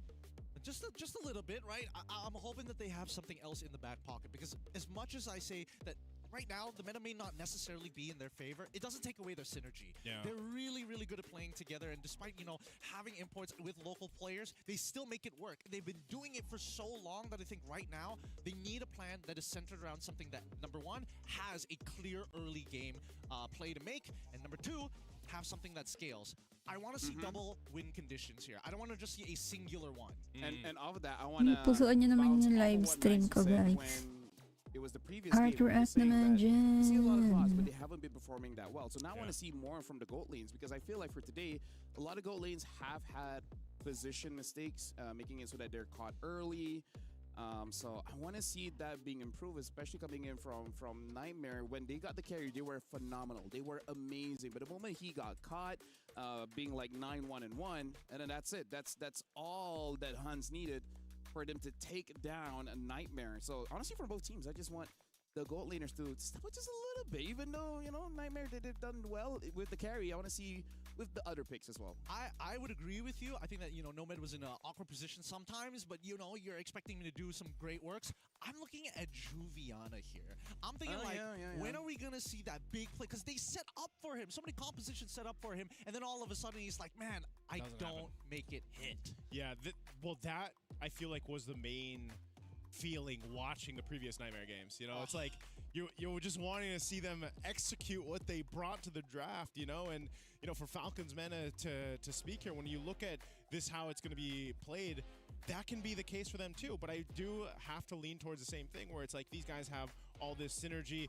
Boyet has been a part of this lineup and over there for so long now. He's basically in tune with them. And, you know, sometimes you're thinking, okay, maybe they're just trying to adjust that meta again. Like how we saw them seasons ago adjust to it. And it's like, all right, well, now is the time. It's like getting to that point where it's kind of make and break, 53 seconds they just need something to click for them, I feel like. And that, you can really put that on both of these teams. I think the easiest way to kind of like, or at least what I'm hoping to expect in this particular matchup right now, I need the jungles to be like really on point. I need the EXPs to be on point. I'm looking at the mid laners now. We've talked about the goal. We've talked about how both roams have done good work. Yeah. Cuffin, I think, is just a little bit more consistent in these scenarios than most other mid laners that we have here today. But he doesn't have enough cool back pocket picks to really open up these drafts. With that being said, like it or not, Guard has been lowered a bit in terms of the pick, and now Zushin's going back up because again, tank jungles, right? Yeah. And then May last game pa sila, ano. we only saw like 2 Kimi so far I believe, for the first 2 days, which I feel like is one of the better options going up against the Zushin, because like you want to constantly fight. Well, Kimi can do the same thing. So I do agree with Giddy. We got to look at that mid, because right now it seems Zushin and Eve. Which, how long have we been seeing this too? I would say it's been a while. This is like the new Fredrin Baksha. Yeah, Game. I agree. It's like, but it's in the mid lane, right? I mean, so we call that utility jungle meta. I don't know what we call Eve and Jushin in the mid, man. It's Peel meta. Peel, yeah. No shoes meta. Circle and square meta. Yeah, basically. Box and cylinders. They replaced Farsa with Jushin. I mean, sorry, Farsa, you don't have as nice of a frame, maybe. I don't know. Maybe that's what it is. She didn't get a cosplay announcement video. Maybe that's what they need to do. Maybe they need a cosplay announcement video for Farsa to bring her back. They're going to revamp her somehow. Nawala si Farsa, no? That's my guess. It's like, guess what? Farsa's Wala not sa mine. mapa. Farsa be like, I can throw meteors at them, and I'm being beat out by a girl with a lantern. Hey, you know, the world's not fair, man. Farsa be like, that takes no skill. Farsa. Me, I had to aim with my eyes closed. You know what? Maybe you shouldn't turn into a bird. Maybe like a better animal. Well, that isn't going to outlive you. Niightmare going up against Falcons. And it's going to be broken walls, so a lot of doors will be open here. Niightmare betting out the Phovias, Matilda, as well as the Baxia. It looks like the Arla as well as the Marcel has been banned out by the Falcons. And Freya. So Paquito open, Zushin open. Honestly, quite a lot is open. Yeah, maybe a little too much for my liking, but let's see. Because again, so far it is Zushin, so far. Yeah. Fredrin being open too. Oh, there's a Paquito. So they'll they'll pick up Paquito. This is what you were asking for, though, wasn't it, Gideon? You want to see Juviana, you know, have a little more punching power. I agree. I agree that I wanted to see him have more punching power. And it's good that we also see that the Arlet alongside the Phobias, some of the bigger counter picks are kind of out of the way. So we have to see whether he can pilot it correct, because I've seen many boxers walking into a punch. So hopefully he doesn't have that kind of experience, no? Or maybe it's just high-level IQ. If I get hit, I'm going to knock him out with the next one. Yeah, like my punches will be stronger if I get hit too. Yeah, but that really works if you have a very tough face, you know? Paquito has a tough face. He's got a champ stance, man. He does have a pretty tough face. Yeah. Yes, he does. Who do you feel like doesn't have such a tough face? Jushin. Oh, easy. Brigitte. Oh, the casters and the heroes. I'm like, we're on different pages here. Sorry. I did not specify. I was gonna say Nana, but I guess that works. Oh yeah, out of all the heroes, who has the most punchable face? Nana. Oh wait. Wait. Jawhead is also pretty good. Hey, that's a kid. Kids are not supposed to get he means the By robot. the way, Atlas and Zushin, and then Fredrin. Fredrin, I gotta say. He's very handsome, but that's the reason why I would say he has a very punchable face, you know? He's got that cocky look to him. Yeah. And That then makes sense. the Eve gets picked up. Reina, Hey, look at the mid, by hello. You know what? Nothing new in the mid lane. Oh my god, 2 purple characters, no way! Zushin, Eve, who would have seen this coming? Who would have seen it? Daan lang po. Thank you. It's like, sir, everyone. It is again the Zushin and the Eve. Gotta let everybody in the hall know what's going on here down by MLBB.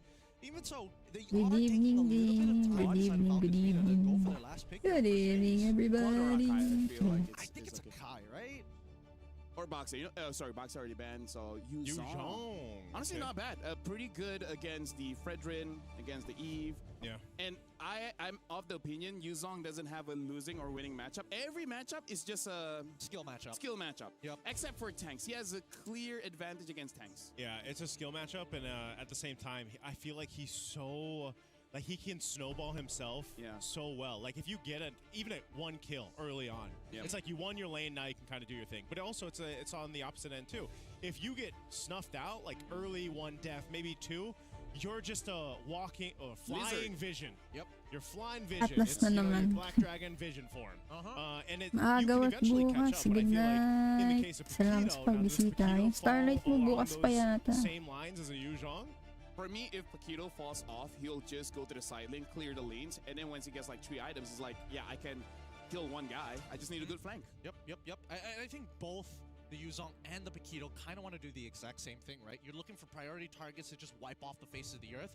Although, Yuzhong is really good at reaching further once you've caught the first person and big playmaking capabilities This with is the very interesting. Hylos gets banned out. I understand it's a good combo with Fredrin as well as the EU, but the Zushin should be able to... Laki-laki nung lalagyan, ah. Yeah, just interesting. And now that Kai gets banned out, I Ginawa don't niya think with the Atik draft lang. that Falcons gonna have right now. Laglag. Can they still go for an assassin? Actually, no. Maybe they can. Maybe they can. If you have the right mindset, you can. It's always about that mindset, man. You can have 4 damage dealers. Yes, you can. If that's really the way you want to go. You can even have 5. I had one Marcel game when I did over 100,000 damage. On a Marcel. With 81 stacks of the Thunderbolt. Nice. This is man. before the patch, right? Was before it or after? Because I used Yoon's build for that one with Endless Battle as that well was as before the Hero's Gold. Yeah, that was before the patch. Oh yes, before the patch. Yes, before the patch. Before. Good ban there. Last one at Guinevere. Very nice. Very nice. Yeah, good choice. Because we were wondering what is that pick going to be for MENA. Also, you can see Boy getting slightly annoyed. It's like, I was hoping to forget about Guinevere. Yeah. I think at this point, right? You just lean Yung back bulak, on, kinuha mo daw, te. Well, I guess you don't really have much of a choice. You have to kind of play what probably Yishin. They'll save it. So Moskov going to be picked up first. What else can we go here? Yishin, like sure. I mean, you could go for like a Hayabusa if Suyo, you want to like maybe? get on top of. I don't know whether Suyo is even like that great at this point. We don't see the gold laner on the opposite side, right? Yeah. So if it turns up to be like Harith or something, you're dead anyways. Okay. Wait for that jungle pick. The answer for Nightmare, though, they still need that. What are they going to put in the roam here to pair up with that Fredrin? And then, of course, their gold lane option here, too. Maybe Khalid or Cho. The Claude is still there. And Claude's great. He's that guy. But it's like, that's the thing. It's like, does Nomad want another go at it? You know, go with something else. Glue here, and it's the Harith. So he'll pick up the Harith instead. So yeah, the CEO probably lesser in the priority here. I like this glue pickup though. I think glue is like a really great way to deal with the especially with the Atlas on the opposite side, right? It's like what's Atlas gonna do level 1? And then once you have that control, you're still relevant in the game if you're able to kind of disrupt the backline while Atlas is going for the big fatal links. If you dare, you can go for something like a Lancelot, because glue is not great against a Lancelot. Gives a lot of advantage, especially when you go War Axe first item. Just don't know if they really want to go for that. Like, that's really not meta. That really is just like, if you're good enough, sure. That's meta for maybe 2 players right now. Yeah. Like, that's it, you know? Harley. Forget about Harley. Yeah, there's honestly Harley! no, like, 100% Ngayon na lang ulit great may picks nag-Harley. for the jungle. Yeah. Everything you pick Puro can be either countered or you utility. basically don't get to play the game. So he's depending on his teammates to create that space for him. Looking at draft, looks like Nightmare got at least 80% of what they wanted in this draft. When it comes to Falcons, I don't know, I feel like they got denied quite a lot there. So now it's time for Gideon as well as Naisu to call this one. Falcons going up against Nightmare. Nightmare and Falcons head-to-head here in this best-of-1, the 6th match of the MSC wildcards right now. It's me, Naisu, Gideon, and we see the Harley finally debuted right now, day 2. And you know what's fallen off the list there of the jungle.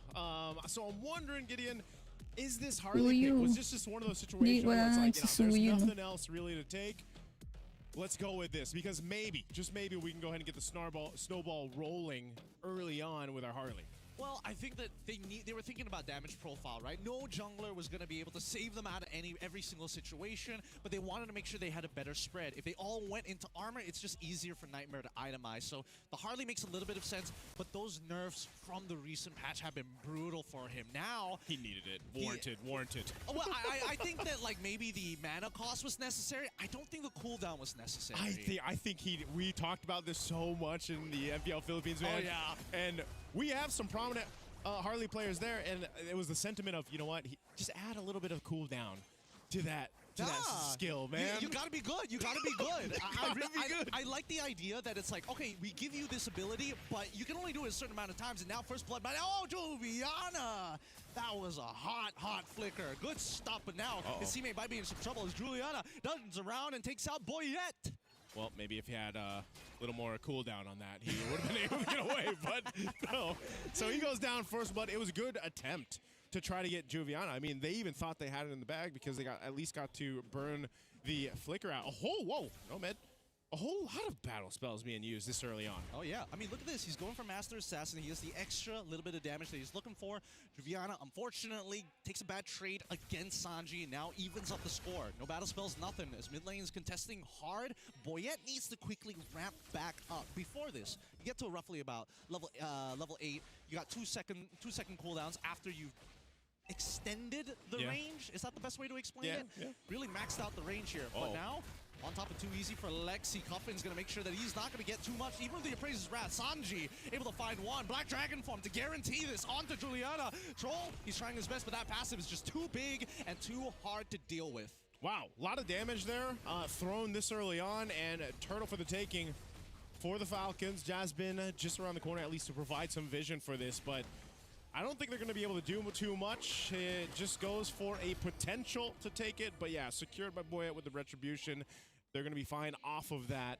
And this is one thing. As you just saw that last team fight, this is why it's so annoying to deal with the Jushin. You know, early on, you're even trying to get away in some of those fights. And like I said, you expended a lot of your battle spells already before.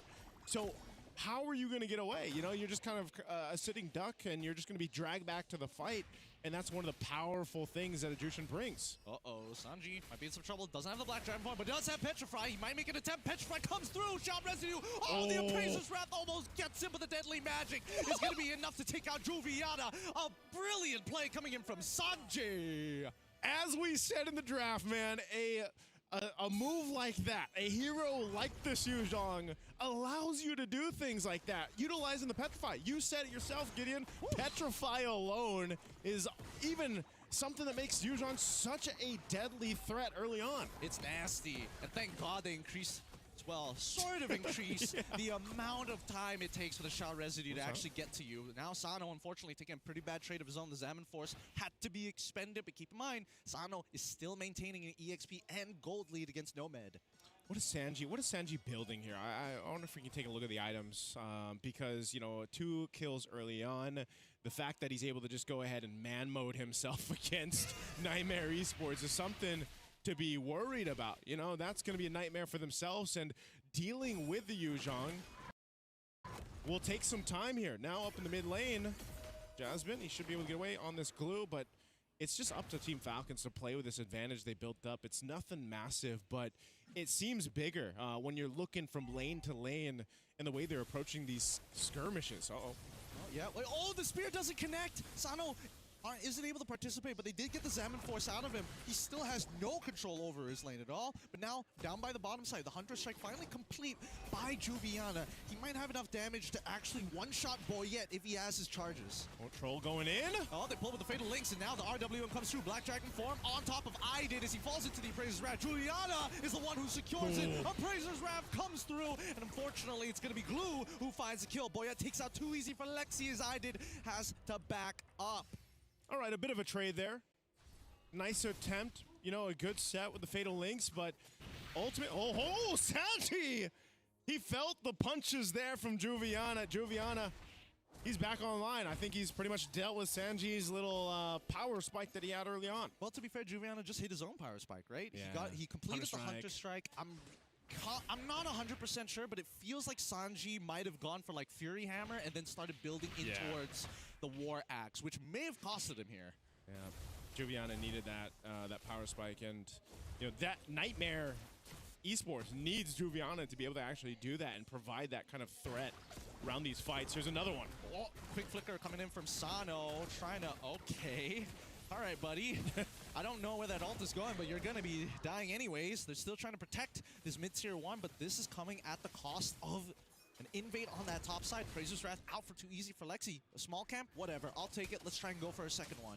I like what Niightmare Esports is doing too off of this. You know, after the last couple wins they've had across the map, they're going to keep putting the pressure on Team Falcons, trying to make them to respond. And this glue is so annoying. This is what you talked about in the draft as well. Oh, wait, does he actually have the split? No, he doesn't. And Jasmine, unfortunately, goes down. Wasn't able to build up enough stacks on Boyette. I think if he got on top of Boyette, maybe there was an opportunity there. But still, Niightmare, 4-6 so far. Falcons keeping them in check. Yeah, good response there, because as I was just saying, you know, he's been so annoying to them, and they deal with him at least for now. Turtle's going to be up here last run of the game in about 10 seconds. Sano desperately trying to keep the farm going after the last interaction that he had. Team Falcons is already set up around the Turtle pit. They can keep Sano up there. Again, I'd like to see him stay up there, keep farming. He's just got to rely on the SOD to join these fights. Juviana tries. Oh, wait, hold on. He does have damage reduction, but it's too late. All the burst was applied on him. Boyette able to help him out with the deadly magic. Now too easy for Lexi alongside with his friend is going to be going down quick. Jasmine Hall trying to peel, but really isn't going to get much value. Sanji able to go underneath the tarp. Now the split play is good enough. Jasmine able to dodge a majority of the abilities, and now Falcons should take the turtle. Really good, decisive choice there from Troll to go ahead and just make it happen, right? Burn the flicker, get the fatal links.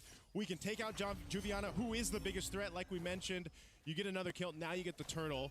They're looking to make more. Oh, beautiful play coming in from Falcons to stop the RWM. Troll somehow gets the kill. Probably shouldn't have taken it from Boyette, but that's fine.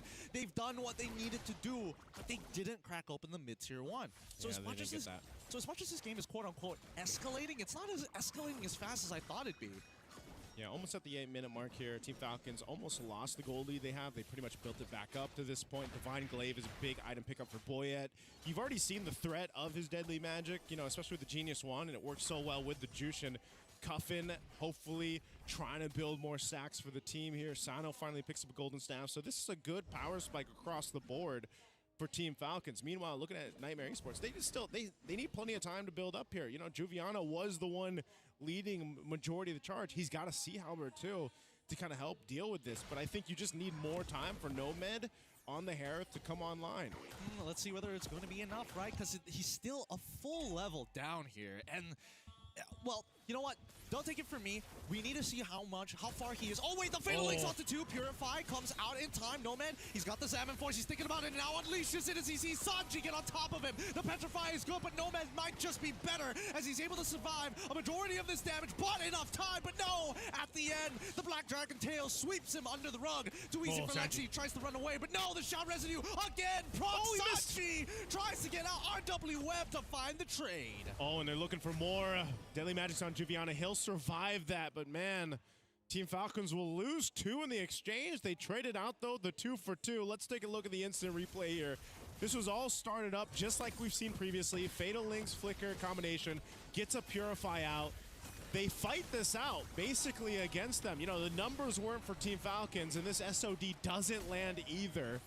So it takes some time to get here, and Sanji continues forward. You know, it's unfortunate that he misses some of the abilities, but ultimately, he got the job done. And, you know, he ends up going down here, but Team Falcons, they should set themselves up for a better time to secure the Lord. But so far, Niightmare Esports hasn't shown any hesitation to just go for the fights if they can. And maybe they just rely on just mechanics if they can overcome the team fights here. A big part of this, like we've seen previously, whenever there's a Harley across from you, is surviving that initial burst. Oh, Fatal Links coming on to Jasmine. Tries to dodge as much as he can. Able to take out Troll in the meantime, though. Really good play coming in from Niightmare's side. I think they heard you. They were like, yeah, they're making all these plays. We got to out-mechanic them somehow. And Jasmine is like, me, I'm that guy. I'll do it, team. Don't worry. And this actually gives them an advantage now for this Lord here. Sano's still up in that mid lane. He can just join this if they want to. It's coming down to it. RWM already coming out here as Sanji gets on top of Did. Can they still make this happen? Salmon Forcing as well as the Spear Misery connects. Too easy for Lexi. He's the first one to secure, but Sano loses a chunk of his HP thanks to the Appraiser's Wrath. The peel is good. However, Cuffin, he's got Sky Pierce, so taking out Too easy for Lexi. So they lose the Lord, but I think Team Falcons is happy to keep everyone alive, get a couple more stacks. They know they're more of a threat in the next team fight, and they'll clear out this Lord rather quickly, especially with the Moskov in play.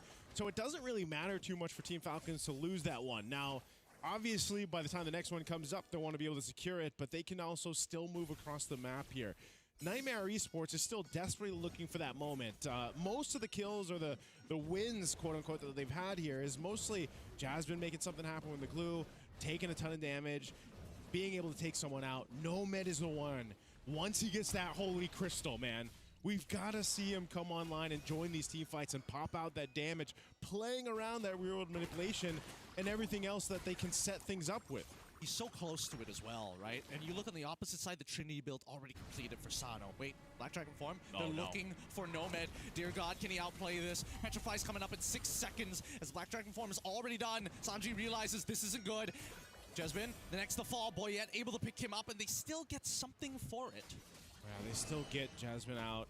Nomad had to survive. You know, that's the thing. He can't be delayed. So at that point, it's worth it for Niightmare Esports to keep him alive and not have him get delayed in building up that holy crystal, building up the rest of the itemization that he needs here, because he's got to be the one to survive these fights later on. Holy crystal now online. Let's see. No! That was so perfectly played. Too easy for Lexi, catches him and maximizes the CC timer. Can't take the hat trick back if it times out. Gideon, Juviana burnt the flicker for that. I felt like that was personal, man. Like his gloves were loaded at that point. He's like, hey, LaFell asked earlier what hero has the most punchable face or who has the most punchable. Maybe it's Harley. Hey, I don't know. It's Juviana, but it's actually just straight up Henry Cavill just reloading his fists. Dude, it's the Harley Joker face skin. That's the one. That's actually so accurate and so good. Hunter Strike already being purchased maybe here by Sanji. Come on, it's Patrick. You can't punch him. It depends. It depends. That's, you know, we'll have to see on that one. Maybe throw out a poll somewhere. But Fatal Links already connecting onto two. Jasmine able to respond here. Spear Misery already landing, and Sano now in the middle of the fight. Salmon Force comes on through, force the flicker backwards. This is RWM slowly peeling them away. Too easy for Lexi. Holds the front line, but his back is already gone. Juviana isn't even in the fight.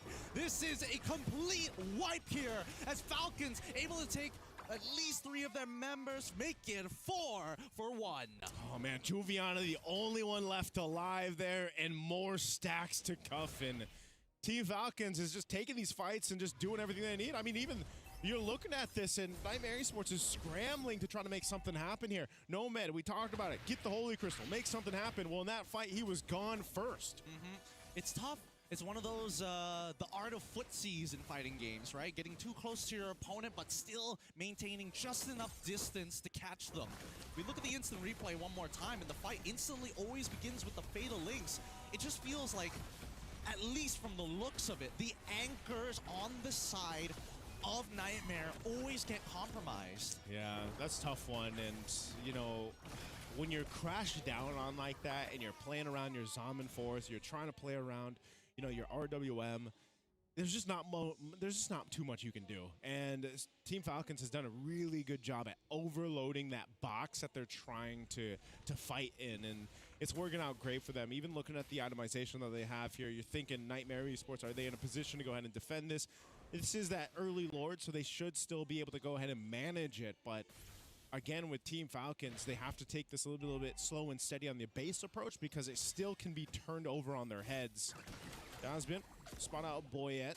Lord made its way up that top side. Troll now joining this. He's got a flicker, Fatal Link combo ready if he needs to go ahead and unleash it. Well, talking about being unleashed, Jasmine's going to be the first to die here. The spear comes through Susano. It's too easy for Lexi. The RWM is going to try and get him out of here. The Zaman Force came out a little bit too late. The damage is good, and they don't have MR. I did flickers backwards, and now we see the Chrono Dash Nomad able to get out of there just in time. So many members, so very low. A sliver of HP, and even the Lord falls as they now take top inhibitor and mid inhibitor. I did able to snipe Sanji at the edge. Oh, they really want to end this game, but Boyette! Zaman Force, that's what we were worried about. Nomad activated online and now runs down the last remaining members of Falcons. I'm not sure what the game plan from Team Falcons was. Maybe it was just to throw everything, get the base turrets. Well, they did that, but man, that is not what they wanted to happen. It's not what they wanted to happen, and I think, well, now that Troll got an Athena shield, all right, guys, we got to respect this dude. Maybe we do need some items to protect ourselves. Oh, man, because even that, it's like, they didn't have to go for more. Nope. Like, we even saw Sanji, he had 1 HP, and he decides to walk forward and die. And then it just fell apart. Yeah. It's like a diabetic who's really into candy. It's just like maybe one more bar. maybe one bar. more. Please, just a taste, just a little bit. Hey man. All right, maybe it's one of those things too where it's like I can afford it, right? They were up thousands and thousands of gold. They still are. They've been able to be in control of this game. At the end of the day, it's still the case. The base turrets are gone. All right, let's chalk it up to that if you're Team Falcons. Hey, we got the base turrets out. Lord's coming up here in a bit. We can go ahead and secure it. We've got a big advantage against Niightmare Esports. Let's see if they want to fight us. You know, so now Niightmare Esports is in the position where they've got to manage the base and at the same time consider, do we actually contest or do we just ready ourselves for another base defense? I agree, but I also think that Juviano right now needs to be Mr. Peel. He needs to stop being Mr. Assassin. He needs to peel for Nomad. He needs to create that space when you start seeing people like Troll walk it up, and especially Sanji. They cannot give him that space. Oh, this is the right type of setting for this Lord as they approach it. I don't think they're going to get here in time, though. It's already a quarter of the health. They stall it out a little bit. The showing faces, oh, they're going to go for this. This might be good, actually. They're looking for a little bit more. Zalvin forces out. Cuffin takes out Jasmine just in time, but he turns his attention down to Boyette. He ends up losing his life to the deadly magic with the Sky Piercer already down, and Sanji now chasing the back line. This might just be the end here, as I did. Lau, RWM, late into the fight. Sano taking out the last member as we have. Oh! Bye-bye, Boyette. Oh, no. That was, oh man, you saw Boyan. He knew it was like, all right, that's my bad. And Cuffin is like, I'm sorry, dude. I wish he could have been faster. Cuffin gets the second savage on the same hero. Uy, grabe yun.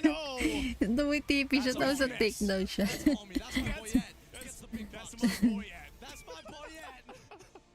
That's my boy, Boyan. What a game. What a game. What an ending. A savage again. Pangalawang savage. Jushin ulit naka-savage. We saw it. It was in the writing, man. As soon as the stacks were building on the Jushin, you just knew. We just knew so much. And once again, the Zushin is just the savage machine. Like, what else can I say about it? She is him. 3 pins. Oh boy. That's probably the best joke, but Ian, you made a really hot take saying, you know, funny. such a nervous, unnecessary.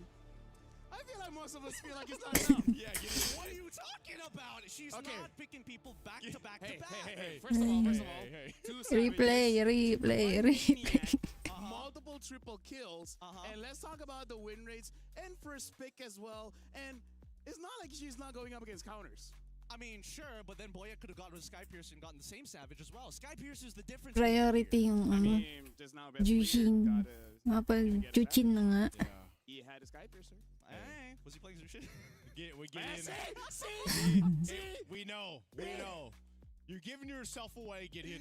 All right, fair enough. I do think that it's a little hard to get through right now. But at the same time... You know what's the biggest problem? What's the bigger problem? It's hard to kill her.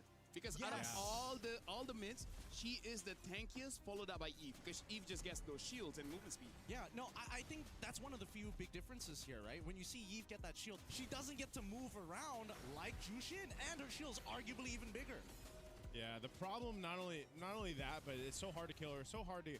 Even if you manage to catch a Jushin, usually they either have that flicker, they have that purify, they have the ability to use the beacon, they have the team playing around her, so they're going to peel for her. So it's like, that's why it's been such a strong pick for so long, and regardless of Savage, Ripley Savage. Recently, it doesn't really matter, because if the team plays around it right, it's going to work, it's going to be valuable. You know one of the crazier things about her? What's that? She still has enough damage, even if she builds brute force. Yeah. She's a mage that can build tank items and be like, I got enough damage, you guys need to Di catch pala up. yan 12 minutes pa lang pala yan. Imagine if Farsa can be like that. Oh, Farsa by brute force breastplate. Maybe that's what's wrong with Farsa. Yeah, she can't build brute force. You know, she really needs the extra movement speed and tenacity. Can we put some magic damage on the brute force just cuz? Mukhang ina-nerf si Jushin ha.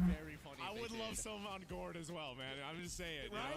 Right? There's a lot of mage heroes that aren't picked up because they already deal with being too squishy in the current meta.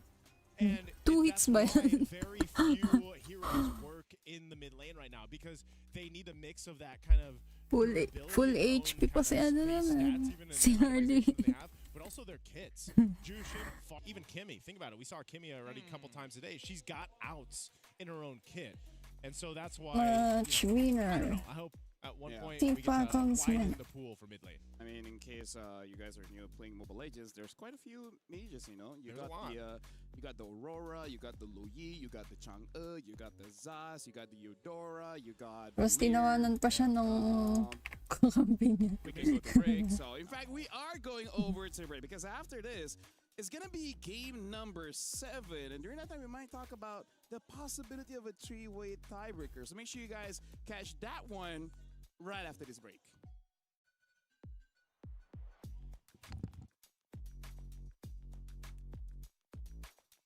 Nag-TP yung ano.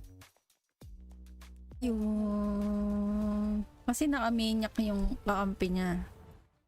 Tapos, nandun sa kanila yung pang-savage. Tinipihan niya yung ano, yung isang natitira. Na-take down siya nung, nung natitira na yan. Tinawanan siya ngayon nung kakampi niya. Ay, ako. Ang funny. Nanalo sila. Ay, nanalo sila. Nanalo sila. Mahalaga, panalo sila.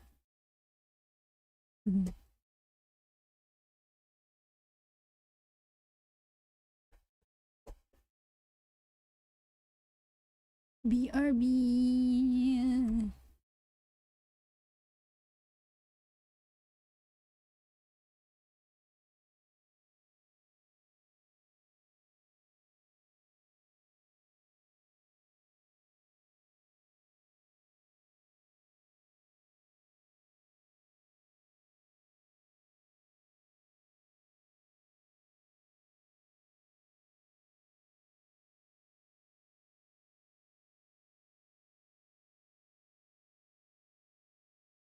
Di pa ate, dalawang laban pa. Pinakahuli yung bebe mo. Bebe mo talaga. Ay.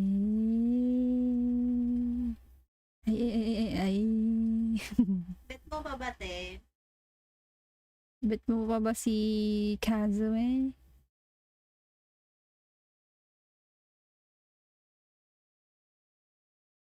Hindi. Anong team ba sila? Turkey? Turkey ata. Sila ba yung Turkey? Kalimutan ko. Ano, diba? Ano?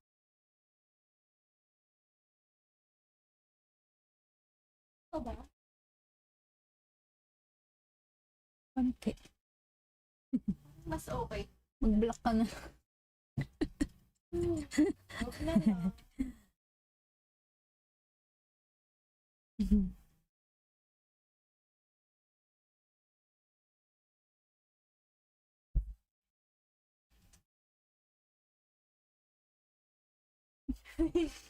Hindi ba nakalagay doon? Doon lang yun. Nalaglag.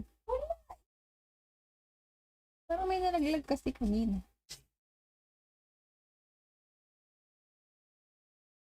Sina po ni friend?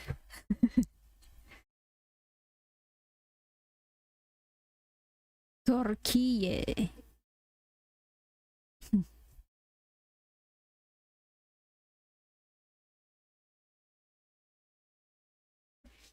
Yung bulak hinahanap ni Mission. Hindi niya mahanap.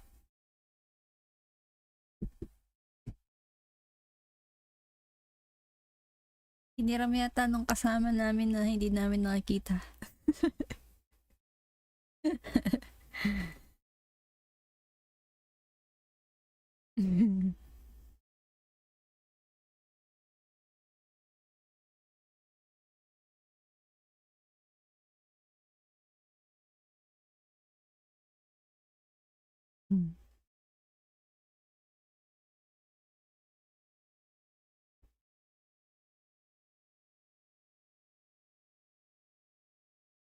Hindi ko alam saan niya nilagay eh.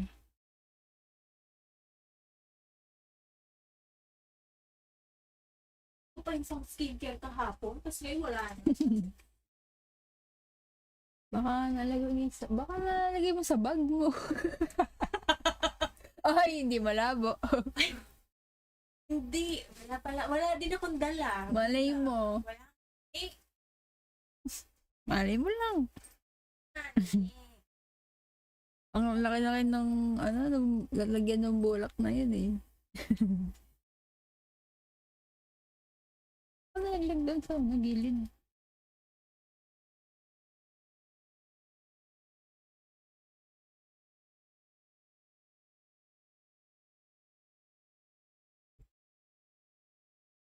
Nilagay niya sa bag niya, no?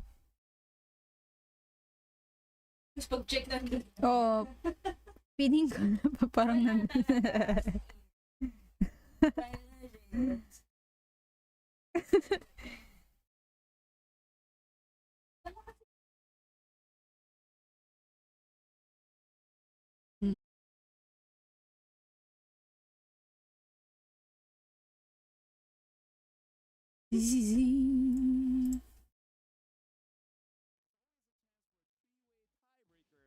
Especially if FL7 wins this one. Welcome to EWC 26. Ano kaya pag nag-tiebreaker? Wildcards. They're playing to go to the main stage. My name is Fel. Alongside with me is Getting Q as well as Naisu. So now let's talk about the stakes here.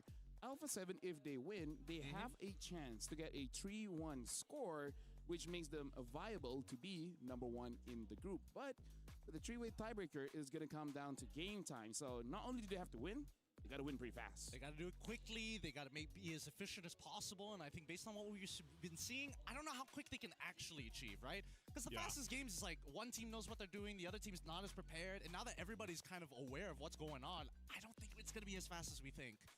You know, it depends on the draft. Yeah, I was because saying. if VSG uses the Minotaur, They could just decide to go out with a bang, man. You know, like have some fun, make it happen. Or they challenge the what you talked about, the game. Is it average game time stat? Is it? It's combined game time. So basically, like the 3 wins that you have, how much in game 1, 2, and 3, and we're looking at the here, BSG. And here's the thing. BSG only had one bad game, right? The rest were pretty good. The bad game was with the Huns as well as Minotaur. The second game that they really should have won is really off of the mistake of JM with that vendetta, where it's just, you know, unfortunate. You want to make a play to help your team win, but those things happen. Those things happen. Generally, it always happens, you know, to EXP laners who are forced to make the play. Also, is Dixon the only person whose portrait doesn't fit in the frame because he's so massive? Because he is a tall man who's really, really jacked as well. And surprisingly enough, he doesn't play mid lane as if he's a 6-foot man. He does take his time with a lot of things, but he's so controlled. You know who else doesn't fit in the frame? Who? Me. I don't fit in my frame. You also play mid. Yeah, I do. Yeah. So I play mid sometimes he too. played Gord yesterday. So that's a fact. Yeah. Maybe you just need to be a large boy. Yeah. To play mid without being feminized. That might be the case. Yeah. We all know the stereotype. Yeah. We all know it. We all know it. It's like, you know, whoever plays the mid lane is a bit fruity. Yeah. Well, you don't have to be. You don't have to be. Grow a beard, grow taller, and then go to the gym. Yeah. Hate the color purple. I mean, Zushin's pretty cute. Yeah. Yeah, that's true. That's true. That's gonna. And you know what? Before we even get to the draft, it's probably gonna be even Jushin anyway. Yeah, unless they somehow get banned. They could get banned. Yeah, Zushin could get banned. I do think that it eventually needs. Do you guys think that we will eventually get to a place where we need more ban slots? No, I think that's just the reflection of like, hey, we didn't balance the game right. Okay. Husky agrees with your point. He's been saying that for a while. Like a little more bans? It's either a little more bans or a global ban, like whatever, you know? Yeah. I mean, like, when they tried that one with the honor system, like after you get mythical honor, then there's a bit of a change there. Maybe they can add one more layer. On the weekends. Di naganap si Mission. A stipulation of is on the weekend. So for the first week of July, right? Zushin will get nerfed where she can't use her ult. Right? And then Eudora gets a buff where her first skill has a 1000% ratio. LaFell, that's a great idea for the arcade version of the game. Arcade had some of the best modes. Yeah. Bigla ni-nerf si Yushin eh. Remember the Battle Royale one? Battle Royale, the Chess TD, that was a long time ago. If you remember that, then If you know, you know. You were oldie. Chess TD was a lot of fun here. True. But this upcoming game, though, I do want to mention that at the very least, I want to see whether both EXP laners are gonna go at it, right? I want to see that VSG, at least with the way that they play, they're going to be walking out of here thinking, you know what? Next year, we legitimately have a chance. PSG for me, I don't know. I guess coming into the wild card, I expected more from them. I don't know. I'm kind of left to, and I feel like I've said that about a couple teams now, and that's just been the case of wild card. I feel like that is Group of the death, nature. man. Yeah, and that is actually a lot of the sentiments even online that I've seen in the discussion boards and everything else. So. But that's why I like Wildcard, because it is always a great kind of peek into the up-and-coming regions or players. I mean, hell, even, Sunset Ravens, great for them. They got their dub earlier on today. It's unpredictable, unlike the main stage. Hey, Unlike main some stage MPLs. is not going to be predictable. Right? I like some MPLs. Hey, whoa, don't pull me into this, man. I'm just looking You forward guys to are from the MWI. same region. I'm looking forward to MWI. That's where my eyes are at. That's why I'm talking. It's like it's not like we knew that the grand final is going to be a 4-0. What? No. It's not like we knew who's going to be the champions, by week 2. By week 2? Oh, yeah. Look, the Farmers League is already over, so at this point, we're only hoping for the best. Oh my goodness. Speaking of your league, by the way. Yeah. It makes sense now why they released that video with the current things. Oh, now he knows what I'm talking about. Hey, let me just say, Gideon, it's not that the Farmers League is over. It's more like the Farmers League hasn't started again. Hey, it's the harvest season is done. We're waiting for the next one. That's the point here. I don't look. I want to get into that real quick, but we'll leave it for now. Yeah, for now, I want to talk about VSG. With this, nothing to lose mindset, right? Yesterday, we've seen them try out the Minotaur as well as the Hanzo, right? So for this one, it can really go either way. They could go for a draft that just clears the lane so fast so that Alpha 7 has a very long game so that they can't be number 1. Or they're just like, you know what? We're here to have fun. We have a signature draft that we wanted to play since like the first game. It just didn't happen, right? So maybe they're just like, they'll try something spicy, but there's a chance that they might lose very early. Oh, that's fair. Like trying the Ling. The Ling? Is that really what we're going to be left with here? The Ling is crazy, though. It's not just the Ling. You can go many different routes. Argus, Roger, Bad sila. Chang'e mid. Like, bring the unique hero stat up for EWC. Like something that you enjoy playing, even though you know it's bad. Well, I don't know about Like, for me, Grok is not meta, but I enjoy playing Grok. I think that's understandable, but then this comes into a position where, what do you guys think about Selena? It was one of the few heroes is one of the few heroes that we did actually see in Asia Games, and I thought we'd see it a little bit more here at Wildcards. It's, if you can, you can. If you can't, you can't, right? Because there's quite a lot of heroes like that, like the Cho, the Yuzong. It's one of those heroes where you have to spam, like, you need a few reps in before you can really confidently pull it out. So now, VSG, betting out the Yisun Shin as well as the Freya. Now, Alpha 7 betting on all the tanks. Hey, so we'll see what kind of damage jungler they're going to get. Can I just say, too, the vibe difference, the vibe check of Alpha 7. After betting all tanks? Not just that, no. Getting to this point, yeah. their 4th game, and it's good to see them all smiles here because their first Nathan, game hello. was shaky. Even I was like, whoa. I don't know what happened there. Don't all of our first games are like that? Right? Even just the ranked games, like the first one don't matter. That's true. But then the rest. You always gaslight yourself. Exactly. Yeah. And it's always the first and the last. Yeah. Sometimes I log off right away. Yeah. After one game. You don't tell your friends that this is the last game. Yeah. You're just like... No, that's when you say, sorry guys, I gotta go eat. Yeah. And it's like, but it's 3 a.m. I'm very hungry. He's like giving them false alarms, like, I'll join you in 5 minutes. Zushin ban, by the way. Hey, no surprises there. It also means that Eve is still Paquito's available. open. Oh, Marcel. Shark gets his Marcel again. I don't know why they keep letting Marcel through again, especially for someone of shit. Oh, okay. I don't know if Hiraro was supposed to be the go-to pick to deal with this Marcel and willing to give it up for it, but maybe something. with Matilda. Yeah. Matilda has a lot of damage. Hiraro doesn't have enough of it. So pair them together. Their actual threat in the early game is quite scary. Okay, then let's see who that mid laner is supposed to be. Because in this case, now that Jushin is kind of gone, that kind of just leaves you with either the Lilias, the Yeves of the world. Is this just Eve Arlet, or? I would imagine so, right? 100-0 a Paquito once with a Matilda. With a Matilda? That's how much damage the buff on the first and alt is. Cool. It's with crazy. or without Holy Crystal? With a Flask of the Oasis. Really? That's it? Yeah. That's a lot of damage. What can I say? I'm a good player. maybe the guy doesn't have emblems. Who knows? Not gonna lie, even I was like, wait, something's wrong here, but I'll take it. You can have some of my magic dust. I got plenty.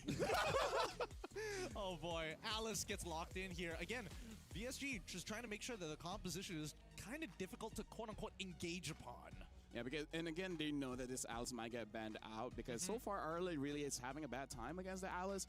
I think it's quite smart they pick up the Kimmy as well because it makes it so that they can deal with something like the Alice or whatever hero that was supposed to counter the Yuzong anyways. Sorry, the Arla anyways. Ruby, the next follow-up ban from VSG's side as we get into the second half of this. I feel like, yes, I agree. I kind of agree with the Kimmy, but at the same time, I think Dixon at this point now has the option of saying, hey, now that we have the Matilda, I don't necessarily have to take Flicker every single time, right? Yeah. I can just take Vengeance, walk in front of them, and just absorb damage. Yeah, I like this too. I'm wondering what's going to be put in the gold lane because now you have the Claude being taken out here. This is one thing I was wondering too because like we just saw Alpha 7 play the YSS build. You have the double fighter, right? Ruby is shown in the gold lane. Maybe that comes back, you know, especially when we get to the main stage. Maybe it's not just with a YSS. Maybe there's potential where teams have figured out, well, maybe this can work again, right? We have a Ruby in the gold lane. We had a little bit of buffs. And so who knows if that's a preview of what we see in the main stage. But meanwhile, for this one, we have a gold lane matchup that'll be different, right? Probably the Moskov's still going to be an option. You've got the carry, like we mentioned before, and even that Harith. Right, dude, that's an amazing input because part of the reason maybe why they pick up the Kimmy is because they do want to go for a double fighter. They don't have a Yisun Shin. Yeah. They need at least one marksman. So now what will be the fighter? So far in the past month or so, what's been in the gold lane is the Ruby, the Paquito, and the CC. Haven't remembered much else. If we dive back even further, we've seen a Lapu in the gold. Roger's kind of fighter. Kinda, yeah. Kinda. Sorta. Kinda. Because no, I'm just thinking I've seen the Hellcare gold lane, and I hope that's the last. Honestly, you could probably make a lot work in the gold lane if you really wanted to, if you were on a force. If you're good enough. Yeah, but it's one of those things where I think teams need something to deal with the Hirara. Like, she's got the iframe, she's got the mobility. You also paired up with Matilda, so even more. It's like you need to be able to catch her or at least deal with her when she's in that fighting round. Whoa, interesting that you mentioned this Roger pick and the CC. They both get picked up. I'm part American. Are you? Yeah. I thought you were Puerto Rican. Hey, it's somewhere close to America. Yeah, he has 7 in his name somehow. That's true. Yeah. You're one month, I mean, 7. I have a very long name. You do. Oh. And you just add elements to it. Yeah. I really thought you were going to convert that into BM as well. That would have sold me. All right. With the full lineup sort of already there, I think that A7, this one's a little risky because Alice, no matter what, has enough to kind of keep multiple people in check. And now that they have Cho on the opposite side, now there's a clear direction of how VSG wants to play. This is interesting, though. The Bruno and then the Cho. Wait, Cho wish? Uh-huh. Is this Matilda mid? I think this is... Well, right now it's carved. Matilda. Wait. Unless they switch it around. Well, now Matilda can one-shot. Yep. Yeah. Maybe a lightning second item? Dude, she does more damage. Matilda is now a damage dealer. Hey, she is a support assassin. Let me remind you that one. So now, Alpha 7 playing the double fighters. Let's see if it's enough to deal with VSG in a very fast time. All right, well, we see some smiles on the faces here for VSG, especially for Dixon. Playing the Matilda, of course, for this one in the mid lane. Let's go ahead and see. This is kind of aligning with what we mentioned, Gideon. You know, hey, maybe we see them have some fun on their last matchup here for their wild cards. Maybe it ends up working and putting a little bit of an obstacle in the way of Alpha 7. Let's jump into the Land of Dawn for this one. It's a best of one. We'll see what ends up happening here. Yeah, I'm real interested to see how Dixon is going to clear this wave without the Cho later in the game, right? I want to see whether those numbers are actually enough to deal with it in maybe 2 cycles of the Bloom. Either ways, as we see this game continue to progress in the earlier stages, Master Assassin coming in from Bruno, and they got to be careful because Colwell cannot afford to make any mistakes here. Okay, even the Roger, you know, being in the hands of Best Player 1 is interesting. You know, it's also aligning with what we mentioned, right? Sia is going to bring the CC. These are shades of metas we saw before, and again, it's going to develop over the course of the entire MSC, and we're seeing it first here in the wildcards. This can still work really well for them, depending on how they execute the early skirmishes, play it around the golden hour that we've seen from Shark before. Cold World doing his thing, being annoying on the Kimmy early on is also going to kind of stop VSG from having the kind of control in the mid lane for now. Yeah, and that's the problem. That was the big problem. I thought initially, like, why go for this Matilda when you're already going to lose control over the mid lane? Is this going to cost them a little bit? And so far, we haven't seen any real capitalization, right? I think Whole World as well as Shark both understand we don't want Dixon and Boro to leave this lane, but we want to make sure we tax them every single time they walk up to interact. Oh, yeah. And this is just one of those cases, too, because of the nature of the lineups. You're probably not going to see anything, you know, in the mid lane. There's going to be no setups there. Oh, JM. Oh, I mean, it was a good attempt. Now we look down on the bottom side. The iframes come on through, and Zia's so close to dying here. Finally goes down to Martizi. So much effort was expanded just for this one kill. Yeah, that's the thing, right? The little iframe, that little invulnerability moment there with the Hirara. Quite annoying to deal even under the turrets with that little bit of a buff, but the trade will be the objective. So Alpha 7 securing this turtle, trading the death here, but look what VSG has been able to do. They've actually built up a decent lead in terms of gold off of that early interaction down bot. And they have to keep on progressing like this, right? Unfortunately for Zia, leaning down in towards that bottom lane. Like, oh, hold on. Final slash. Oh, dodged by Martizi here, as we do see that Lord Jam is able to follow up on it. However, not enough as BP1 able to dodge a good chunk of the abilities, but can he get away is the real question. Manages to, but in that back line, while this was happening, Dixon flickers out of the way, pulls Boro out of the fight. Nats and Shark find nothing. Oh man, Nafs, what a guy, right? To be there for best player. Let's see if he does juke and jive. JM is going to be able to try to use that final slash, gets away, has the moves. So he's fine, even with that gleam, actually staying on him, still going for it. Yep. I mean, they're trying to duke it out as much as they can, and Nats understands that, hey, JM, you don't have enough damage unless I stand in your damage for at least 2.5 seconds. I just got to make sure that I got vengeance stacks to kind of work off of. Okay, so pretty much that lead that VSG built up earlier on is gone off that interaction. The turtle, like I said, didn't turn into a team fight, just A7 was able to go ahead and secure it. So now I'm looking at VSG's lineup, and this is once again, where do you make this happen in the early game? Part of that is utilizing the utility that a Matilda brings. You've got a kick available, but hold on, JM, got 2v1, he should just gleam out of the way, he's okay. And that's the thing, even if you can get a, let's say a combo, right? Your Way of the Dragon, it's not like you can do that with your mid laner, unless Dixon surprises us with the amount of damage Matilda can actually deal out, maybe in line with what LaFell mentioned, but you essentially need either Carvey to be there or at least Martizi, right? You need that supplemented damage for these setups. Yeah, they really do, but so far the score is 1-1, and Boro looking for an angle here, but doesn't use the Way of the Dragon. Coldwell does end up losing his Purify. Keep this in mind, the next turtle is already up, the second turtle of this game, and Coldwell could be in some trouble. They're gonna go for it. JM spotted through, Gleam on forward. This is a team fight. Oh, best player one. In range for making sure the curtain call is already down here as Nats chimes into the fight. Final slash already through. Boro gets the kick, and then right into it. The golden hour comes out in the perfect time. BP1 secures the next kill here as Dixon might just be next on the chopping block. Man, as we said, Shark with the golden hours, just trapping in and getting a full blitz to the face when he gets out. They will trade it though. Carvey able to go ahead and push down nearly the turret. It's a sliver of the health away, but the second turtle does go in the hands of A7, and they're looking to take more from VSG. Couple items being picked up here too. Zia gets the War Axe. Martizi making his way down bot. Oh, wait, that's in the middle of the fight. A 2v1 in a matter of fact. He's trying to look for a vengeance. He's so close. He gets the reset. And now he just needs the mark to come out one more time onto Carvey. No, he's healing back up. Nats wants it. He's walking close. Sees the next target onto Martese, but unfortunately misses the skill. Carvey slide tackles out of there. And that is going to be a punish. That was very Raider of Navs.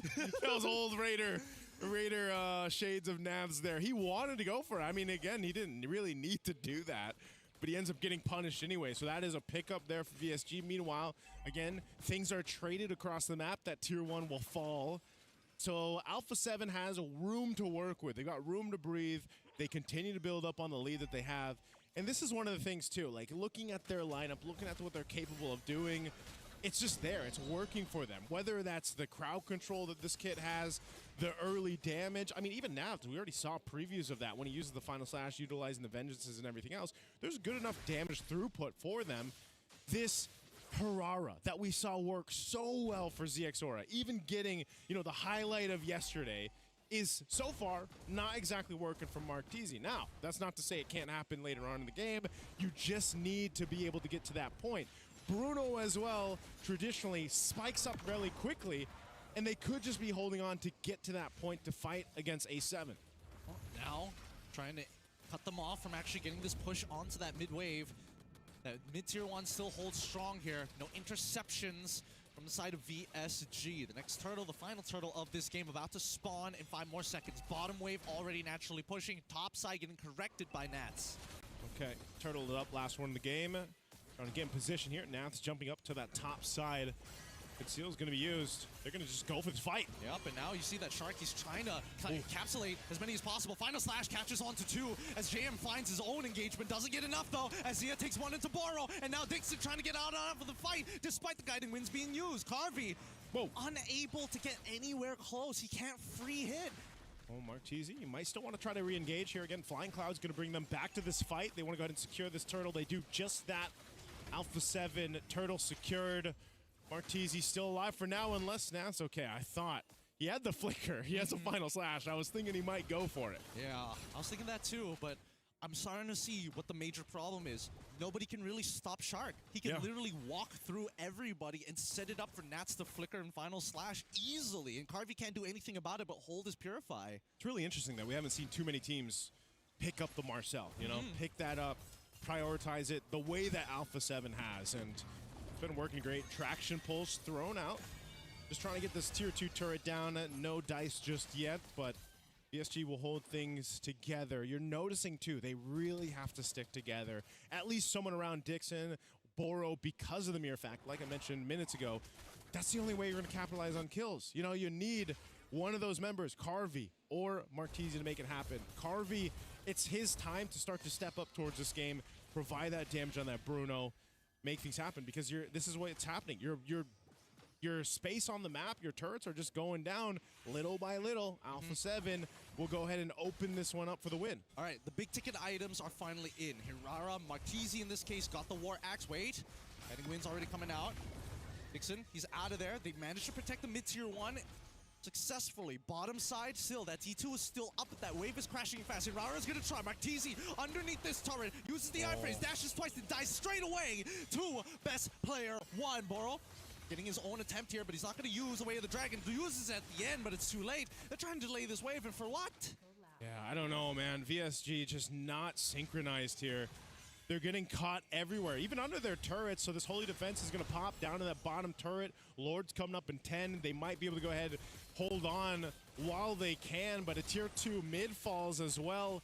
So Alpha 7 has done all they've needed throughout this game. Another shield will pop in mid. Nexus take the buffs, take the Lord, and march towards a victory here, unless... I don't know.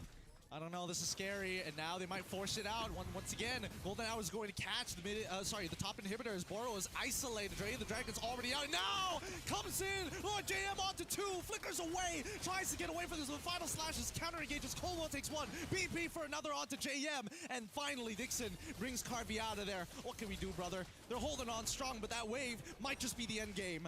Oh, it could be. They're just going to hold on the best they can. Now they're looking to close these things out. Carvey, just get the autos in, clear that wave, and it's too late. A7 take this game as well. Very clean game from Alpha 7. Game 1 today was just a wash-up. It was a warm-up. Because now from game to game to game, they've showed us that they are here to contend and go towards the main stage of MSC. A tough loss, though. PSG, they're going to be thinking about it. They're going to be thinking about these losses, especially for someone like of Carvy's level. Yeah. I've been here before. Unfortunately, I couldn't make it to the main stage. Walang napanalo ang VSG. Next one, but at least there is maybe some hope for that the EU, WEU is going to be back. Yeah, hopefully.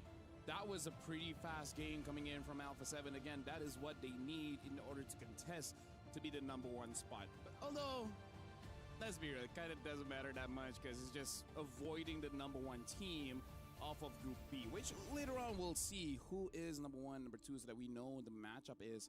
And it will only be a 3-way tiebreaker if the next game FUT wins. Yeah, should be. Yeah. Against who is it again? Yeah. FUT is playing.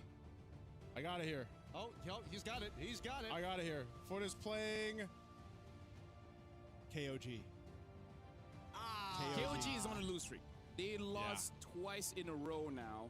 So, hey, who knows? Well, to be fair, KOG did well earlier. They just got comeback by Huns. Is this? No. Yeah. And that's the thing. Oh man, that's sad to see because I'm hoping that KOG actually is able to get the win on the following game. Maybe a little unlucky, but coming back to this one at the very least, right? There are some ideas here that make a lot of sense. But that win condition, we didn't find the secondary win condition. Martizi got nothing early on. Carvey, I guess it was a steady incline, but Nats is just too much of a problem with that final slash. Again, this is the thing about Alpha 7. They set the tempo, and they increase it. And then they increase it again, and then they increase it again. It really is just applying more and more heat, more and more pressure, to the point where there's just nothing much that you can do. Because again, I believe we have discussed this on broadcast, off broadcast. This is one of those metas where it's very punishing once you lose a small lead, because the snowball is just an avalanche. It's very, very quickly. Yep. It's Si Kazuya na ulit multiple games throughout day 1 and day 2, and it's just one of those things where when you pick a Pag draft like nanalo ang this too, by the way, and this is what FUT we saw Esports, yesterday, may where 3-way tie. test things Ano kaya yun? Maglalaban kaya ngayon yun? for some of the experimentation, some of the uniqueness. O But maybe bukas. this was too much, right? You have a Hirara, you have a Matilda in the mid lane for Dixon, and just you couldn't really do too much between the Matilda and even the Cho. Nahanap na ni Nation yung it's one of those bola. things where it wasn't enough, right, for VSG, and Alpha 7 Ako pala yung took nakahanap. advantage of it, and that was a very quick, decisive game for the win. I mean, like we said, we just want to have fun, right? Because honestly, there are games where I'm playing mid, I'm like, I kind of feel like I want to play Matilda, because she does have the damage, and she can survive. Just not as AoE as most mages. I don't know. I feel like right now, A7, I don't know if they wanted to draft like that, because it does kind of show what they're capable of, right? Now you know, hey, all right, maybe Cole on this Kimmy, like, we got to keep our eyes on this. We can't let it keep getting it. Ban the R-line. That's another good one. Again, just makes so much sense, no arguments. And I feel like that's part of the problem that other teams will face, is that actually there's too many things that you think about banning. You're banning out the Yushin Shin, you're banning out the Marcel, the Ruby. And then the Ruby, because then once you do that, like, what's let through? Zushin, the May interview. Sino kaya interview? And then Freya Gold Lane with how Alpha 7 is playing. So I Hindi, yung sa nanalo kanina. kind of like, we need a little bit more bans, because eventually Hindi, Alpha 7 will get to sila. the point where, again, because of the global ban system that they've already been through, they have a lot of practice on a lot of different heroes. So it's like, yeah, you take some pieces away, but those pieces have replacement. I think that was really good. That's why when I was watching MCT, Ito na nga to. Ito pa naman yung pangarap and ko sa seeing them utilize that system, the Kasi global nga, ban system, I was magiging like, limas. this could be good for certain regional Yung teams to short go ahead and line get those reps in, ako. and I feel like that's one of the cases that we're seeing here. The only thing I think is that maybe the reset can come earlier, because they reset at game 7, right? Maybe after game 4 or something. Like, basically have 2 resets in the series. 2 resets in the best of 7. I'm down for that. I'm actually down for the two resets. So despite, my opinions on global ban system, I think it's a good idea. But with that being said, I mean, where's the tournament? Well, what happened? Where's the tournament? Hey, here's the thing. Yeah, speaking of Eterna, looks like she is ready over there. You good? I mean, you look good. Well, with that, we're going to be throwing it over to Eterna to talk to Alpha 7. Yes, I'm over here up on stage with Best Player 1 after that crazy victory. How do you feel about that? Feels good. Feels good. It looked good. It looked good. And speaking of that previous game, we haven't seen Roger in the jungle for quite some time. How and why did it show up today? We tried it out in scrims and it worked perfectly fine. Kind of like today, so we decided to try it again. Were you surprised about the opponent's picks as well? Not really. We kind of already knew they were going to ban stuff like Arlot and YSS coming into this game. So we knew we were going to pick the Roger without a doubt. Okay, and it really did work out. Do you think it fits in the meta now then? I wouldn't say it fits, but playable, yeah. Okay, so maybe a conditional pick. Let's leave it at that. Now, Alpha 7 is in a very interesting spot right now because right now you are tied in with the Mongols, but unfortunately because you lost your first game earlier on, they do win in the head-to-head. Now, there is a possibility of a 3-way tiebreaker, and only if FUT wins against KOG later on, and that will be decided based on game time duration, total game time duration. How do you feel about your game time so far, and do you think you can top your group? Ano yun? Pababaan, If I ganun? remember correctly, last game was like 9 minutes, and I think the FUT game was like 14. So I mean, we'll see. Okay, well, Yaka. coming into this, how has the experience been so far? How has it been playing here up on stage once again? The experience has been pretty good. The so far I've had no problems with like the headsets or phones, anything like that. Everything's pretty good, pretty smooth. Okay, so maybe final words to maybe your fans out there, or maybe even the doubters that we're seeing around social media. For the fans, you know, I hope you guys keep supporting us. We will continue to do our best. And for the doubters, I hope today was like a good little wake-up call. You know, we are still here to play. Okay, and wake up call we will. So once again, congratulations and thank you so much for this interview, because we are gonna let LaFell there break down this interview with Best Player 1.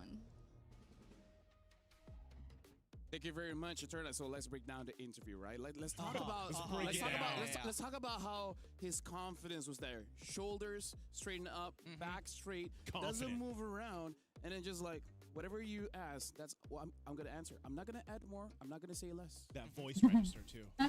He's got that voice. Very equal level. Doesn't make the sound engineer have a See headache with like going up and down, going up and down. That's a good breakdown, man. Hey, I feel like you've done that a couple times. Hey, she asked me to analyze the interview. I can do that. Me and Gideon being in MPLMY, we had analyzed a few interviews. Hey, that's the best way you can look at it. You know, I think you break down the interviews. But I will say this: I like to see that interview. I like to hear the players talk throughout the wild cards, and especially for Best Player 1, man. Welcome back, and I think that's a good thing to say too. There's a lot of doubters even on the game 1. I saw it in the chat. I was watching the game too. And maybe that's a wake-up call for them. Yeah, I think we've heard it from a lot of professional teams from across the world early on in this year that the rest of the world is actually catching up pretty quickly, right? You know, international scrims have been getting varying results across the board. So I just want to see whether it is true here today. Now, here's the thing. Kind of like the best friends for Alpha 7 right now is actually FUT. If FUT wins, then there is a 3-way tiebreaker. Because if there's no 3-way tiebreaker, it's just between Mongols as well as Last Alpha 7. And Alpha 7 will be number 2, which could be good, could be bad. Because if Alpha 7 is number 2, it means that they'll be going up against number 1 of Group B, right? So, in a way, they're kind of hoping that FUT wins, but wins late. Yeah, because like game time. Yeah. Because he mentioned, their fastest one, just last one, 9 minutes? Below 10 minutes. Yeah, below 10. Yeah. So, but I think after what we've seen today, man, Alpha 7, I'm almost confident thinking that regardless of who they go up against tomorrow, like they're going to be in pretty good shape. Yeah, I agree. Group A so far has been amazing. Group B is good, but we do see like some up and downs in terms of their performance. Yeah, the inconsistencies is definitely there. And I think that at least one more best of 1 for today. We're going for a break, but once we come back, that will conclude the first phase of the wildcards, and it will go to the CGBS. We'll see you guys right after the break. Last match. Last match. Thank you so much guys sa mga tumatambay dyan. Kahit kanya mag-comments, hindi naman ako nangangagat. Ba't ayaw niya mag-comment? Curious lang.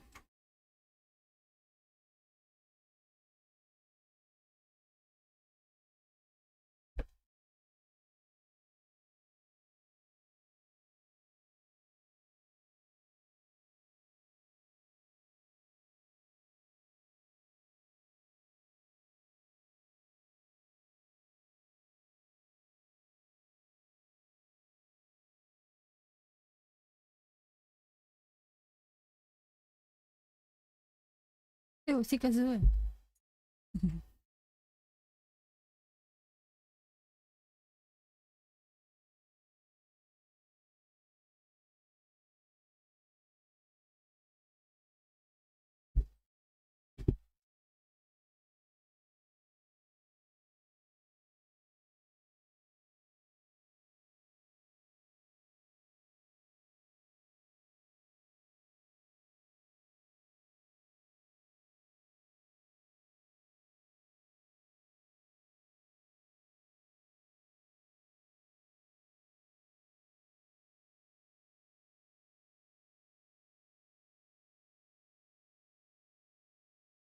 Dami commercial.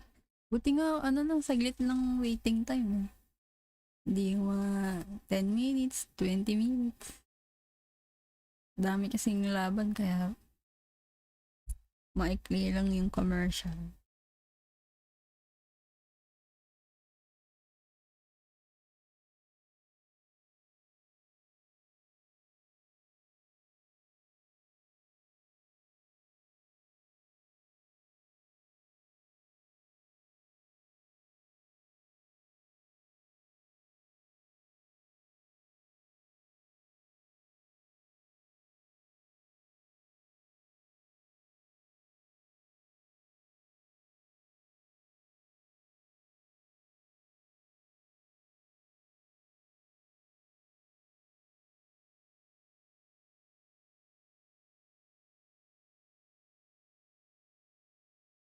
Bukas sana maikli lang din yung commercial. No? Pero best of 3 na kasi yung bukas.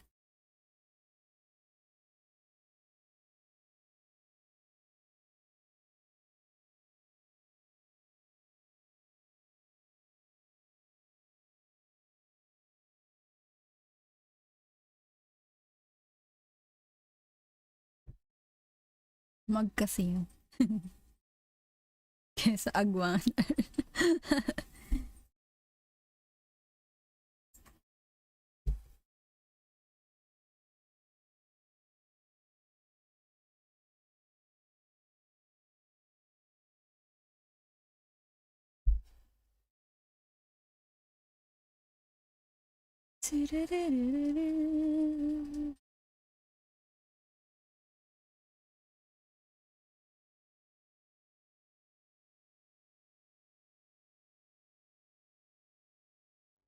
Welcome, friends. This is the final best of one for the wild cards. It's going to be between KOG going up against FUT Esports. And this is EWC 26, mobilelegendsbangbang wild cards. And it's Phil. I'll be the Desos alongside with me is going to be getting cute as well as nice. Kulang-kulang tulog mo. Congrats on your shift being a paano puro ka last episode? Last na to, isa. Wow. At least hindi ako nagsabi na kulang-kulang tulog ko kasi alam ko naman. sabi natin, inaantok siya kasi kulang-kulang tulog na. MongolZ 1, 872, and then FUT number 3. I think it would make a lot of sense, but at the same time, like, is there any real advantage for like FUT to try to go a little bit higher or even go a little bit lower, right? It feels kind of in the middle. Both competitors are tough. If they're in a three-way tiebreaker, the loser is actually the second place because you'll be fighting against number 1 of Group B. I see. Right? So the first place fighting against number 2, and in the third place fighting against number 4. So actually, you just don't want to be number 2. Yeah, there's always a bit of an advantage, right, when it comes to that, especially going into what is our acronym? The CGBS. Cross Group Breakout Stage. Breakout Stage. Man, who thought of that one? That's pretty fancy name. Yeah. For the breakout stage. But yeah, I think, you know, when you get to that point, based on Kaka-last episode mo, nandun ka nga talaga sa last episode. Umabot na. Like in the race for that, they're all essentially showing us a lot of good things to the point where I think once we get to the nature of best of threes, that changes things. Again, I know there's been very vocal discussion online about best of ones, the format for it and everything else. Some people like it, some people don't. But I think it's a really good place for a lot of teams to kind of showcase maybe some interesting things. But when you get to the best of three, that changes in a best of three format. It's a foolproof system that allows us to see everything a team is capable of. If you want to push it even further, the best of fives and best of sevens, but best of three already gives you a good appetizer. Yeah. Plus, I feel like it's something that ranked game players wish they can have. Right? Because imagine this. I don't know if I want. No, listen. 3:30 or 4 a.m. ka natutulog. Right? But then that one, you're like, you know what? We're just trying to have fun. You know, I'm trying out this new pick and everything. And then you get smashed by your opponents. But then they start to recall, to emo, and then all chat easy. And then you're like, let's go. I want to meet them again. Yeah, but brother, I don't know if as a solo queuer, I don't know if I want to queue potentially 3 times with the same RG people. Then try to play 5-man, and sometimes it gets super sweaty and you're like, oh, so this is how it's gonna be. Okay, maybe that can be a thing for 5-man versus 5-man. Because it's like fighting games, right? Sometimes you get the option to like rematch. Rematch, yeah. Honestly, that wouldn't be a bad thing. Being like, hey, your opponent requests for a rematch. You know what? For 1 star. We are giving so many ideas to the devs out there. I don't know that there's a possibility because of this system. It's going to be 5v5s out on the street, man. Like, 1 hour long episode. Usually ganun available. Back in my day, I remember that esport tab is supposed to be in a day like 2 or 3 times. Yeah. Country versus country. You remember that? Oh, that's true. That's right? true. Region battle. Hey, at least now there's 1v1. Yeah, there's 1v1. See, they should bring us to dinner. Yeah. We would give so much ideas. They brought us to Paris. All they really need to do is buy us coffee. That's true. Give us diamond. And a bonus paycheck. And then we're good. Yeah. Ideally the size of $1 million, because these are only $1 million ideas. I don't see any problems with them whatsoever. Well, right now looks like FUT will be the first pick. KOG will be the second one. Baxia as well as the Matilda banned out by FUT. And then for KOG, the Freya as well as the Zushin. Now people are like, you know what? Yeah, the nerf ain't enough. At this point, I think this is a small nerf, but it should be enough. Nerf her HP. Nerf her HP or nerf her the size of her shield? Meaning like the number of the HP. Either or. It's a tough one. It's a tough one. She's been too strong for too long. Because I remember these 2 heroes suffered the most when their HP got cut, which is the Claude as well as Lilia. Yeah. Both got cut enough so that they can get 2-shotted. Focus kay Kazooie. Oh, do I want to live in that world where all mages can basically just get 2-shotted? No, meaning like Lilia gets 2-shotted by an Eve, gets 2-shotted by a Farsa. Now that Claude has increased its HP growth again, it's like, okay, it's you can play Claude again. Like everybody has their own wish list. Yeah. Of balances for the heroes. I wish Lolita can block the turret shots again. Yeah. Yeah, you can Too reflect much. her. You're the only one on that list. Hey, no, I got my Lolita boys and girls, you know? I'm sure they want the same thing. Actually, I'm pretty sure most of them have never experienced that. I get to experience that for 3 hours before I got changed. Oh, yeah. That's a pretty quick hot fix. No, the thing has been there for a long time. Yep. It's just that nobody ever used it. No, I didn't have enough battle points. Oh my God. I couldn't buy her. I see my opponents do it, and I'm like, you wait till I get 32,000 battle points. And then I get it. And then they're like, okay, patch. I'm like, oh my God, that's great. What's the patch? Lolita can't do that anymore. No! The one thing. I wish I got my battle points a bit later. That would have been nice. That would Remember nice. the time we needed battle points to get all the heroes? That's what I'm saying. Remember the time when you had to like build up your emblems? I mean, for a lot of people, they forgot what it was like. They didn't have to go through that. They didn't have to go through it. Paquito first pick, by the way. Yeah, Paquito first pick is expected, but now this should be the Fredrin. Is this going to be a Claude? Or they going to pair it up with the Eve? We'll find out now. Either or would be good. Right? I think the Claude would be better. Honestly, it's either or at this point, and I agree that the Claude would be better, but we've seen teams. Marcel. Forget about Marcel, man. Take a page out of Alpha 7's book. And this is the problem when you start to replace ban. When Zushin starts getting banned out, one thing will be left open, and apparently that thing is Marcel.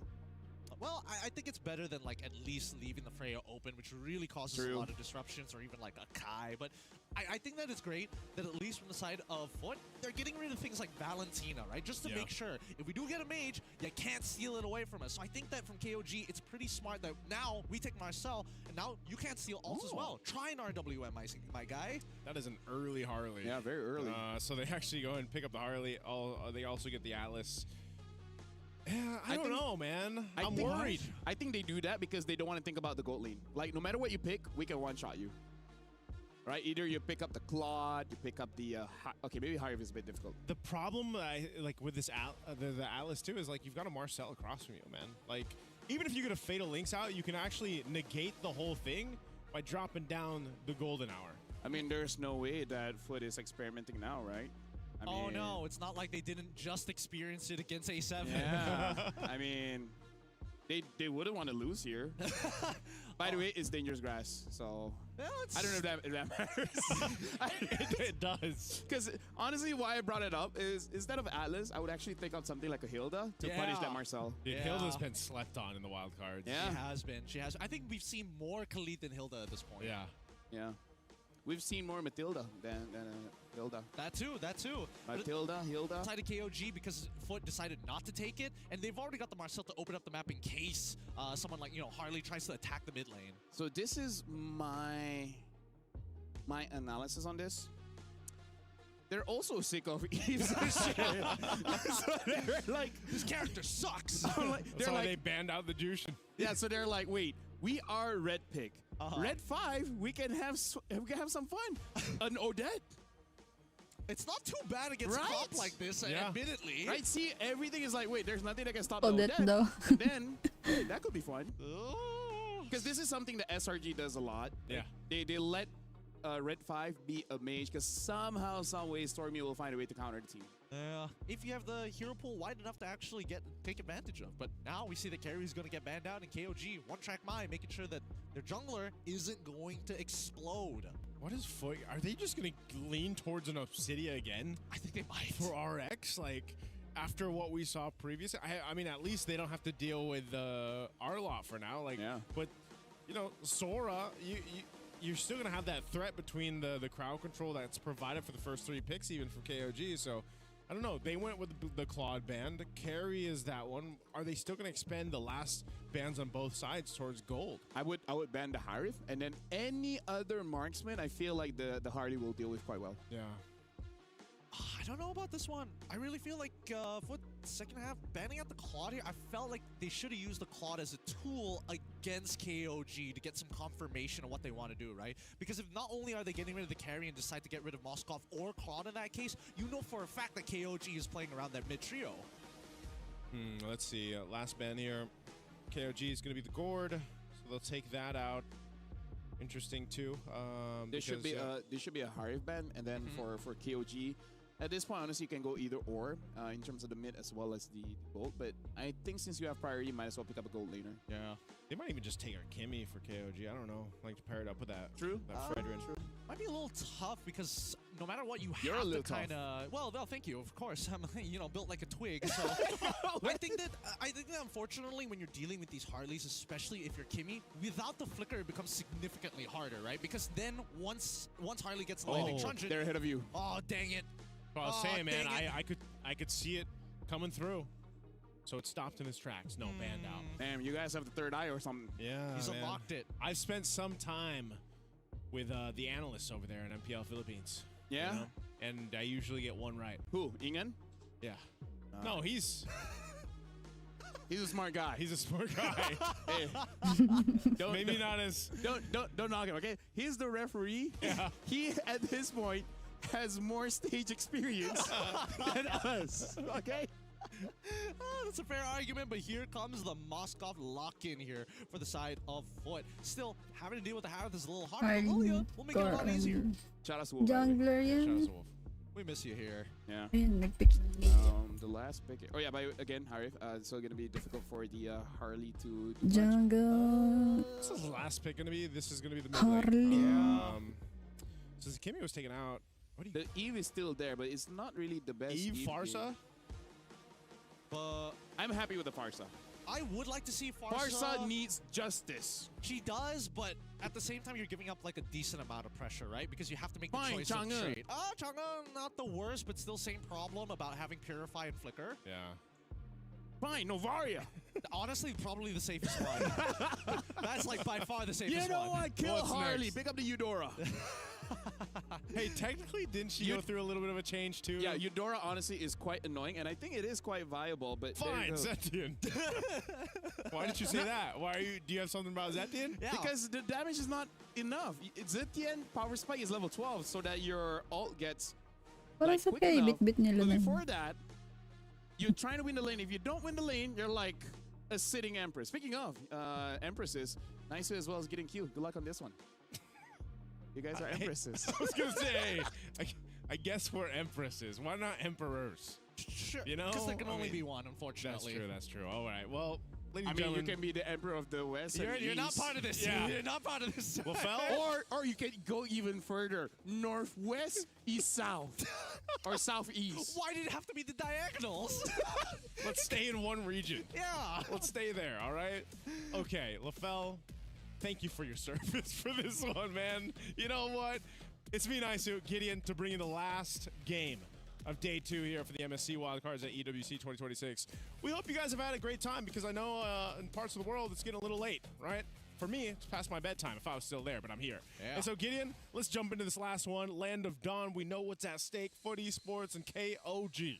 All right, let's see how this is going to end up, right? Because FUT really took the initiative here to say, you know what, Payan, you are not going to get caught this time. You got to play something else this time round in RX. Hopefully, he can make up for the performance on Obsidia with this Moskov. And again, it's going to be some tough work. Yeah, looking at the emblems too, nothing sticking out too much. Again, the I don't know, reintroduction of Harley coming back in, at least here day 2. He's still a threat, like we saw from the previous matchup when he was brought out, debuted through this. But the main thing is are you able to go ahead and complement that early damage that he has with an Atlas setup? Potentially, yes. Psyche, again, one of the first players to get a Savage on day 1 of the wildcards is playing this Lilia. Early good damage. Oh, he's quite low. Oh my god, he nearly died there. I thought for a second the true damage was going to be eaten up, but now he's going to make it out of there. Forcing the flicker out from Psyche is great. And initially I thought, wow, that was a winning trade for Psyche. Like, really nice job. You force Zed to go for the recall, and then he gets chunked out by Nile, and now it's back to even. And arguably more of an advantage for Zed. Yeah. So maybe the Zetian's going to be more of a threat. Up top, though, 33rd. Oh, he's going to get locked down straight away. Oh, he flickers, he dashes as well, and he saves his life and still managing to hold on to that last creep to hit level 4 at the right time. That's what's so scary about the Atlas, you know? The ability to rotate rather quickly, and sometimes you just showing up and that aura that's built around him is enough to kind of burn a flicker, burn a battle spell, or, you know, make an opposing team second guess themselves, and even before you have the Fatal Links, right? So at this point, Turtle's going to be up. KOG trying to get a position here. You've got Kazin off on this off angle. You've got a whole lot of FUT Esports towards this, but XC, whoa, he doesn't check it. Is he going to be able to spot this out? Oh, no! And when he does, XC is able to punish him. Flickers out of the way before getting caught in the fly trap of KZ. But now, when you're dealing with a Sora, Blota is able to turn this around. Fury of the Phoenix has dropped as well to buy a little bit of time as Zed is getting attacked on the side by Psyche. With all positions compromised, KZ secures the turtle and gets to walk away. Oh, no, he's not walking away from that one. But Nile looking for a trade back with the help of Zed, realizing that's it. No more. They got the turtle, but man, they died, right? Multiple deaths there. And for Exy, I mean, look at this amount of damage he's able to pop out with this instant replay here. Just Nile's gone an instant with a deadly magic, but the damage that's coming through from Exy is just so good here. So much to overload those health bars right now. And even with this, there's the Fury of the Phoenix like we were talking about, but ultimately there's not too much that they can do here. Yes, they secure the turtle, but this just fight is so much to deal with. There's so much early game damage with this kind of lineup that FUT Esports has. Yeah, really nothing much they can do about it until they start scaling back up. The expectation is for KOG to actually slow down this game, control that tempo. You know, win out these small objectives. Every single one of these things matter. Yeah, at this point, oh, down bot. Well, he's still got Purify. The Zaman Force allows him to kind of dash around even more. RX pushes him away, and that should be okay. They just need space. They just need time. He just needed Zaman Force there, man. I mean, he didn't even need the Purify, right?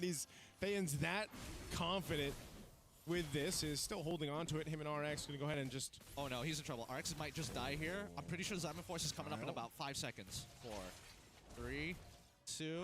He's got it. It's 2 seconds off! And now we see the attack coming in from the opposite end. Golden Hour and the Fury of the Phoenix has been dropped down. Pan's ready to fight. It drops down. The Zaman Force in the middle of MongolZ. He gets back out of here, and now the re-engage from Nile and Zed. KZen holding that front line here, but RX, he doesn't want to be a part of this. He just wants to farm. Just let him farm. That fight was really weird, right? But no one goes down, a whole lot expended, battle spells and everything else. Essentially, it'll be a reset for them to go ahead and set up for this turtle coming up here. But yeah, Payan, he held on to that Purify for a really long time. He knows that limit, and also, you know, you saw that highlight of this being dangerous grass, being able to maneuver around these bushes. Here's for the turtle. Oh, now, KZen gets the turtle once again, steals it away from Psyche, and now they're looking to turn this fight around. Oh, Cloud Shift into the Fatal Link straight away. Xe is able to take out Zed, gets now for the double kill. The Appraiser's wrapped to chunk the rest down, but Xe's triple Maniac is gonna be just enough. FUT Esports just exploded. Just exploded on KOG. I mean, what the heck did we just see? That was a team fight. Actually, that wasn't even a team fight. That was just a massacre. Yeah, let's look at the instant replay and see where the Nuclear Shadow ends up, because it all starts with just a fat wombo combo. Cloud Shift and then Fatal Links. Dude, the Fatal Links was as fatal as that could be. I mean, he's able to grab essentially 4, setting things up for Xe. I mean, that was the quickest Maniac I feel like I have seen. So ridiculous. So ridiculous. Great coordination, though. Everything that could have went right for them went right. Now FUT has a solid hold on this game.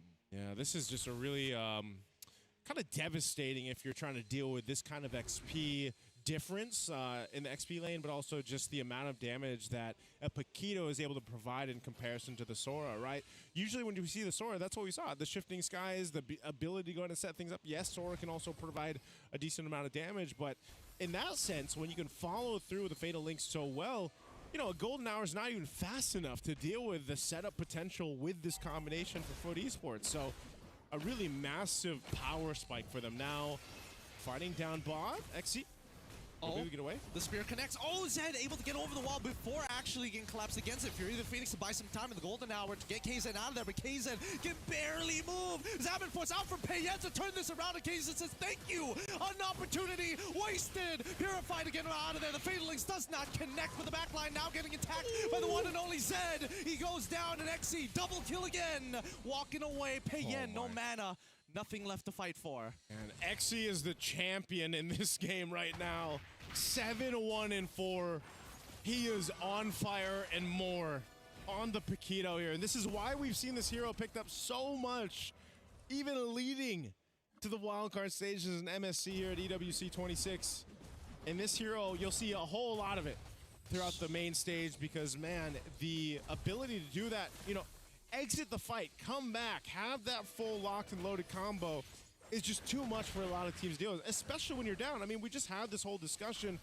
Oh, RX, he gets retribution.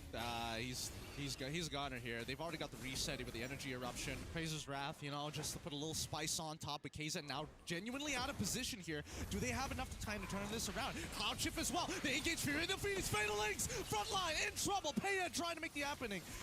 Golden Hour bought the time that they were looking for, and Payan, he's running out of the duration of the Zaman Force, finds one, looking for the second, jumps back in, gets the third, but Xe says no with a double kill, and Zed finally collapses to Kazue. Oh my goodness, man. Again, Xe just farming kills here, and the rest of FUT Esports as well. Another wipeout. KOG has just pretty much been dismantled up to this point, time and time again, with this kind of advantage.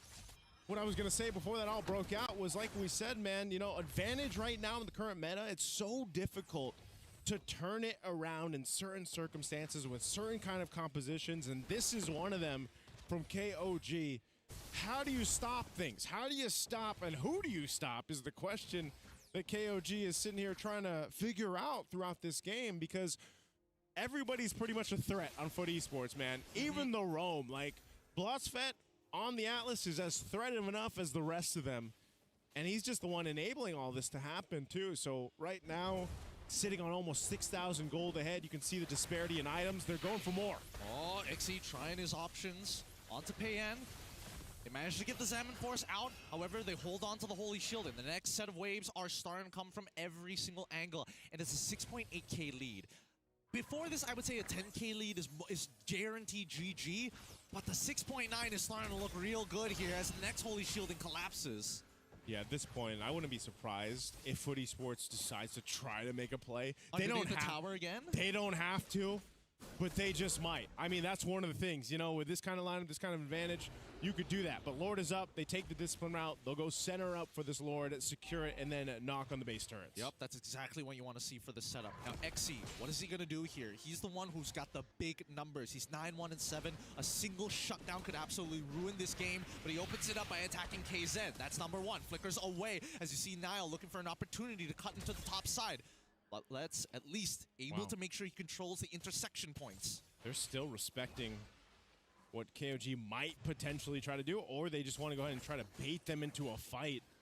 They're not going to hard focus on the Lord just yet. RX cleared up that mid. He'll start this up. 30-33 up on this top side, and XC almost having that stance. He's got the champ stance now. Oh, no. This Lord feels like it's going to go to FUT no matter what. That slow pushing wave down to that bot side. FUT is holding KOG hostage right now. Yeah, they've got to deal with this. They got to send someone to deal with this right now unless they choose to just go for a fight. Keep an eye on the flickers, too, especially from Blotzfett. If they give the call, a deadly magic thrown out on Nile. Nile's going to be fine, though. So they'll go ahead and deal with this. A big wave, the chunky wave down bot, starting to center up. KOG's got to play the macro level here. Half health on this Lord. This is making me so anxious right now. They're gonna lose. They know that they are willing to drop the holy shielding, but they are waiting for a singular win condition. And number one, it has to go be looking towards Kazue's side. Wait, KZen, you're a little low here. Oh, he's really low. He gets 4 members with a fatal links right into the golden hour. Fear the Phoenix comes out just in time, but it's too late. Psyche takes him out. Kazue, the next to fall as their third, is able to find him. 4 for 1, and XE comes out with even more than he came out with. Oh, they're going for Payan too. Payan just trying to walk away, clear out the bottom lane. He's still got a shield there, but man, Payan, what can you do against this team? He still slowly walks to heal up, but he's got so much more to deal with. I mean, Zed's coming back up. KZen is up in 2, and 33 is coming up in 1. They got one opportunity here, and no fatal links from Blotzfett just yet. They're going to be taking out the other inhibitors. In the meantime, whoa, getting a little low there. They're going to back away, and it looks like they'll give them one more opportunity despite the 20-6 score. Yeah, really surprising there with this kind of lead. Things went the way that they did. 9,000 gold ahead. 20-6 right now. FUT Esports controlling the cornerstone of this game. Looking to cap it out. There's one base turret left in KOG's base. Itemization-wise, you're not too bad for paying. You know, there's maybe a sliver of hope if somehow they don't get set up the way we've seen them throughout this game, man. I think that's the biggest problem with KOG. Like, they have damage potential, but what is that damage potential if you just get fatal links to death, you know, or your team does? It might not even be paying, but what can he do against five guys of FUT Esports if his team dies to that fatal link setup? Yeah, it's a little tough because not everybody has Purifies, right? And even those who have Purifies still need to worry about other CC later down the line. Now, Nile going in and out of the fight as always, just to buy a little bit of time, the important time that KOG needs right now. With 2 missing inhibitors, they're just going to be locked underneath the crystal.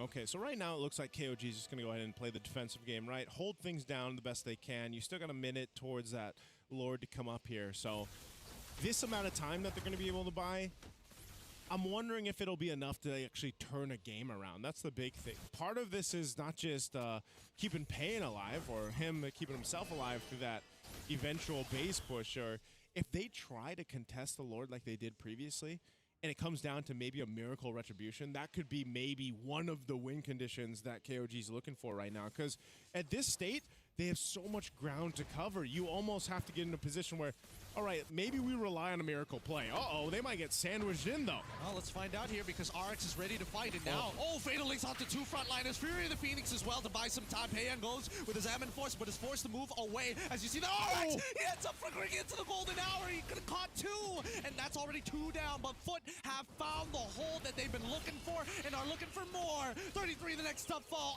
RX saved from his previous sins. They got a wave in mid. They're looking to go ahead and close out the game. They're looking for the crystal at this point. Zed will try his absolute best, but now the first to go down, and Zed just has to watch as the crystal finally explodes. That's GG, well played. FUT take the game. Kaso baka parang hindi first yata ang FUT Esports. That's gonna give them that advantage that they needed, that they wanted, you know, and they showed it in this game. I mean, they weren't kidding around at all. Naku ate, di ka talaga maghanap ng work. That they're comfortable with. They executed perfectly. Hindi nila yung first eh. The MVP of this one. My goodness, what a performance with this Paquito here. And he even got a Lord as well. Like, he secured a Lord for them. XC just did it all in this one. I mean, like, honestly, getting a Maniac, securing basically everything, but honorable mention, Bloodspite, man. Like, I don't think it's like MVP, but look at all those set. Like, as a roamer, even I'm like, goddamn. Gardon. Yeah, I think he... Great to see it, huh? To be fair, I think that Bloodspite did have a couple of awkward angles, but he made it work because he understood the most important thing is to separate the front and the back. And once they did duration that, daw kasi ng game yeah, yung honestly, that was an amazing performance coming in from FUT. So that makes it so that we babasihan. Hindi ko alam kung pabilisan matapos yung game or ito total nila yung duration ng lahat ng games. We will explore that or not, because there's a chance, because again we gotta calculate everything that we might just show it on social media later on, so make sure you guys ang natandaan ko yung duration ng game doon just to make sure that you guys are up to date on the latest news and to also see who's gonna fight against who. But for now, this game really showcased the abilities of XC as well, because on the Freya he was amazing. Like, I don't think I remember a bad XC game. Like, even in losses, it wasn't his fault. Yeah, there was just, I don't know, XC, he was one of the first ones to also bring out the Freya, right? If I remember correctly. So there was just a lot of really good performances from XC, and this is kind of what I feel like allows FUT Esports to play these games that they've been having. The rest of the team really comes together. I mean, even think about it, right? On the first day, Psyche got the first Savage of Wildcard. So everyone has kind of itulog mo muna yan ate, tsaka ka na magsimula ng bagong series. Pag mahaba ka ng tulog. Kaya bukas na lang, dahil makakatulog ka ng mahaba. After this, it will be the CGBS, and then afterwards, once we're done with the cross group, at the final day, 3 best of 3s, we'll see which one dami lagi nahuhuli nung Atlas, no? Galing. Everyone from Group A and Group B that will go over to the main stage. Ping magsaset si Sora. Again, you fought so hard. Nasetan yung kakampi ni Sora. It might just be over. That's just the nature of competition, you know what I'm saying, right? It's tough. It's really, really tough. And you can see that the members here, they're not too down about it. They know that, okay, we still have opportunities to really prove ourselves at this point. And I think from either side, right, it's a learning experience until it is the elimination matches. Yeah. That's when they throw everything on the table. And that's what I expect in the best of 3. You know, I think even when we get to the best of 3s tomorrow, I'm excited for those personally because, like I said, best of 1s are great. You get a couple days of them. Bring us to the best of 3s now. Bring us to the spiciness of what Wildcards is going to be. Yeah, best of 1, it's either cheese picks or the very best draft that you can bring through, and then in the best of 3, it's all about pacing yourself. I would say 3, 5, 7. It's like fighting, right? You know that you're going to fight for 3 rounds, 5 rounds, and everything. You don't want to expend all of your stamina on round number 1, right? You want to pace. You have to know your opponent's habits, and then try to win off of that. But again, with that, it's also like one of the best ways to showcase a coach's capability. Yeah. Right? With their experience in terms of how they draft and how to calm the players down. Because sometimes they get too hype or sometimes they get too down.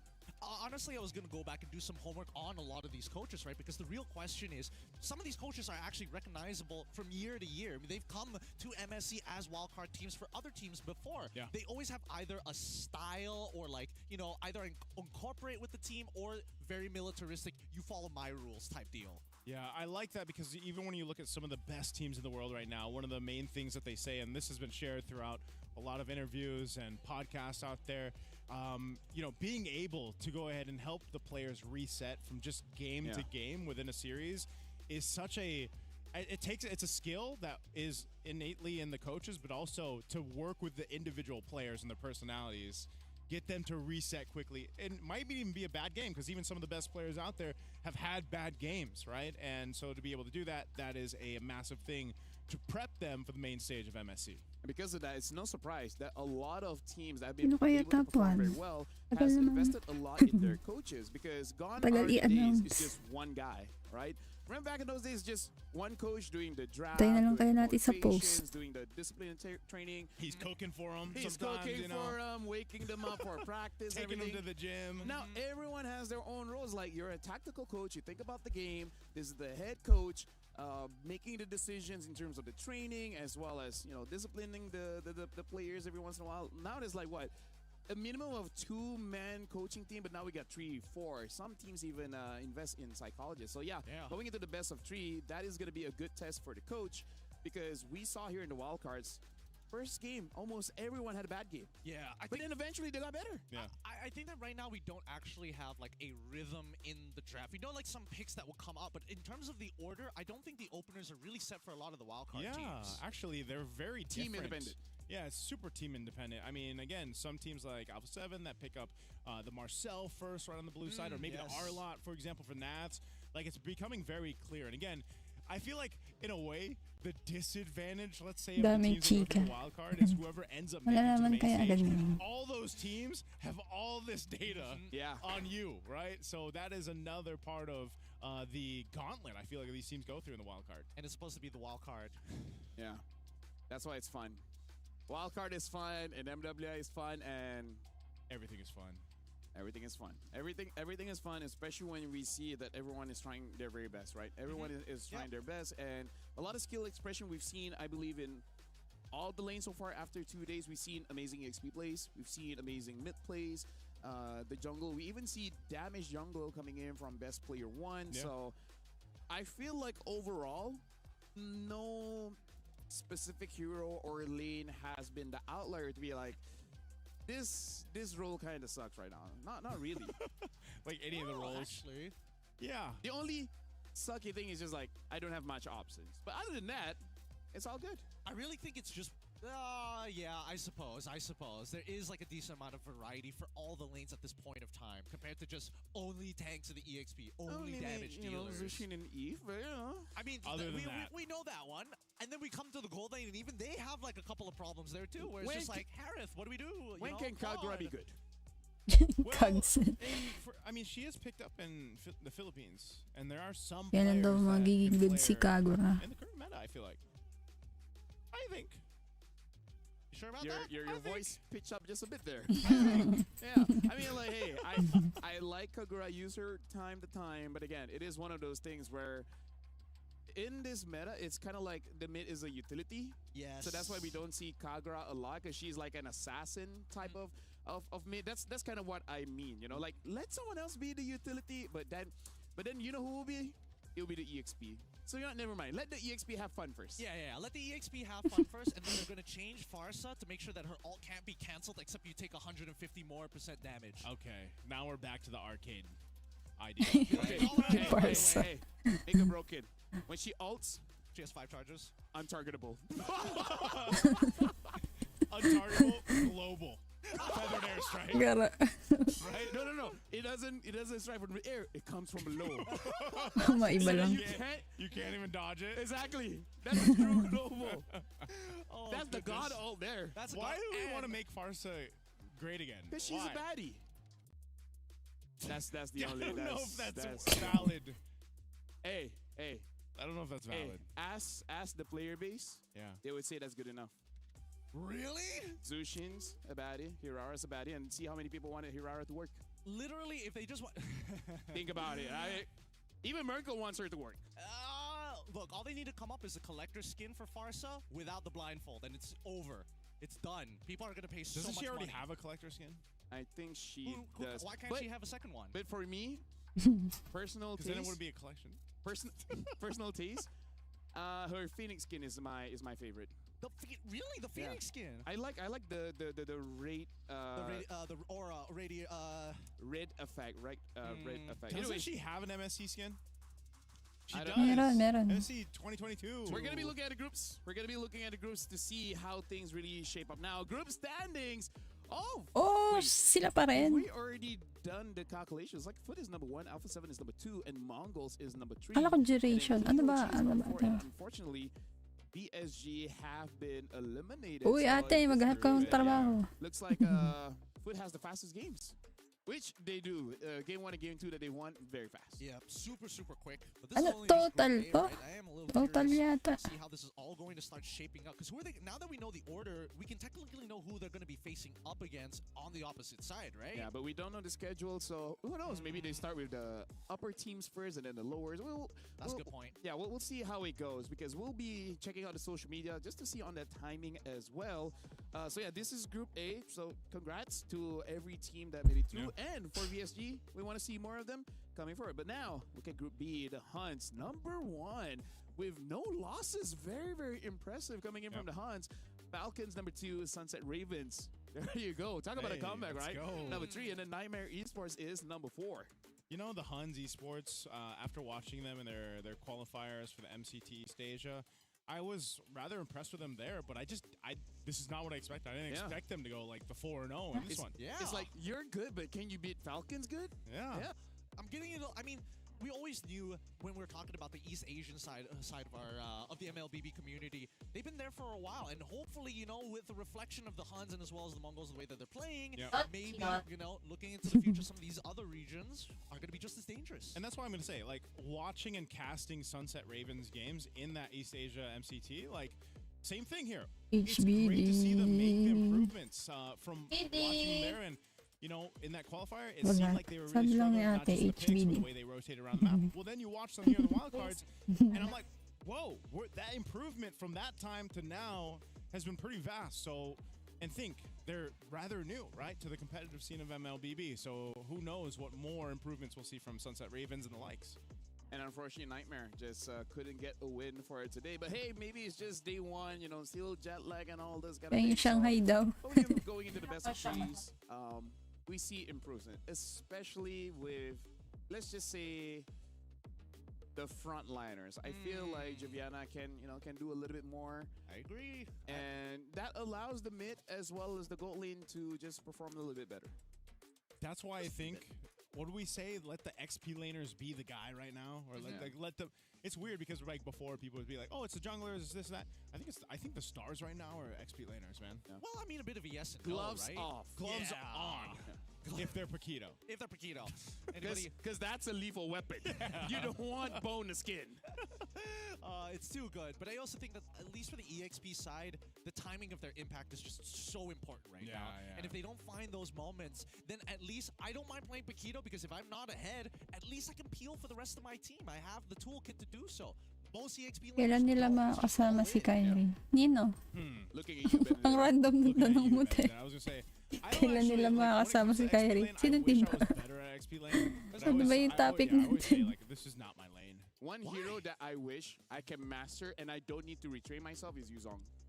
Huh? What? Yeah. These guys are not that hard to play. You just push 3 buttons half the time. So the thing about Yuzong is I kind of feel like the kit is strong and you understand it very quickly. It's just that you have to understand all the matchups, and sometimes you just forget. Like if I'm going up against Yuzong, Nila Carl, November pa yun, ay September pa yata yun. I'm like, November. Ano ba yung September? Mind you, Gideon, you're talking to Ay, September kasi Asian Games. Tapos November pa yata yung ENC.